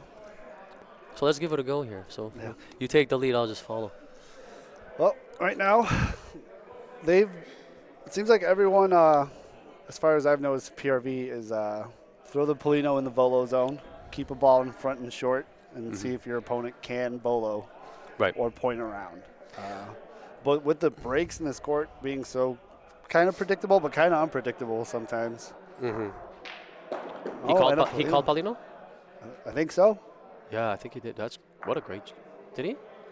Great shot. Hit it clean, didn't touch another ball. Right, that was great shot. That's pretty impressive actually. Very nice. So yeah, about volo zone. I agree. Most people will try to play volo zone because they don't know if their opponent is good at it or Right. not. Test them, see if they got it. Exactly. Yeah. But if you learn that they are, maybe change your strategy. Go Rafa. Yeah. It's The downside is if they're a good shooter, they can just raffle the Polino out of there. Yeah, and we just saw that. I think you just saw it. Right. Yeah. I mean, I think I would rather them attempt that. It's Yeah, a little a harder. Polino to shot's do. hard Yeah, exactly. with this little guy. Yeah. So yeah, that's definitely something to keep in mind when you're playing. You want to quickly figure out your opponent's strengths, weaknesses. Are they better in the volo or Rafa Interesting zone? call here. Is he? What did he call? Looks like he's His own ball. He's bowling his own ball. He's gonna volo his own ball. Try to take it down. That's a I'm miss. assuming that Can we get a different angle on this? Can we see where A the quick replay Paulino on the is? miss. Oh yeah. That's cool. I kind of with his last ball, I'm surprised he didn't just put Ooh. one down there to save himself. Oh, giving up points, that's a very good point. right. Just rolling. Yes, down you're there, right. right? You're right. Now on this court, I'll give you a little trade secret here. Past this blue line, past the B line, the blue line closest to us, it does take a little bit of a down slant. Okay. So if you try to point and you're a little bit too quick, you will burn your ball. You will hit the wall. And I think He probably knows that, so he. I think he conceded the other 2 points. So from a 9-0 game to 9-9. Wow. And look at that. I did call it earlier in the stream. So Mauricio I think he's been playing since he could walk. Okay. So he looked a little tight early. He was committing a lot of primaries. So his lines were good. His roll was good. He was just moving the Polino more than 70 centimeters. Right. He did that a few times. Sam capitalized. Now he looks like he's settled down. And He's got a grip on the speeds, calibrated. good players will. Yeah, I would say, my experience. Sorry, where is he out of? Where does he play? In Highwood, Chicago. Okay, all right. So He's one of us. I can say here that the courts are pretty fast. I don't know how the courts are over there. Are they- Highwood's pretty fast. These are faster, I think. Right. Yeah. See, that's exactly it. I know when we travel. And this might be trouble. Example, it looks a little. Maybe just a secondary. Paulina can go back. Yeah. Oh no, he can burn it. Yeah, it was more than 70 centimeters Oh, wow. for our American folks. Didn't look we're, like it. We're on but the metric system here, so we use it. yeah. How do you use it over there? You guys play PRV, right? Yeah. We And- use the centimeters. System International. Yeah. Nice. Okay. Okay. The only thing we do with metric. You're like, what's a centimeter? We measure in dollars. What was All I, right, what now- was I saying here? Oh, right. So about the speeds of the court. Yeah, I find that when we travel, Molizani for me anyway, they're much slower, even in Montreal. So when people come here, I they struggle. don't expect the speed, and yeah, it takes a little bit of an adjustment period. But like you said, Mauricio here, he seems He's got that. He's adjusted, and Yeah, from 9-0 too. and we're seeing it now. And now Sam looks like he's playing a little tighter. Yeah. Well, this looks like a good one. If it falls back in, but now a little too no, much. he's A little too holding. much.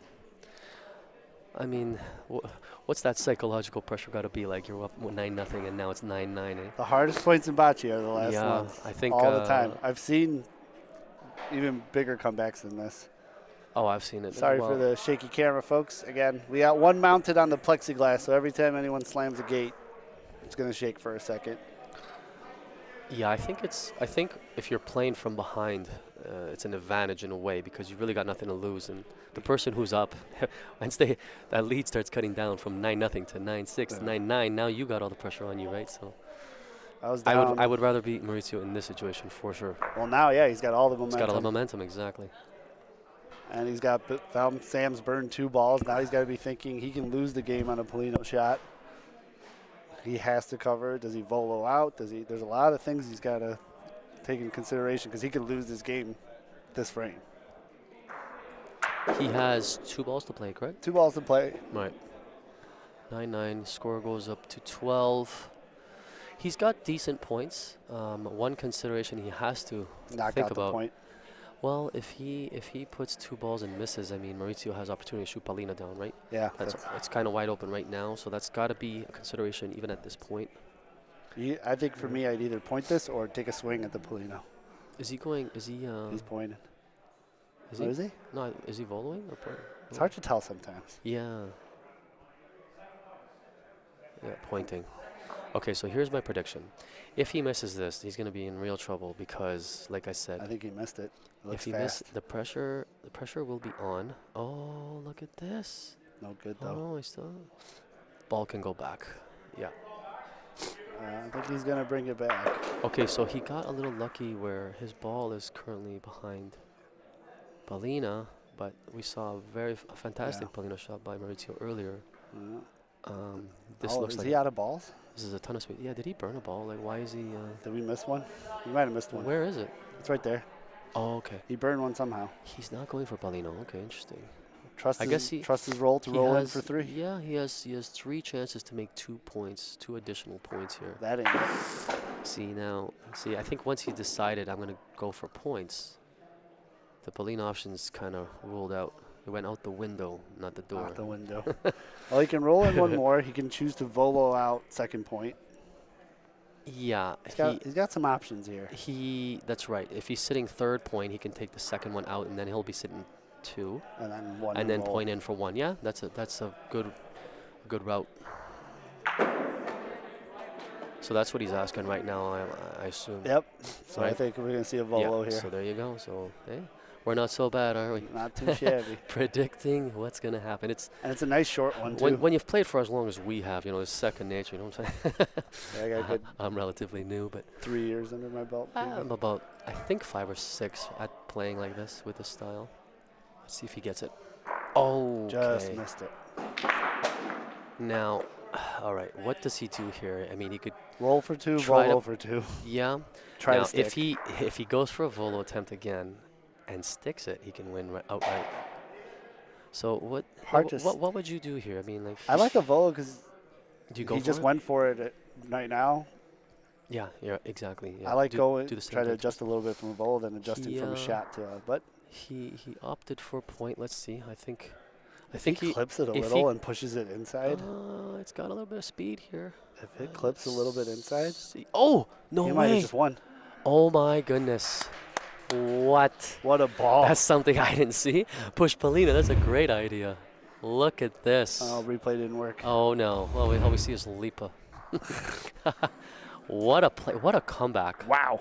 From 9-0 to 12-9. Gives 12 up unanswered points. 9 unanswered and 12 unanswered. That was the game. Gee. Oh, yeah. Yeah. Better answer that. You better answer those people. Wow. Well, thank you for having me. Thanks for I coming. hope it was enjoyable. I had a great time. Thanks You're for awesome. coming in. Yeah, no problem. We'll have you back. in Maybe here. I'll join you again at some point. I do enjoy this. Hopefully you get to stream my game at 10:30 against Anthony. Yeah, if you're on 3, That would be cool. we'll get you. All right, I'll try. I'll see if I can make that happen. All I right. don't think it works like that. But Thanks, anyway, Jimmy. Thanks, guys. Thanks. All right. Jimmy from Extreme Bocce. That was a hell of a game. Great closeout by Mauricio. Way to bend, not break. Down 9-0. 12 unanswered points. Just goes to show hardest points in bocce are always the last ones.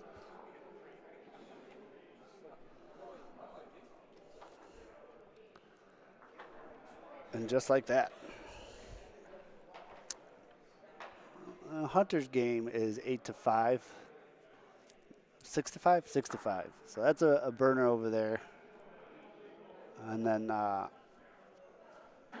gonna go get the info on who's playing on this court next. Looks like Nico and that guy, whoever that is. I'm gonna try to get the info for you guys. I'm going to be right back. Thanks for tuning in. Like and subscribe, share, all that good stuff. Great job by Mauricio. If you guys are just tuning in, you missed a great game. Down 9-0. Settled down, started rolling in good points, and then a beautiful, beautiful walk-off point. Nudges the Polino just enough without causing a foul. Close out the game. Great job by Mauricio. We'll be right back.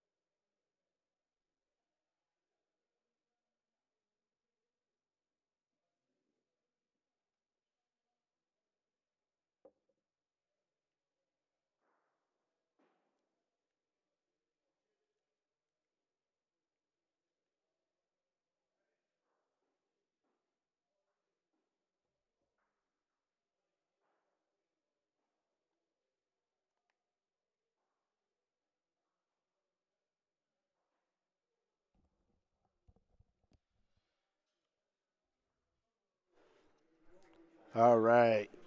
Back to the action. Game. All right. So, Nico Fox versus Alfie. There's a Rafa Persalio right off the bat. That's a miss. 0-0. I'm back in the booth alone.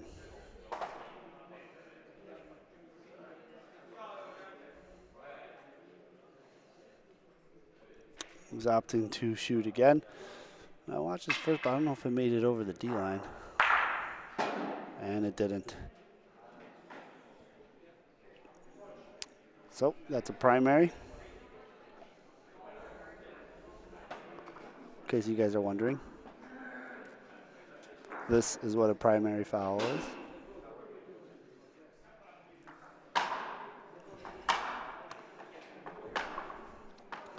And I'm assuming he's going to try to cover with his last ball.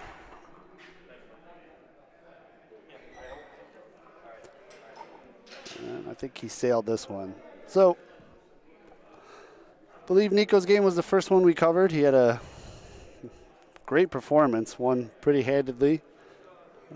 Now a little shaky start off of his game 2.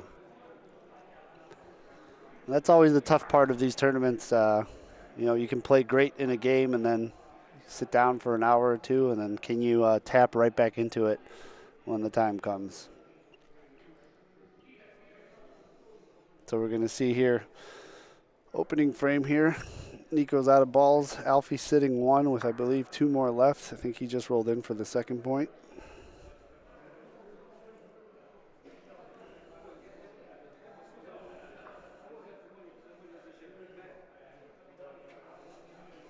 Give you guys a quick update on Hunter's game. It's 7-5, so they're going back and forth over there. I believe Hunter's red, but I'm not positive, for those of you wondering. Now we see a third ball here from Alfie. That looks pretty good too.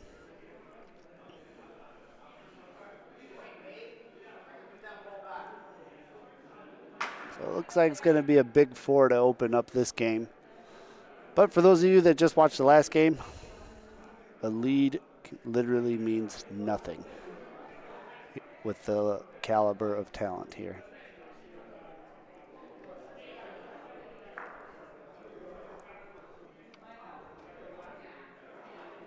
So there's his last ball. This one might leak out on him, but I think it's still going to be good enough.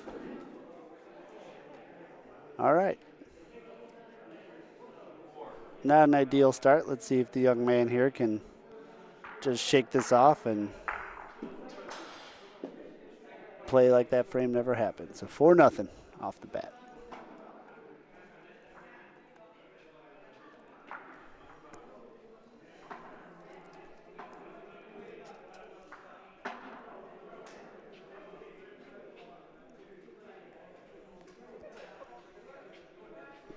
Looks like Mike's going to be coming back in the booth with me in a second. His game just wrapped up. No idea how it went. Interesting fact about this club, though, is court 1 is about 4 feet shorter than all the other courts, which makes for a very interesting play if you're coming off of any of the other ones going to that one or vice versa. The volo zone, the distance from the A to B line and all the other lines are a lot shorter, a lot tighter. The distance between them are all the same, but the court's a lot tighter. There's a pretty decent opening ball from Alfie.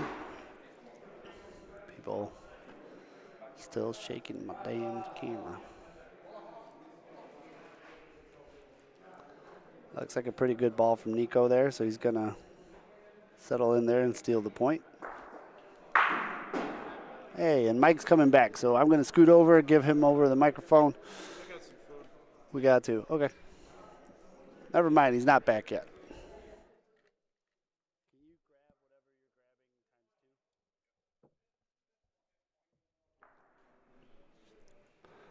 All right. So shaky first frame, rolls a good first point in there now. That ball's fading in. I think he's going to bump himself in for a point. Or just sneak. No, I don't think that's enough.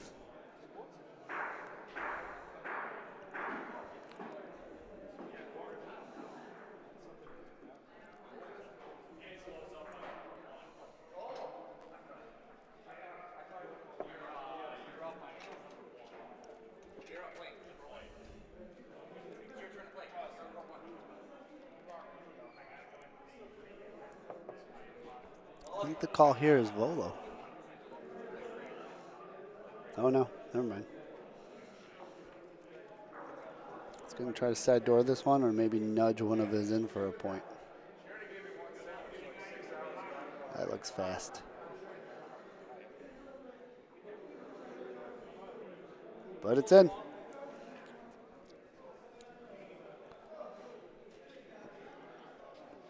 All right, let's see what Nico with a ball advantage here decides to do.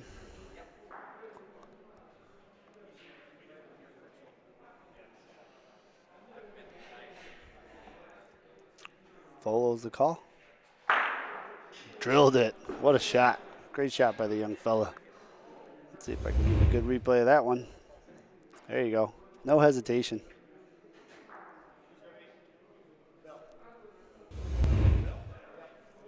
Great volo there. Takes back the point. It's going to make his opponent roll his last ball.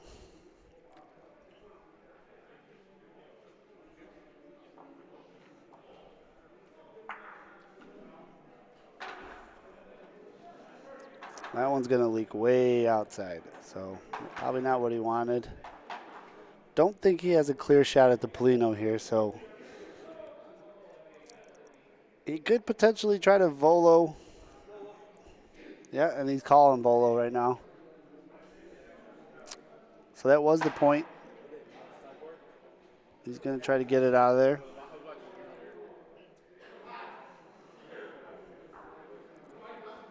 It's already lined up, ready to go. Nailed it. What a shot. He's got to feel pretty good about himself starting off 2 for 2 in volos.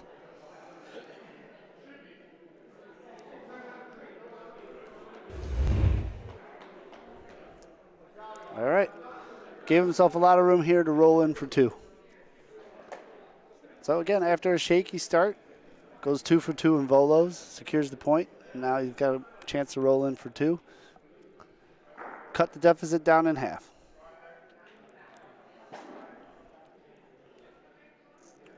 Line is good. Does it have enough? I think he does. Oh, it's leaking back into there. I think he's still going to get 2 there.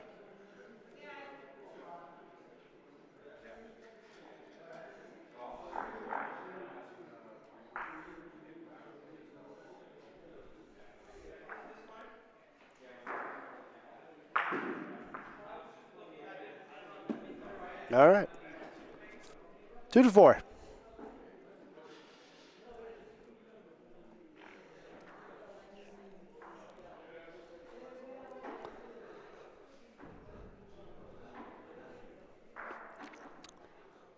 Wish I could give you guys more coverage of court 4 here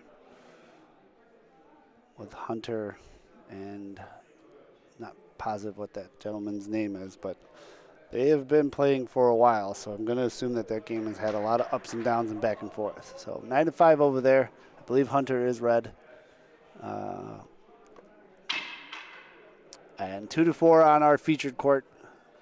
After giving up a 4 in the first frame, Nico settled down, hit 2 volos, cut the lead in half. Now he's only down 2 to 4. Good Bocce.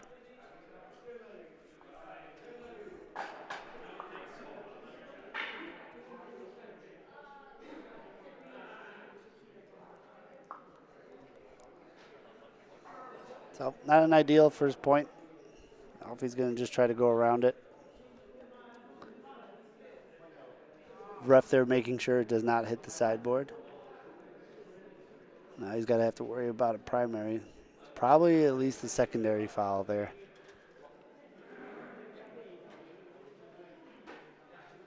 Oh, might be all good.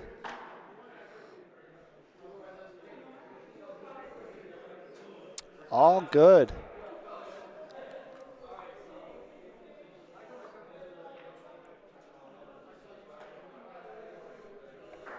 All right.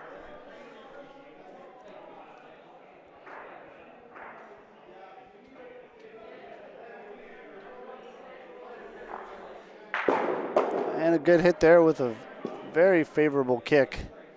He's going to secure himself at least 1 point. Sitting 2 now.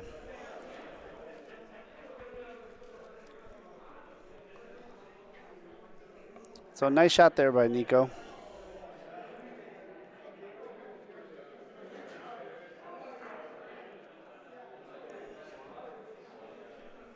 Sitting 2.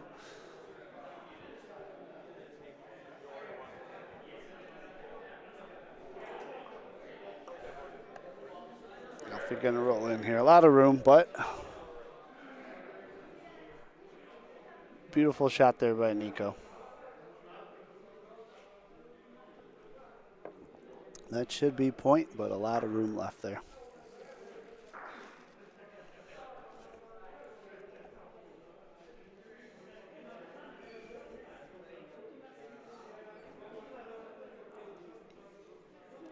My ball just kept going. Good enough for point, though.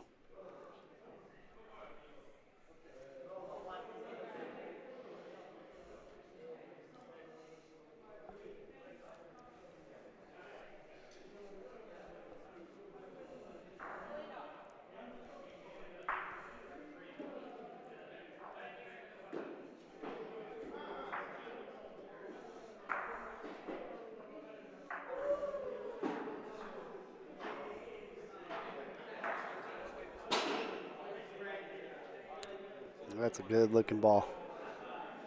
All right. Again, sorry for the shaking, folks. It's mounted on the part of the plexiglass that everyone apparently wants to keep punching. So Nico's got his last ball.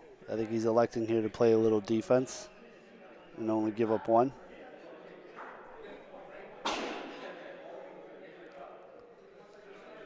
That is a pretty good defensive ball.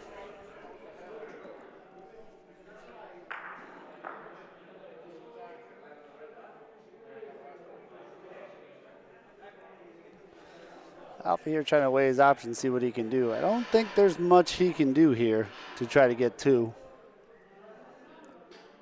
He's definitely going to try something.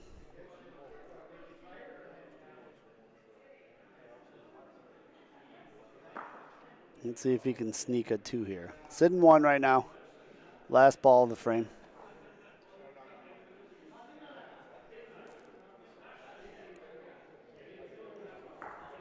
I don't think that's going to do anything.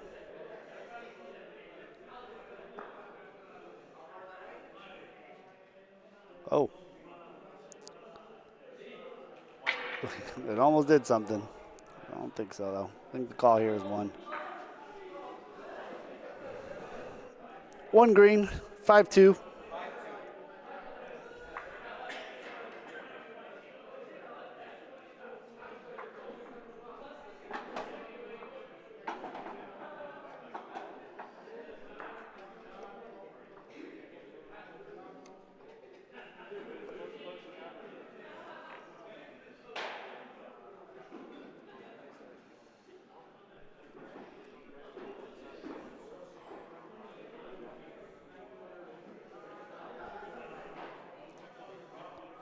All right. Back at it.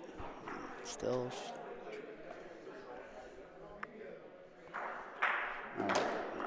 Wait for that camera to stop shaking. There we go.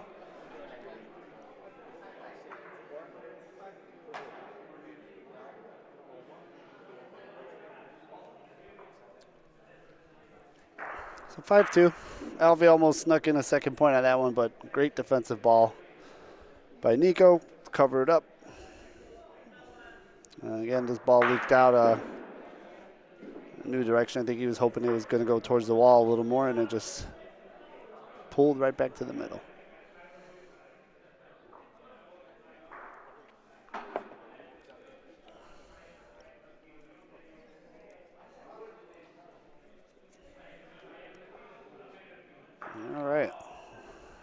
think that's enough.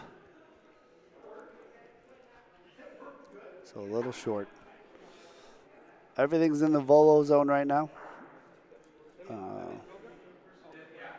But looks like both points are pretty far off the Polino, so I think we're going to just see some rolling here for now.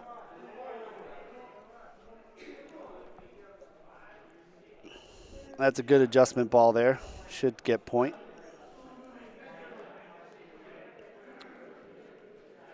Also could be Bersaglio. Nope, it's just 1 point. So far enough off, it's in the volo zone. So let's see if he likes to volo or just roll.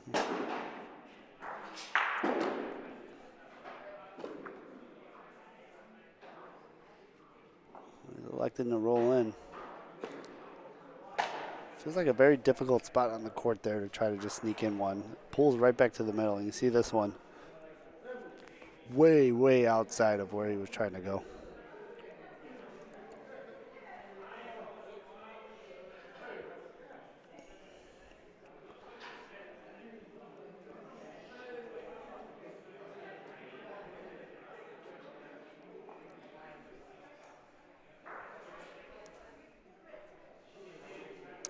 See if he made a good enough adjustment here.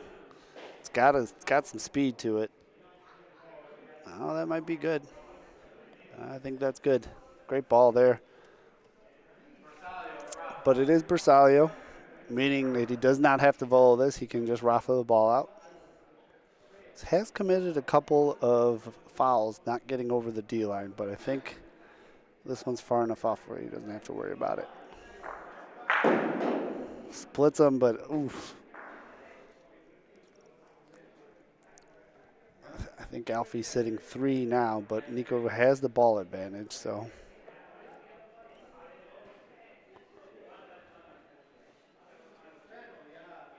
Nico with his last ball is going to have to try to cover this up.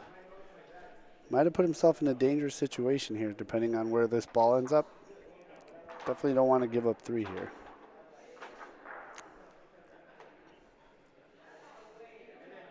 Good looking ball. Might be sitting right on the Polino. Oh, about as good as you could ask for. Now Alfie's going to have a decision to make. Shooting it can potentially make him give up 3.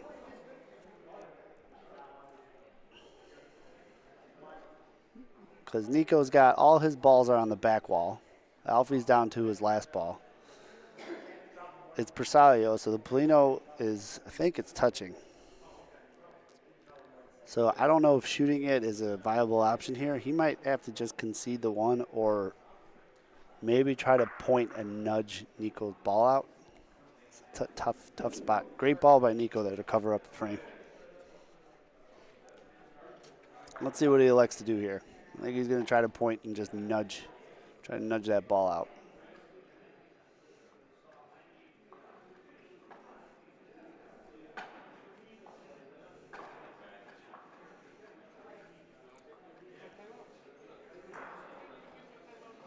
It's tracking.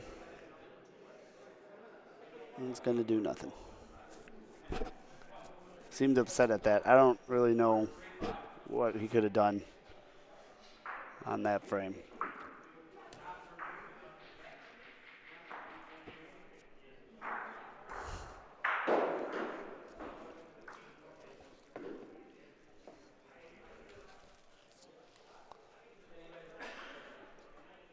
So Nico with a great cover ball at the end there. Cuts the lead a little bit more now, down 3-5.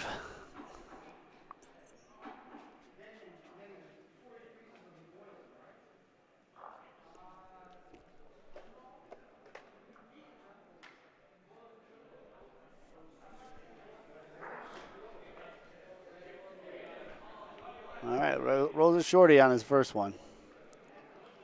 So lots of room there. Probably would like that one back.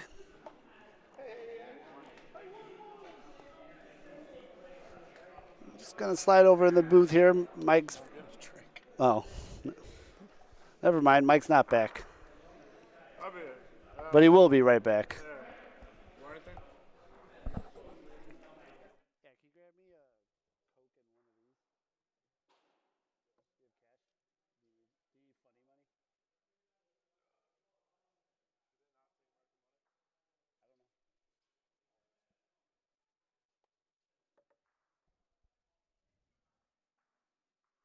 All right. Oh, sorry. All right, so 2. Alfie did take the point there, but lots of room for Nico. And a good adjustment from his first ball. 1 blue. 3-5 is the score. Hunter's still going at it on his court. Game's 9-10. I think he's down now. So wish I could have covered some of that game. They've been playing. I think they're coming up hour and 15 minutes. So definitely a good game going on over there. We got a good game going on here. Had a great game before this. Mauricio down 9-0. Clawed his way back. 12 unanswered points. 112-9. Nico gave up a big 4 spot to start this game, but settled down. Now it's only 3-5. Alfie rolling in there for a pretty good point.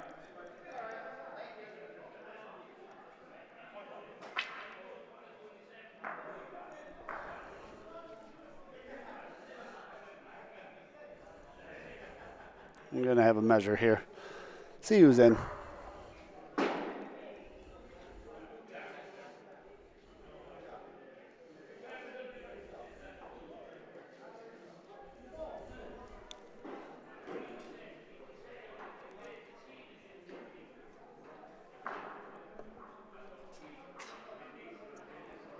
So just outside, Nico's ball still holding. Let's see if we can get an adjust here.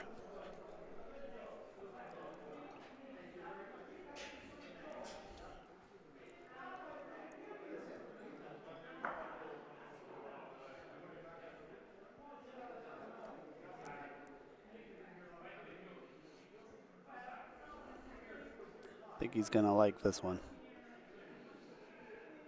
Trickling in. Might have given himself, no, not 2, but I think he got the point there.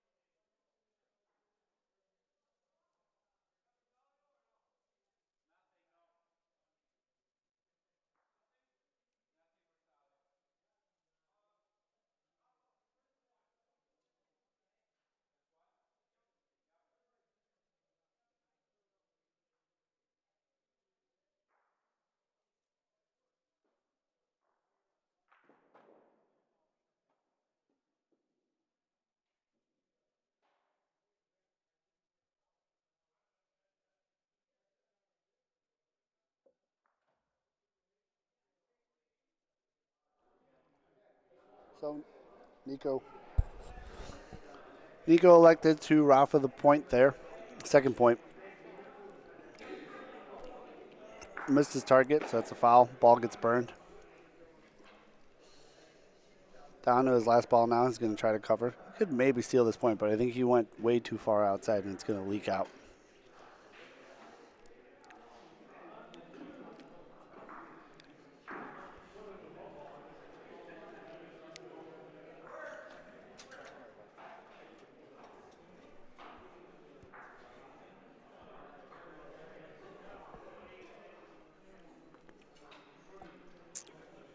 All right. So let's see what Alfie likes to do here. Sitting 1. Last ball.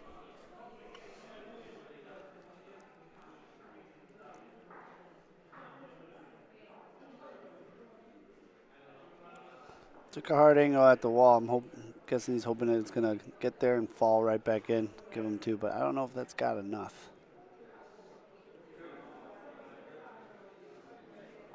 does not. But I believe the call is 2. So 7-3.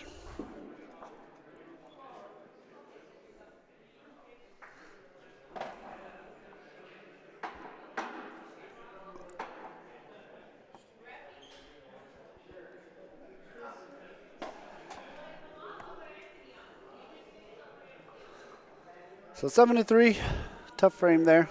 A lot of bocce left.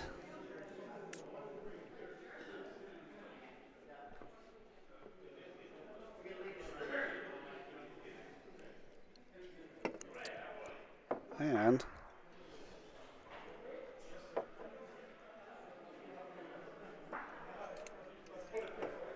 we can all welcome back Mike. So I'm going to slide over and eat a sandwich. Mike's going to jump back on the call for the game. Be right back.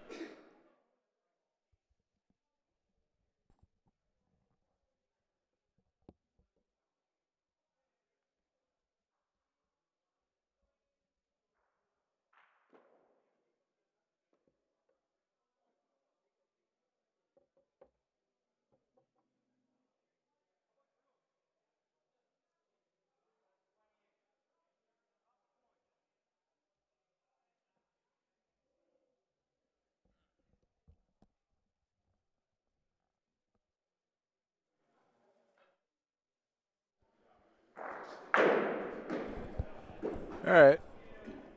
Well, back on this side of the screen.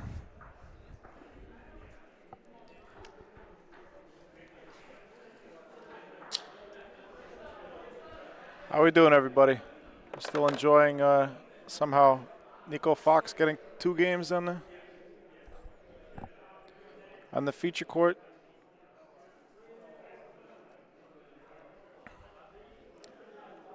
Looks like he's been given a bit more of a challenge this game. I think his first game was like 12-3 or something.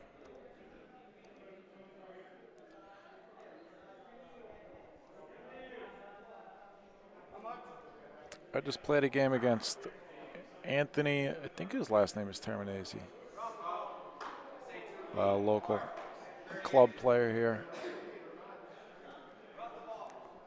Didn't go very well. I scored a point though. These courts, the rolls. Was that short? Did that cross the D line?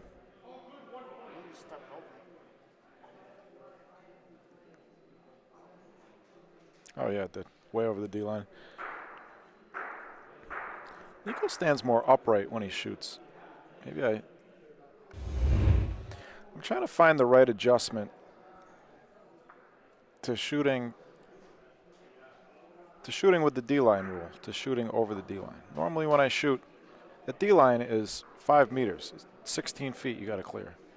Normally when I shoot, it hits the ball maybe 4 feet in front of me.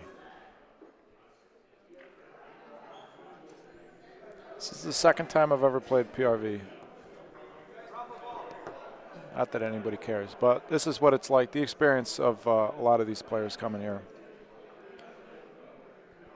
My second time playing PRV, that's proven to be the biggest challenge for me, and I know for a lot of these other American players, is getting the Rafa out over the D-line.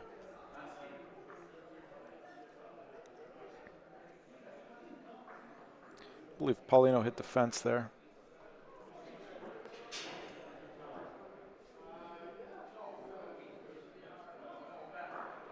So we're going to reset the frame.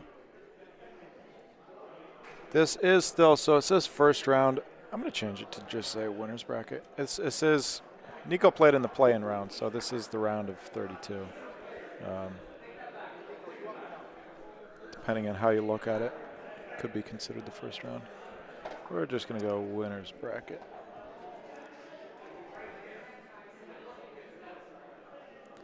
How's everybody doing in the chat? I got myself a nice espresso from the friendly bartender in there.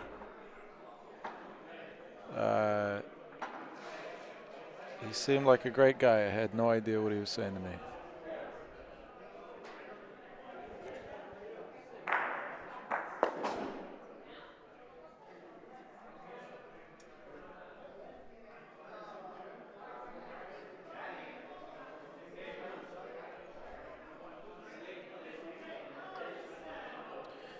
So, Volo's on Paulino.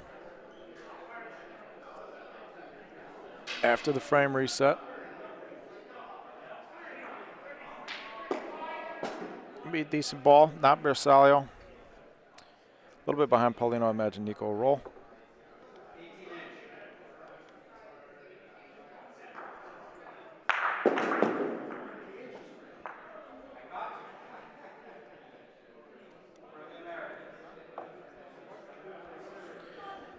I gotta ask Nico how he learned to roll like that, his stance, where he picked that up from.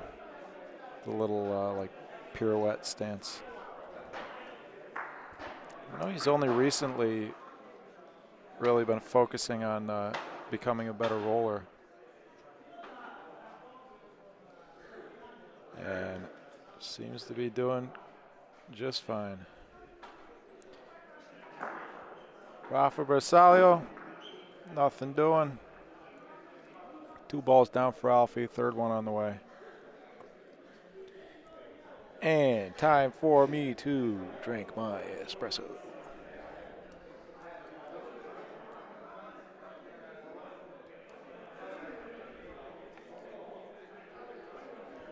Wow, that's a lot of Sambuca. Madon. What do you call me? Hello. Hey, Milan. I'm back. How'd your game go? I know you said something along the lines of poopy diapers, but... Yeah, actually, so I started off ice cold. And by the time I... what, just all around? Just couldn't point to save my life. Tidied up and then was down 11-2, got it up to 11-7. Was sitting in a frame where I had 3 balls to shoot a ball out, and I missed all 3. And that's why I belong back here. Wow. Next to the white curtain. It's tough. Do you find it tough to... Oh, you shoot Soprano. You shoot underhand. I actually was doing the other way today. Were you? I was. Well, and that's why you missed 3 in a row. Actually, I hadn't missed up until that point. So... It's pretty new for you, isn't it? Brand new. First time I'm unleashing it in a tournament, Mike. Oh, you're unveiling? Yeah, and you know, my shot's like a adopted dog. You don't know what it's gonna do. It's an interesting way to put it. Rafa Bersaglio, Nico Fox. Missed everything. Yep. Also, you better watch out. He steps over the shooting line when he shoots. I don't know if he did it that time, but the last, oh yeah. Not that one, but he has on the last 2 before that he did, but not my job to call games. So just something to be mindful though, because later on, I'm sure with more experienced players, they're going to catch it right away. That's a little bit what I was alluding to. All of this is new. The lines, the size of the court, the surface, the lines. So that one, I think he stepped over. The spacing and everything for us New York players. He was on the line. What's the rule there? On the line, I think is okay. I think CBI rules. I think it's he has to be before the line. I think CBI rules that's illegal, but also you see a lot of players when they're pointing will have part of their foot on the line here. And I asked earlier because I reread the CBI rules to try and buff up on some stuff. Nice shot, Nico. 2 points. Yeah, I read the CBI rules to try and, and that's what it said. But I asked here, there's different rules everywhere.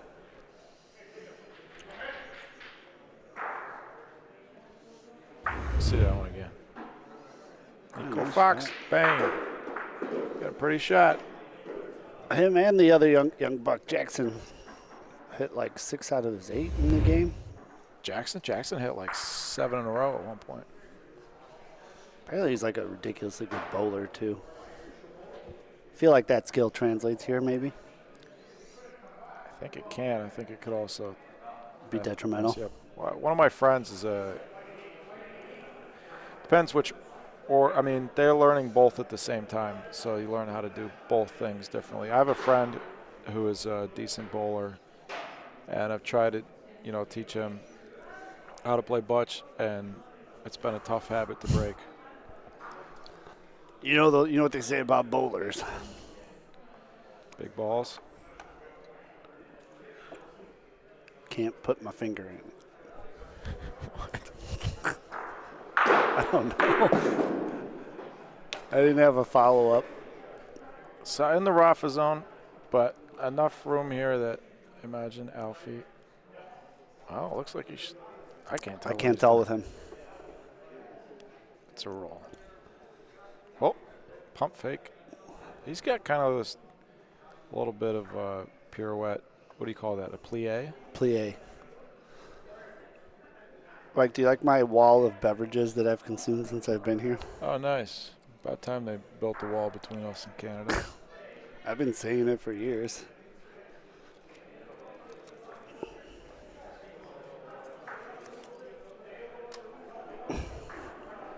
Yes, I think probably at least. I think until they build a facility like this in New York, all these PRV tournaments will be just for fun for me. Well, I mean, you're competitive like I am, so come here. I tried. I drew out the lines on our court at home. I tried to recreate the thing and tried to, shot a couple hundred balls a night, like 4 nights the last couple weeks. And Did you have any fouls in your game or no? yeah, I fouled once. That's not bad. Short of the D line. But that's my. Was it in the volo zone when you fouled? Just out of curiosity. Just beyond. I know what you're saying, because it's a short one. The short you don't one, get yeah. it out enough. Yeah, it was a short Rafa. That's the one that seems like a lot of us that don't play this. That's one of the most likely to foul, the shorter Rafa. Yeah, because you feel like you're gonna bounce over it if you throw it out too far. The way our courts react, if you throw it in the air like that at all, it's going to skip. Half the time it'll skip over the ball. So you learn to shoot real low to the ground. And then you come here and that's an illegal shot for some reason. I mean, I know the reason. It's because you could call a Rafa and just roll hard. But I think there could be some subjective discretion there to the rule. But I don't think they're going to change the rule just because I'm complaining. They might. Good shot Keep from trying. Nico. Didn't. I will definitely keep trying. Got a weird Polino kick on that one. Didn't see that as a possibility, but Yeah, it came backwards. He's still probably going to have the last ball of the frame unless something bad happens here. good roll. Looks like we got Anthony LaBarbera versus Jimmy. Jimmy jumped in the booth for me for a little bit. You while you were playing, there was a great game on this court. Mauricio went down 9-0 and then scored 12 unanswered to win. Wow, against who? Sam. That's all I got. Canadian Sam. That's a sandwich he's not going to want to let it. Last ball of the frame for Alfie. Nico's going to have one more. He might have a crack at it, Be too. a little bit of room. It's going to be in the volo zone. Oh, no. No, it's beyond. Rafa. They just keep. That might not even be in, is it? I don't know. Referee's going to measure. That's a no. No, good. Wow, that just kept Nico- going. About Nico 2 more feet than it looked like it was going to. Should tie the game here as long as he doesn't move Paulino. Don't do it. My last frame of my game, I had a point sitting, 2 balls back. It was like an 8-inch point. The other guy had two balls that were about 10 inches, and I just had to roll. I had about 10 inches between his 2 balls to roll where my ball was sitting, to roll between. And or no. That's not what happened. He had the point. All right. So there's 2 balls and about a moose knuckle in between. It's, That's my Canadian lingo measurement. Okay. He had the point. About an 8-inch point. I beat it. And then with my last ball, I rolled again, touched my ball, pushed it out. Gave him 2. Sold the game. I'd rather sell than miss 3 Rafas in a row for the same ball. Either way. I stink. That's okay. The nice part about traveling internationally for bocce is no one knows who I am. Half my friends are here. I'd be interested to see in 2 weeks the level of play in New Orleans. I didn't put the score up. We will be, for those of you who don't know what I'm talking about, nice ball from Alfie. In 2 weeks, BBN, Milan and I, and the BBN, both the BBN broadcast team and the BBN Bocce team will be in New Orleans at the ABC NOLA Open. The first, the inaugural NOLA Open. Oh, there we go. Earthquake over by camera 2. Looks like Russell Johnson just body slammed the fence over there. Fence shouldn't have been standing there. Oh, Alfie threw it a little more towards the board this time. Might come out more. Looks a little hot. It's going to come out more towards Paulino. Got to touch something. Maybe it doesn't. Beautiful ball. Bersaglio. It's in the volo zone, but it's Bersaglio. I wonder if he's got to look at it from here. Yeah, very tough shot for a lefty. Yeah, calls volo. Volo. I love it. Nico, no fear. Yeah, I'm very impressed with how quickly he makes his decisions. No fear, Nico Fox.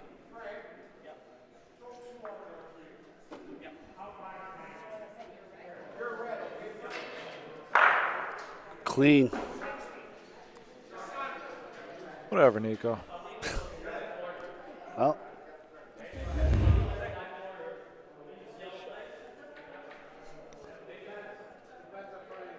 Beautiful shot. yeah. Clean out. Polino stays. I feel like he's bullying me at this point. Yeah. I think I could take him in a wrestling match, though. You're going to be an amateur boxer soon, right? Hopefully. Weekend after ABC Open, I will be appearing in my first amateur fight. It's exciting. I hope I'm as good at it as I am at bocce. You do for some brain damage. I don't have many cells left to lose. I wonder what I'll sound like on the broadcast with all my teeth missing. You already sound like a boxer, kind of. You roll the ball out there, and then the other ball is rolling. Actually, that's just a good New Orleans one. Get on out there, roll that ball. Looks like Nico with the good volo. Russell Johnson pissed off down at the other end of the court, punching the wall, shaking the camera. I'm just kidding. He's just standing there. Maybe because he wore shorts in Canada. I'm just picking on him. I've never seen Russell in a pair of pants. I don't think anybody has. So, Alfie's got an opportunity now. Yeah. Nico making a very strong hit, but Alfie just coming right back. Just hanging around.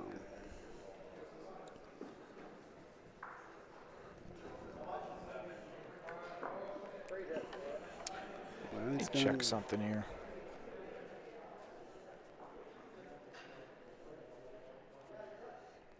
He's gonna get 2.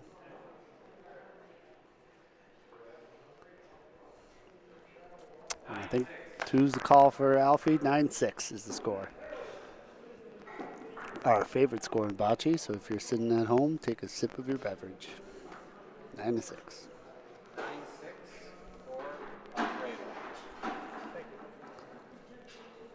Our cameras don't zoom in enough to get a close up on Russell. Get some calves if you can. Former President Russell Johnson in the house.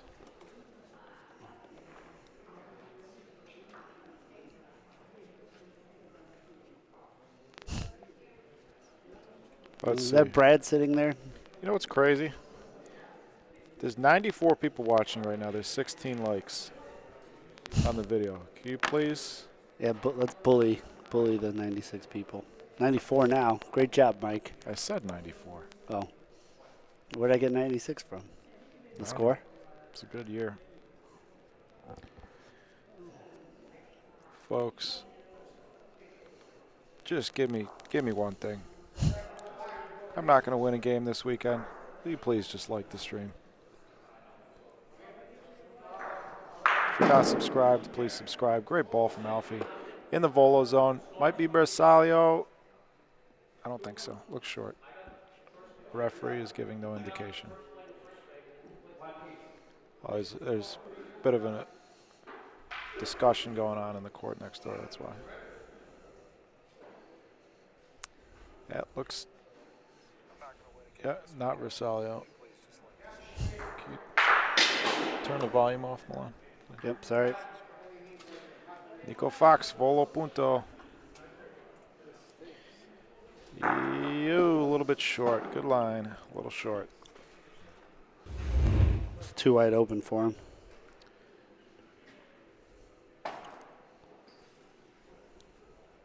Just a little bit short. By his reaction, it looked like he thought he had it. Now I imagine he's going to roll 9-6. Don't want to give up. Nope, he's going to shoot it again. Okay, go ahead, Nico. Paulino, beautiful. Oh, no, it's no good. Great shot. Don't see too many Volo Polinos, but not what he called. So Yeah. Ball gets burned. Like the confidence, though.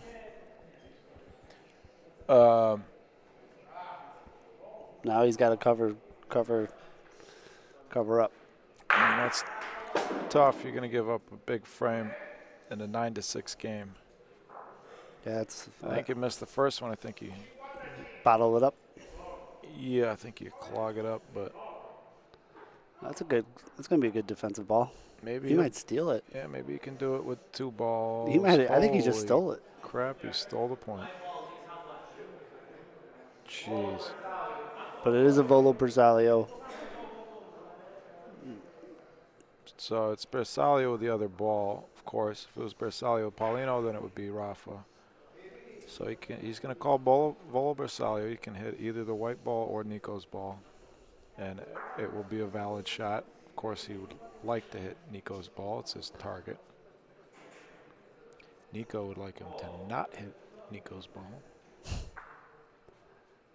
Let's see what he does with that ball there. Yeah, you got to practice. You might need to translate for me. Oh, shuffle, moving around. Never bodes well. Why not?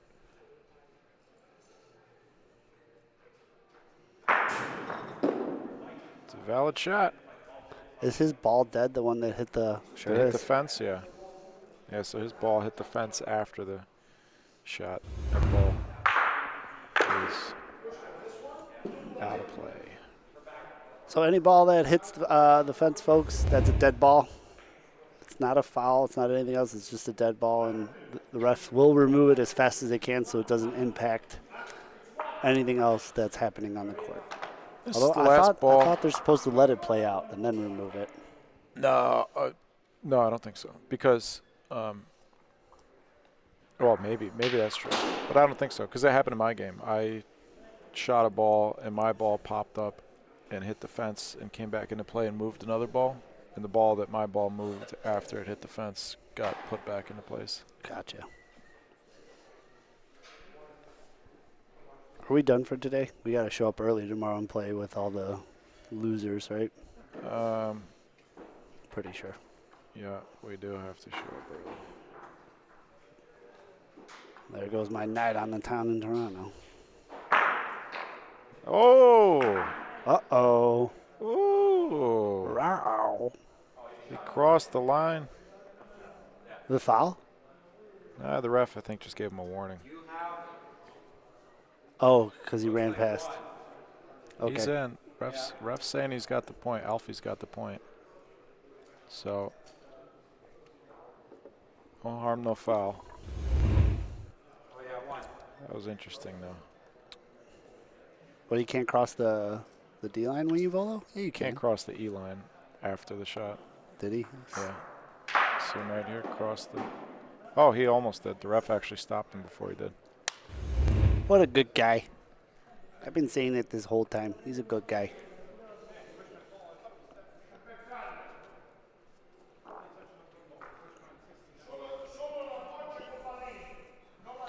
I believe Alfie is one of the 2 Ciociaro club members who are represented in this field of players. So there's really 3 home clubs here. I mean, Ciociaro Club is the actual Home. building, like the club. The building that we're in is called the Ciociaro Club.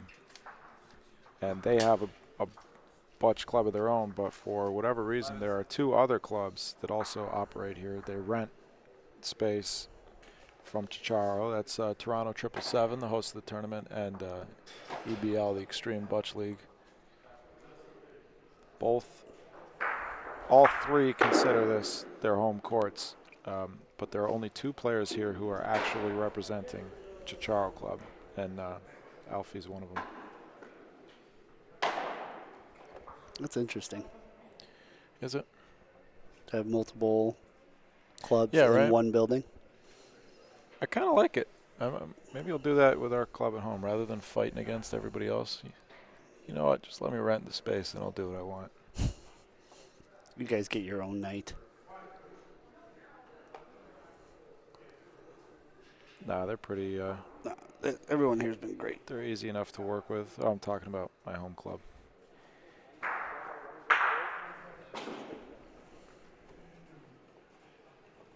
Alfie. Closed my move Starting it goal off. Let me for update the score. 11-6. He goes. Well, that's a good ball to start this frame in the volo zone.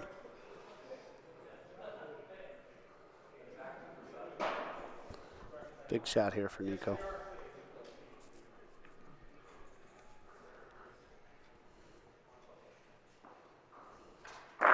Got it. Good adjustment. His last one. Actually, yeah, he had 1 short, 1 long last frame.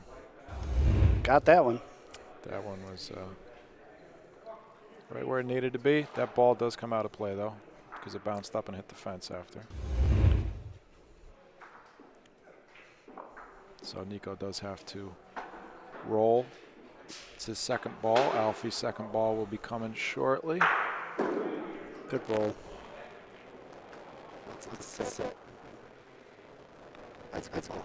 So just a perfect ball. In front of you, better, but it's not so solid, so Alfie does not have the option to it's in the ball zone. He's going to go. I imagine we will see a point here because it's behind the ball. And Alfie knows these courts.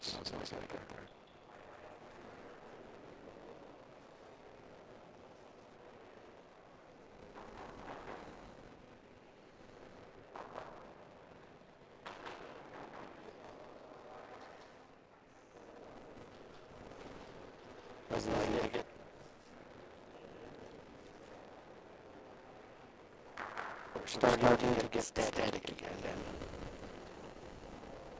I don't know why that happens. Sometimes it's on our end, sometimes it's on your end. I always recommend watching the stream about 10-second delay. I'm not sure that.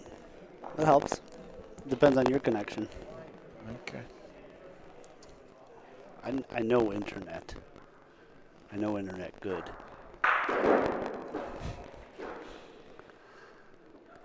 The bat blue. Ball number 3 from Alfie. I think he beat the point. If he did, that's huge. Ref's checking Bersaglio, so not Bersaglio, nothing Bersaglio. Nico's gonna volo. Big shot here. Volo punto. Big shot indeed. That's game point sitting there. Nico has 1 ball left after this one. Alfie's got 1 ball left. Big shot. Nico Fox. Got it. Bang.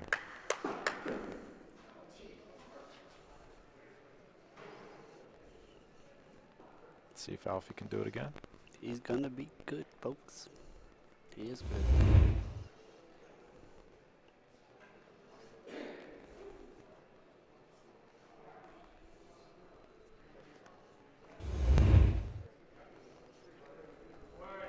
So Nico doing everything he can to stick around in this game.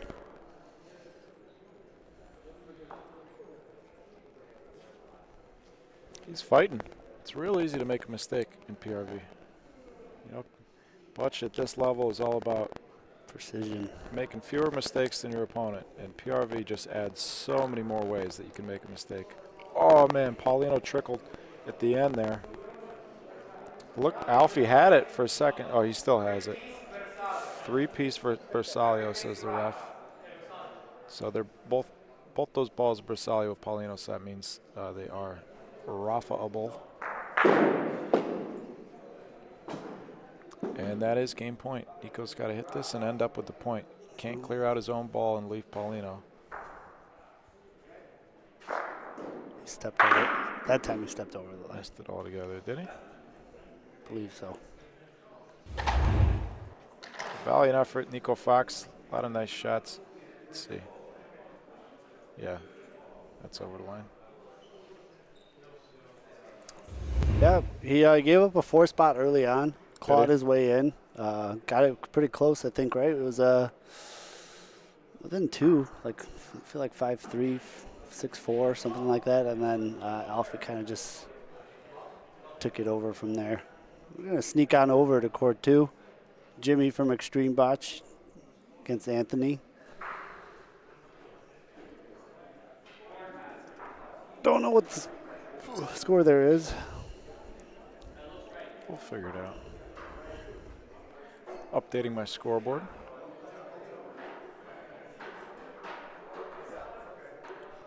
I'm going to go get who's up on this court next and take a quick me break.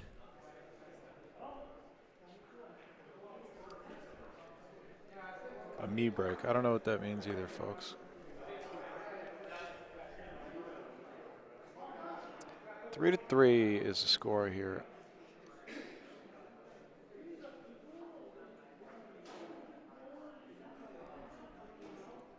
If that's correct. There's also a scoreboard. As Jimmy throws his head back in frustration. There's also a scoreboard up on the wall. Let me look. That says 0-0. So I'm going to believe that the score is 3-3.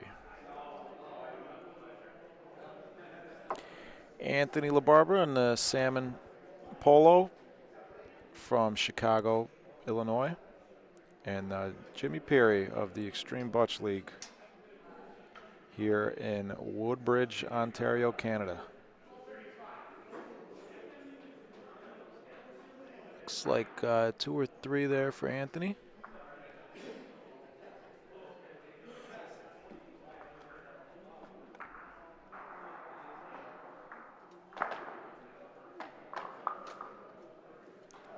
One, 2, 3.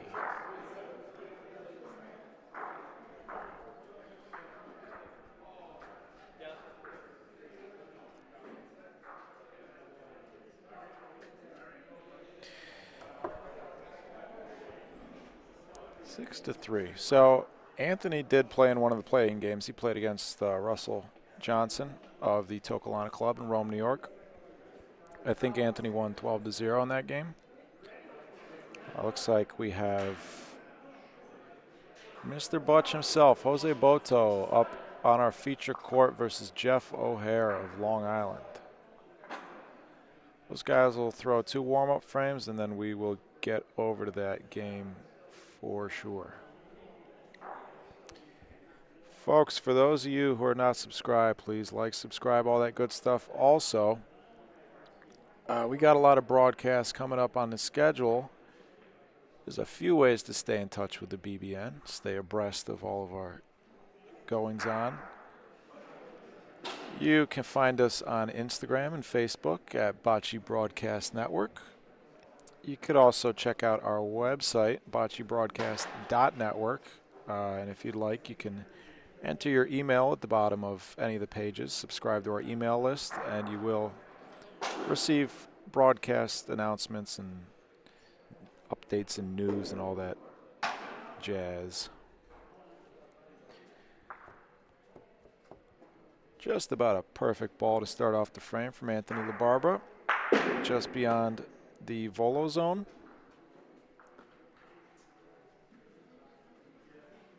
I'm sorry, that makes it not perfect. If it was about 4, well, now if it was in the volo zone, at the back of the volo zone, that would have been a perfect ball. Second ball coming for Jimmy. These are Jimmy's home courts. See if that gives him any sort of advantage. That's going to be a secondary for sure, I believe. Nope. Not a secondary. No foul. Everything's good. Anthony's point's a little bit better now. And Jimmy's going to be forced to use his third ball.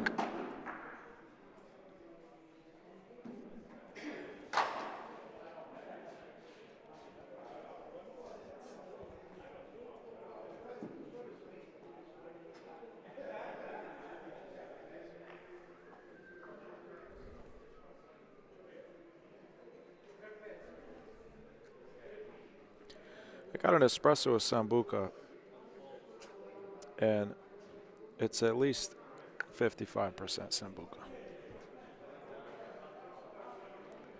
I'm not complaining.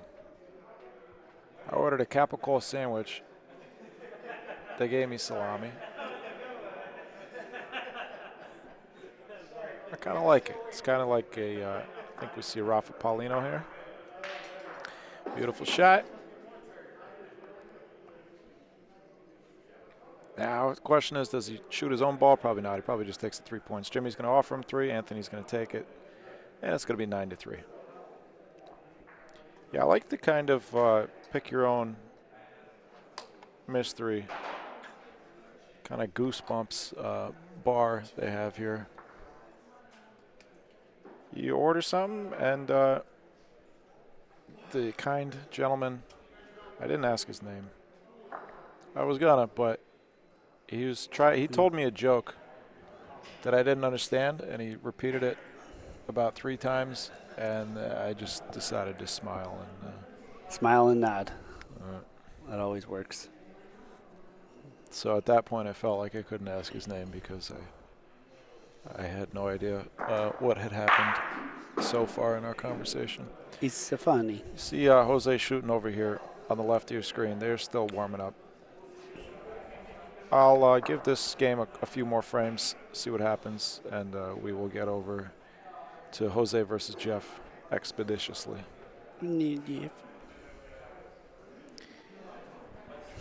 What movie is that?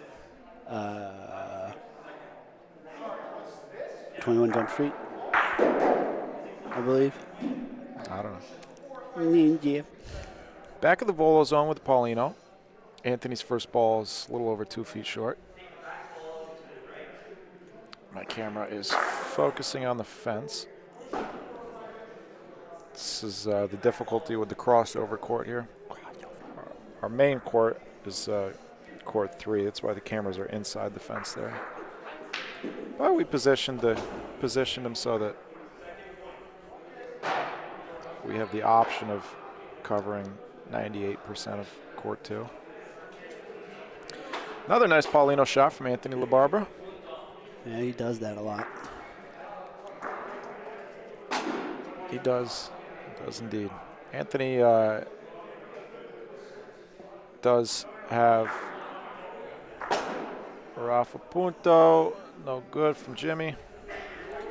Anthony does have the advantage of living near the Highwood courts in Highwood, Illinois, just north of the city of Chicago. One of the few Facilities. Yeah, one of the few facilities that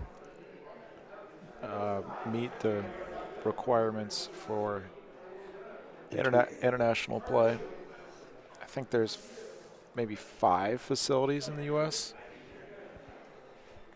I think Los Gatos, California, Palazzo, St. Louis IABC, Methuen, and Highwood. Is there a 6th? Somebody let me know in the chat. 90-foot, 84 to 87 meter synthetic courts. Or I'm sorry, 24 to 27 meter synthetic courts. I think there's only 5 in the U.S.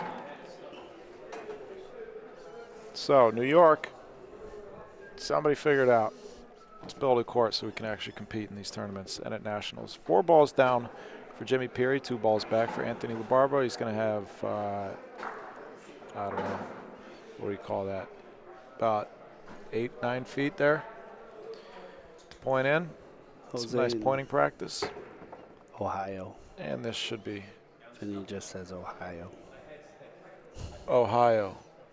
Incorrect. Guess again. All right.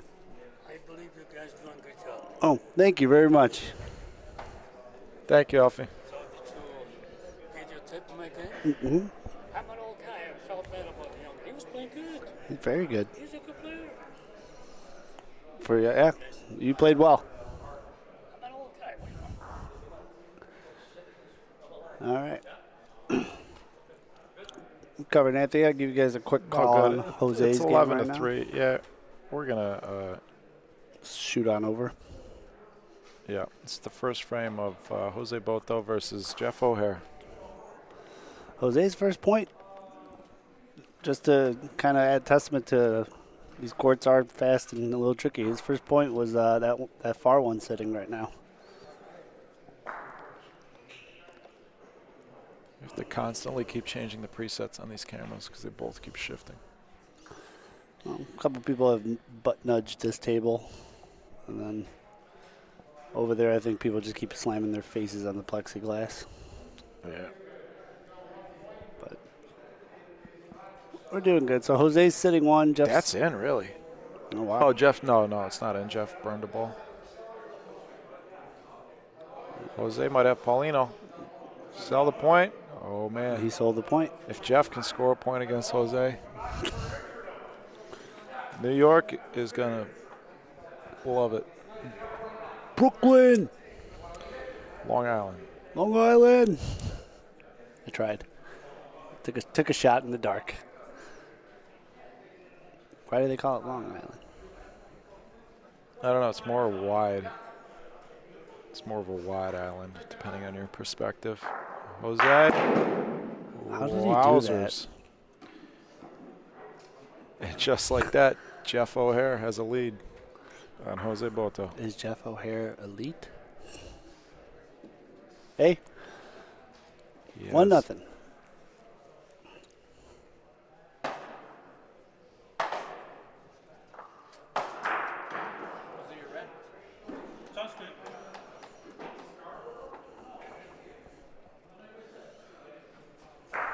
Gonna update the scoreboard for you folks.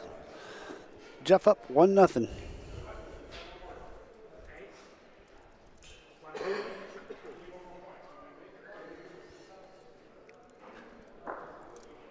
Go ahead and give a good opener here. Looks a little fast.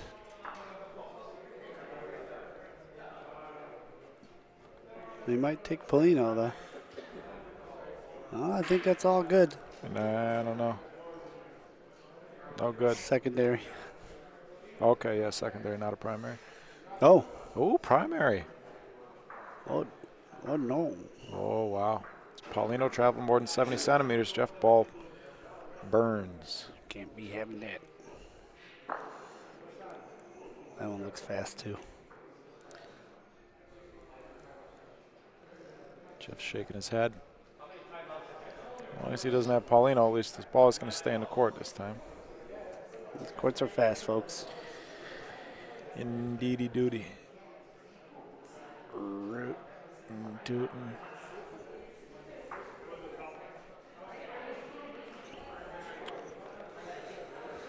Looks like Jose's going to put one right on there.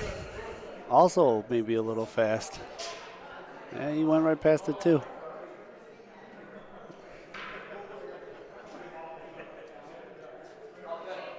All good, though. Great ball from Jose.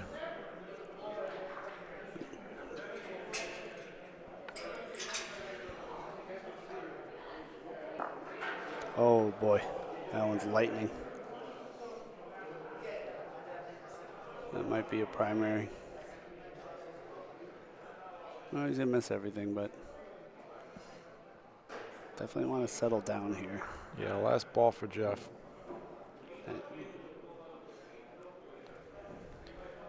Jeff's going to go back and take a screenshot of this. So it says Jeff O'Hare 1, Jose Boto 0. I think he has a really good adjustment on this one, though. Not counting you out, Jeff. Just saying. Hey, anyone can beat anyone in this game. It's just very hard to beat Jose. Yep. About 5.5 million feet for Jose to point in there. Sorry, Jeff. Well, for Jose, it might as well be. That's what I was saying.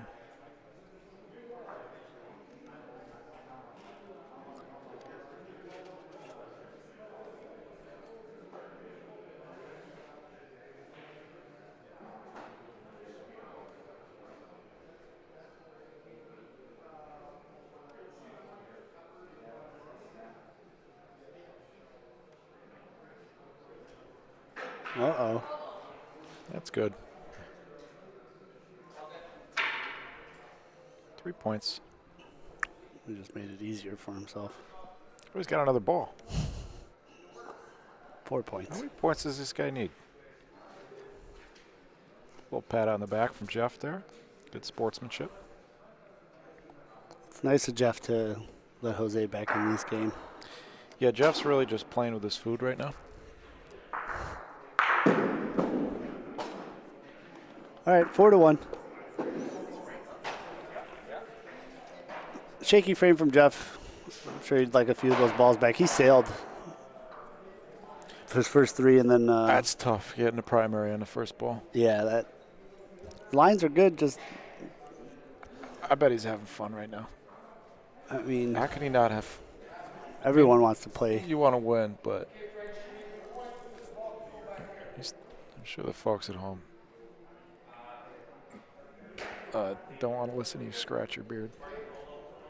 You can hear that? Yes. Sorry, folks.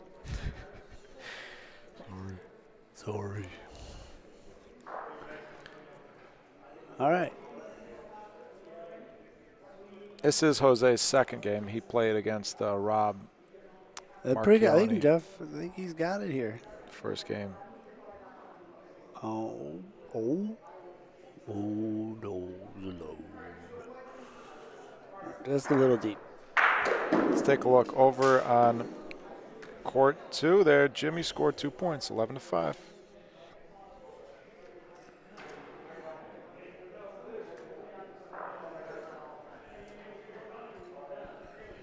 Better ball here from Jeff. I think this is a goodie. I believe Jeff is representing the Babylon Bletch Club. Pete, maybe you can confirm for me. That's a good ball. either Babylon or American Bocce Club or the Huntington.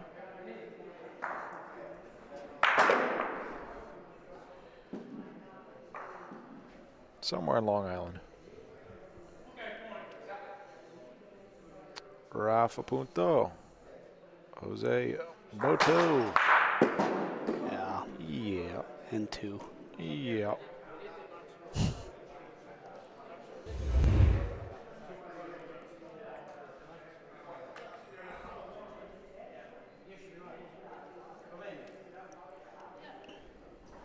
Nice shot there by Jose. And gives himself 2. That's what I tried to do. It didn't really work out that great. I could have done that. I just don't want to. Yeah, it's probably what I would have done. All short from Jeff. As you can see for yourself, it's in the way. The balls tend to tail to the left, that area of the. To the left, to the left. Not sure which club. He belongs to both. Okay. Uh-oh. Uh-oh. Oh, boy. That's going to be burned. No. Oh, It's yeah. a secondary. No, he hit the front one first. Oh, sorry, I missed it with the camera. I was busy looking at my messages from Long Island. So 2 points sitting for Jose. Yeah, 2 balls left. Yeah.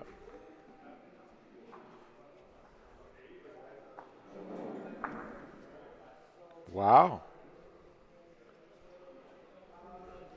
Almost the primary. Didn't quite sell the point. If I'm Jeff, I'm leaving that ball. I mean, it was a primary. Didn't quite sell the second point.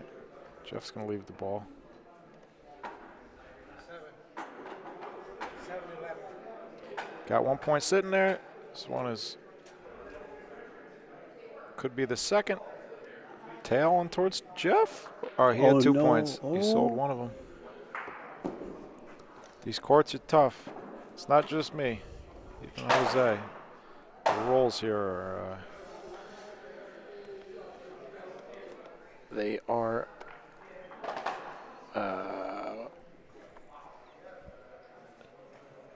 They are tough. they are present. They are tough. 5-1.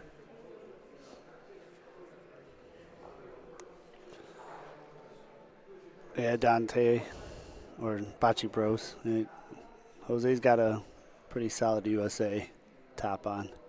Our Sport Butch. They make cool stuff. yeah. It almost looks airbrushed a little bit. Get a good Tweety bird on there. Yeah. Why not? Just a bit outside. So you can see Jose's body language. He seems a little bit frustrated. I think so too. I think a lot of that is just the courts, trying to get a read on these courts, and just, you know, you try one way and it doesn't work. You try another way and something else happens, and it's like, That's 2 frames now where one he sold a point and gave one away, and then another one where he probably could have had 3 or 4, only got 1. So I'm sure for him, and the level he's used to playing, that's unacceptable probably for him. Rafa Punto.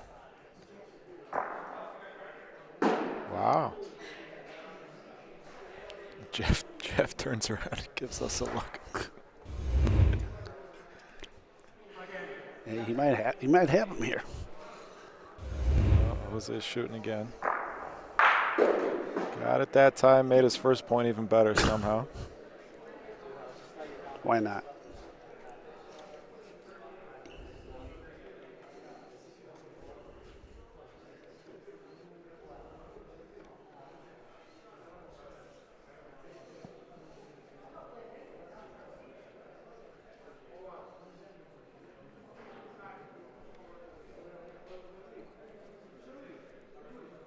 Jose Boto, of course, playing out of Lake Orion, Michigan. Plots of the Butch. All right. I believe they will. This ball should leak left at the end here, but That's pretty good. That's going to be good enough. Yep. That's a really good ball. Jose will shoot it. Try and stick around for 2. I imagine. It's tough. These courts are so tough. On other courts, I think I think this is what the. Oh no, he's just waiting for the ref. He's shooting point. Yep, Rafa punto. Got it. Yep, pulled a string. Jesus. Wow. Jeff's got a ball back though. Jeff's shooting Paulino. I love it. I love it, Milan. Let's see how the balls are sitting. Jeff's got 2 balls back there. He'll get 4 for 3. or 3. Yeah, for 3. If it goes in that right corner, it might be 4. Jeff O'Hare. Long Island. Got it. Oh, he got it. Wow, what a shot. What a shot. 5-4. Jeff O'Hare. Ice in his veins. Cold-blooded.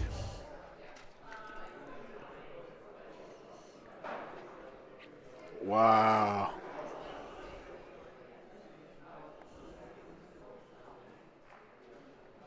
Wow.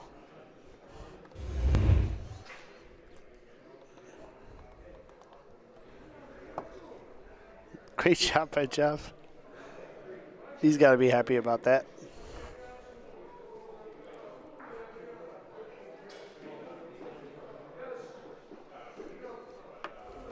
Five to 4. Oh, man. We got ourselves a game, folks. What a beaut. Well, I wonder if this just, now you got like a You've awoken the PO'd. dragon. PO'd Jose. Yeah, you've... I don't know if you want that. Jeff may be a little excited. I might, if I'm Jeff. This is a win for me. Yeah, that first of all, but also it's tough. That's pretty exciting hitting that shot there, and then That big shot. to be able, you got to be able to collect yourself and make that first point. Big time players make big time shots. Jose, it's an hour, a couple feet there behind Paulino. Jeff could beat it.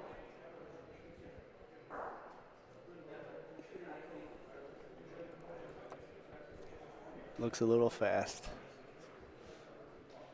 Oh, unless it dies right into Jose's ball, then he'll be sitting fine. I think that's going to be fine. Oh, no. I don't know. I think he got it. I don't know. I don't know if he got enough for the point, though. Definitely no foul there. No, not a foul. Valid shot. It's worth a measure.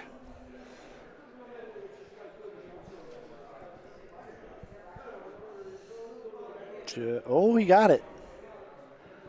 Oh, good. No, I thought he got it. Looked like he got it.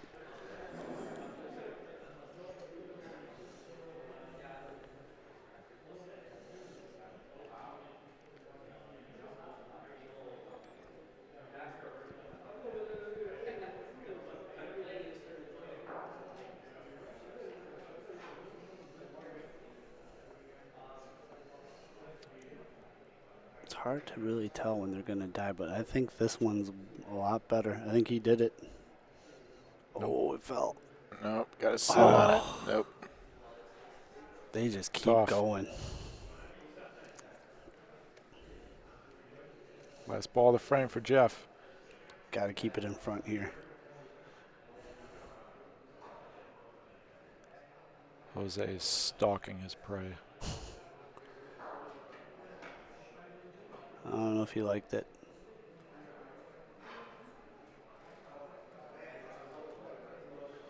I don't hate it. It's not going to get there, though.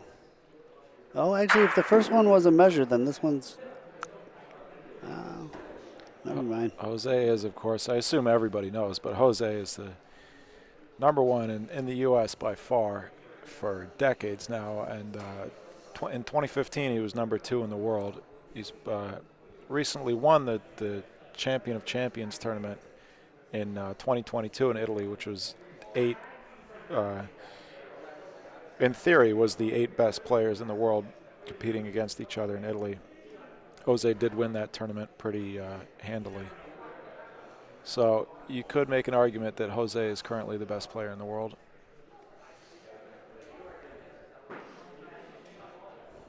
For now. Yeah, until he runs into me. Don't let me catch him down by the bayou. Beautiful ball. Yeah. Perfect distance. He's starting to get the roll.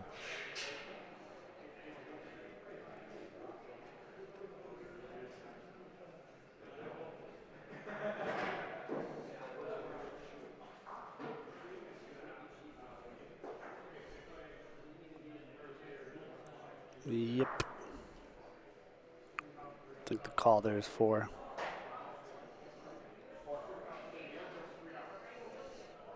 Nine 4.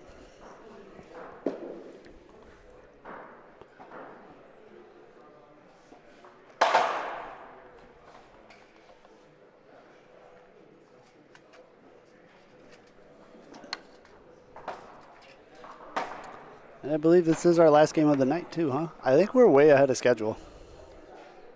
10:30 was the slotted last games. So that's good.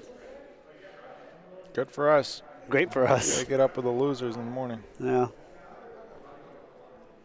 At least we get the continental breakfast. Oh, yeah.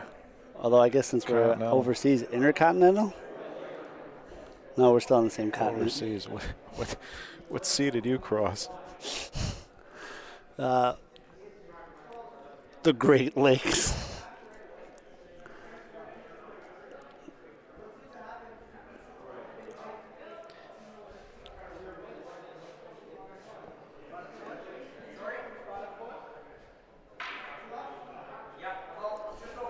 The only sea you're crossing is The Dead Sea.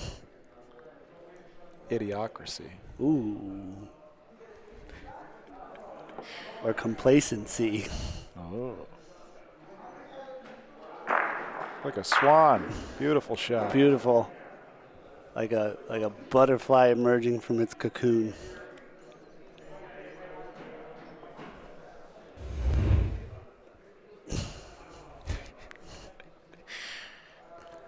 He's ringing the dinner bell.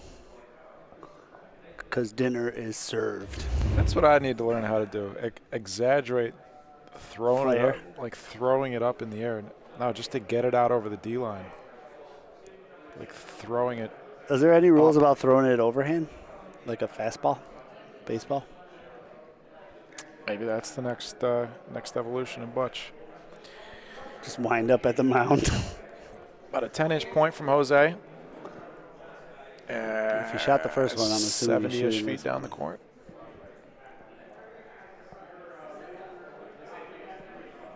Flight of the Monarch. Consistent shot. He is grace. He is beauty.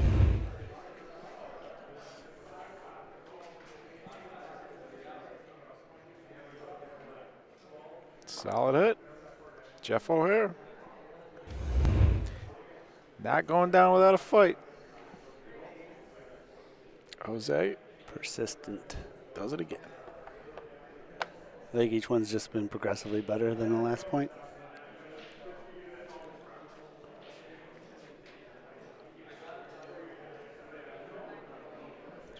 Throttle. Full throttle, Jeff. You got to wonder what's going through his head.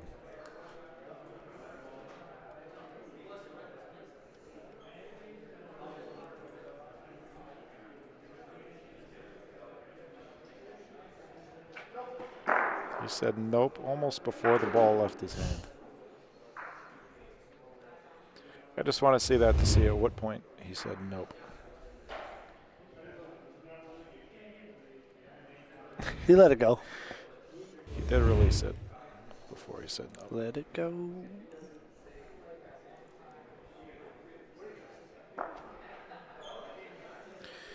Nice ball for Jeff. Trying to cover up. If he could steal the point, that would be It's got a chance. ideal.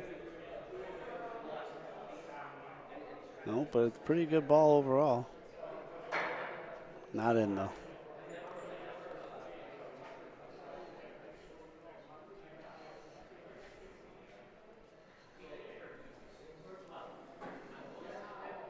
Let's see. Jose is going to just try to roll in for 2 here.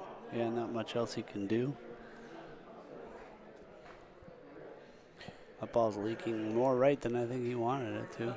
Well, I don't think it's going to get there.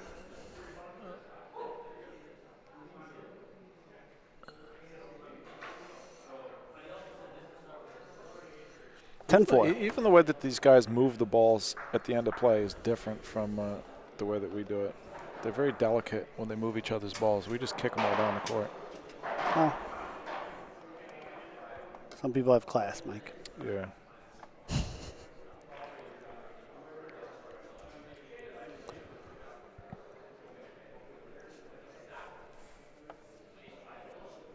All right, so 10-4. Good frame from Jeff. Hit his first 2, missed his last one, covered. Only gave up 1.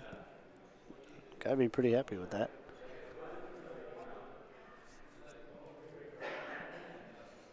Well, this ball's gonna be pretty short. Checking the stream again on YouTube. If it doesn't have at least 30 likes, shutting it down. 35, all right. We still got 90 people watching right now. Now what? Give it a like, please, if you haven't.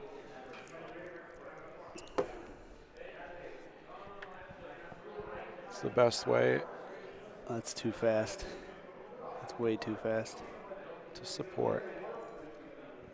Settle down, Jeff. You got it. Polino's been on this spot around on this side of the court pretty much the whole game. Oh, I'm getting tired. I can't say words. Let's see if he's got a good adjustment in him. This one looks a lot better. You need an espresso? Sambuca? All right now. Wow. I gotta be up at 8 and play with the rest of the cretins. Yeah. Good thing about this tournament is you can't go 2 and out. There's 3 games guaranteed, which is interesting. So for everybody, there's going to be what? Tomorrow, win or lose doesn't matter. Somebody do the math. There's going to be like 10 players or something like that who lose their first 2 games. And 10 players, I don't know. Jeff Who lose their first 2 games, and those players will not be eliminated. If you lose your first 2 games, you go into another bracket and you get to play again. If you lose your first one, you win your second one, and then you lose your third, then you're out. So it's not triple elimination, but it is 3 games guaranteed. Third ball of the frame for Jose, and if that doesn't continue to turn, it's going to be no good enough, I think. No.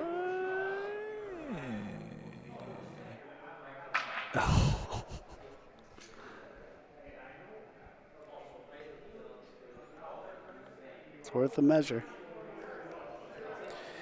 Both players stoic, awaiting the call. I think Jose's got it by a smidge.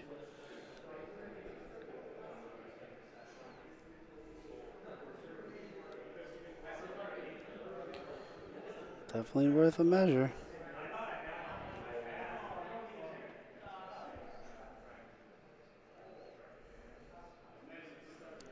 How do you feel about this method of measuring? I let it roll. Jose is not in. Jeff's going to have 2 balls back here. I think Polino once you shot. get beyond 70 centimeters, I don't think that method is especially accurate. No.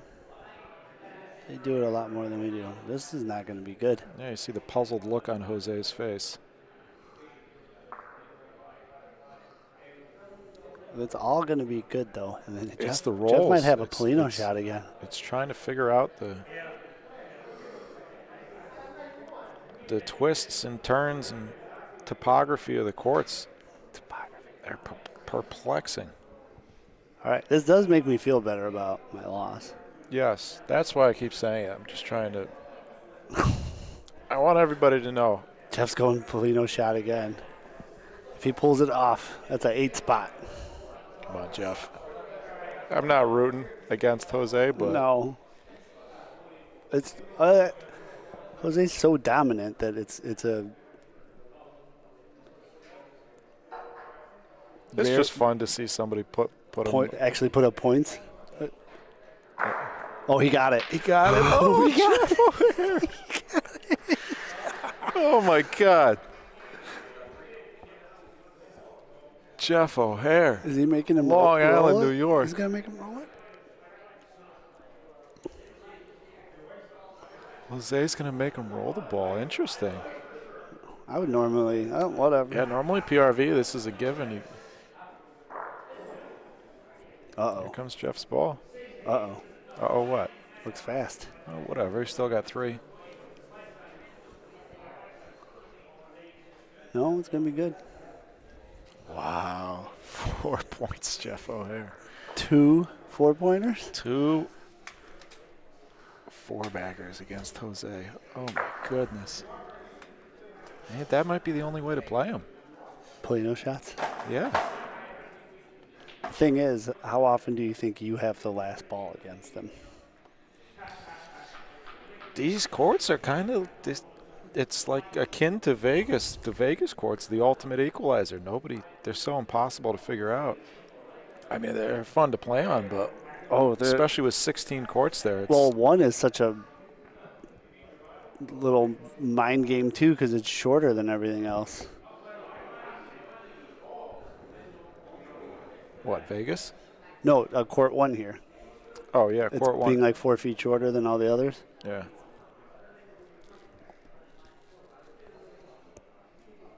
Sorry, Mike. I'm getting excited here. The upset of the century is brewing. This is amazing, folks. Call your mother. Call your father. Call your grandmother. If there was live betting right now, it would be Jeff plus 26,000. Still. And then he does this. Wow, nice point. Not Bersaglio. Nope. Not Bersaglio. Rafa Punto, Jose Boto. Only one, right? Okay, bro.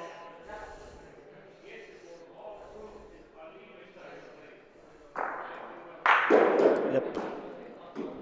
Easy money. I think Jeff's still going to have the point. Yeah. Jeff takes the ball That's- advantage with that. That's basically the hope you want for, right? Throw a good first point on there, make your opponent shoot you out, and then hope yours sticks around for the point to regain ball advantage.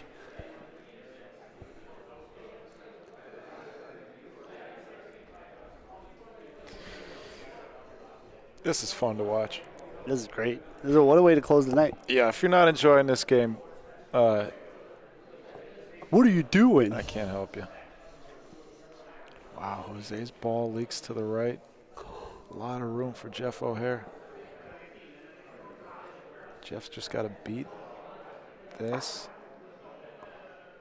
3 times, basically. Unless Jose sticks one. That one's going to beat it, I think. Jeff can beat this 3 times. He might be able to score. Oh, he shorted it. Oh, boy. He's going to want that back. Oh, boy. See if you can hide one. If you can tuck one around that, hide it. Vegas will be bankrupt.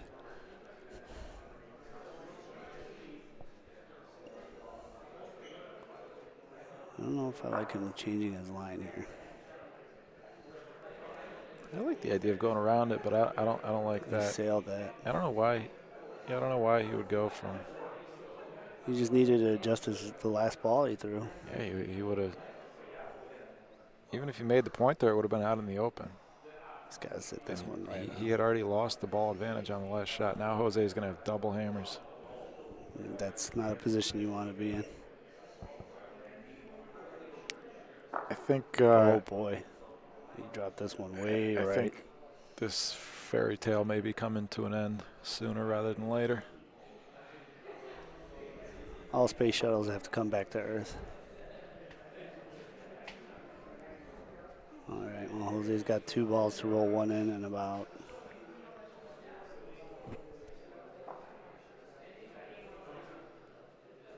that's going to be game, folks. Great effort, though, from Jeff Great O'Hare. job by Jeff. 8 points against Jose Boto, 12-8. 2 fantastic Paulino shots. Let's see the last one more time.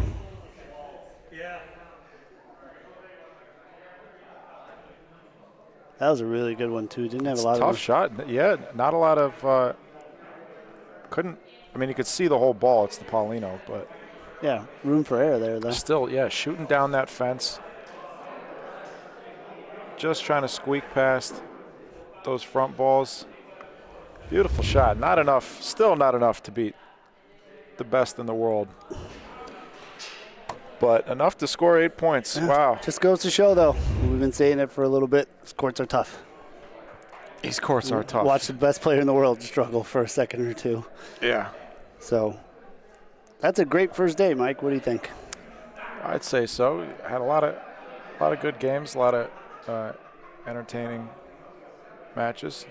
Not ours, but Well, thank God they weren't broadcasted. So, yes. But that's going to be a wrap on day one, folks. It is. We'll be back tomorrow at 1 in the afternoon. Eastern time.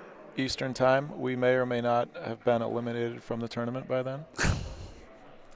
Either way, the BBN will be back live tomorrow at 1 o'clock Eastern. If you're not subscribed, please subscribe. Like the stream, otherwise Mike will hit me. Yeah. After you subscribe, if you'd like, you can click that notification bell to be notified when we go live. Other than that, this has been day 1 of 3 of the Toronto 777 International PRV Singles Bocce Tournament here at the Ciociaro Club in Woodbridge, Ontario. We will be back, like I said, tomorrow at 1 o'clock for day 2. Going to be just better and better bocce from this point on, too. Hopefully. I don't know.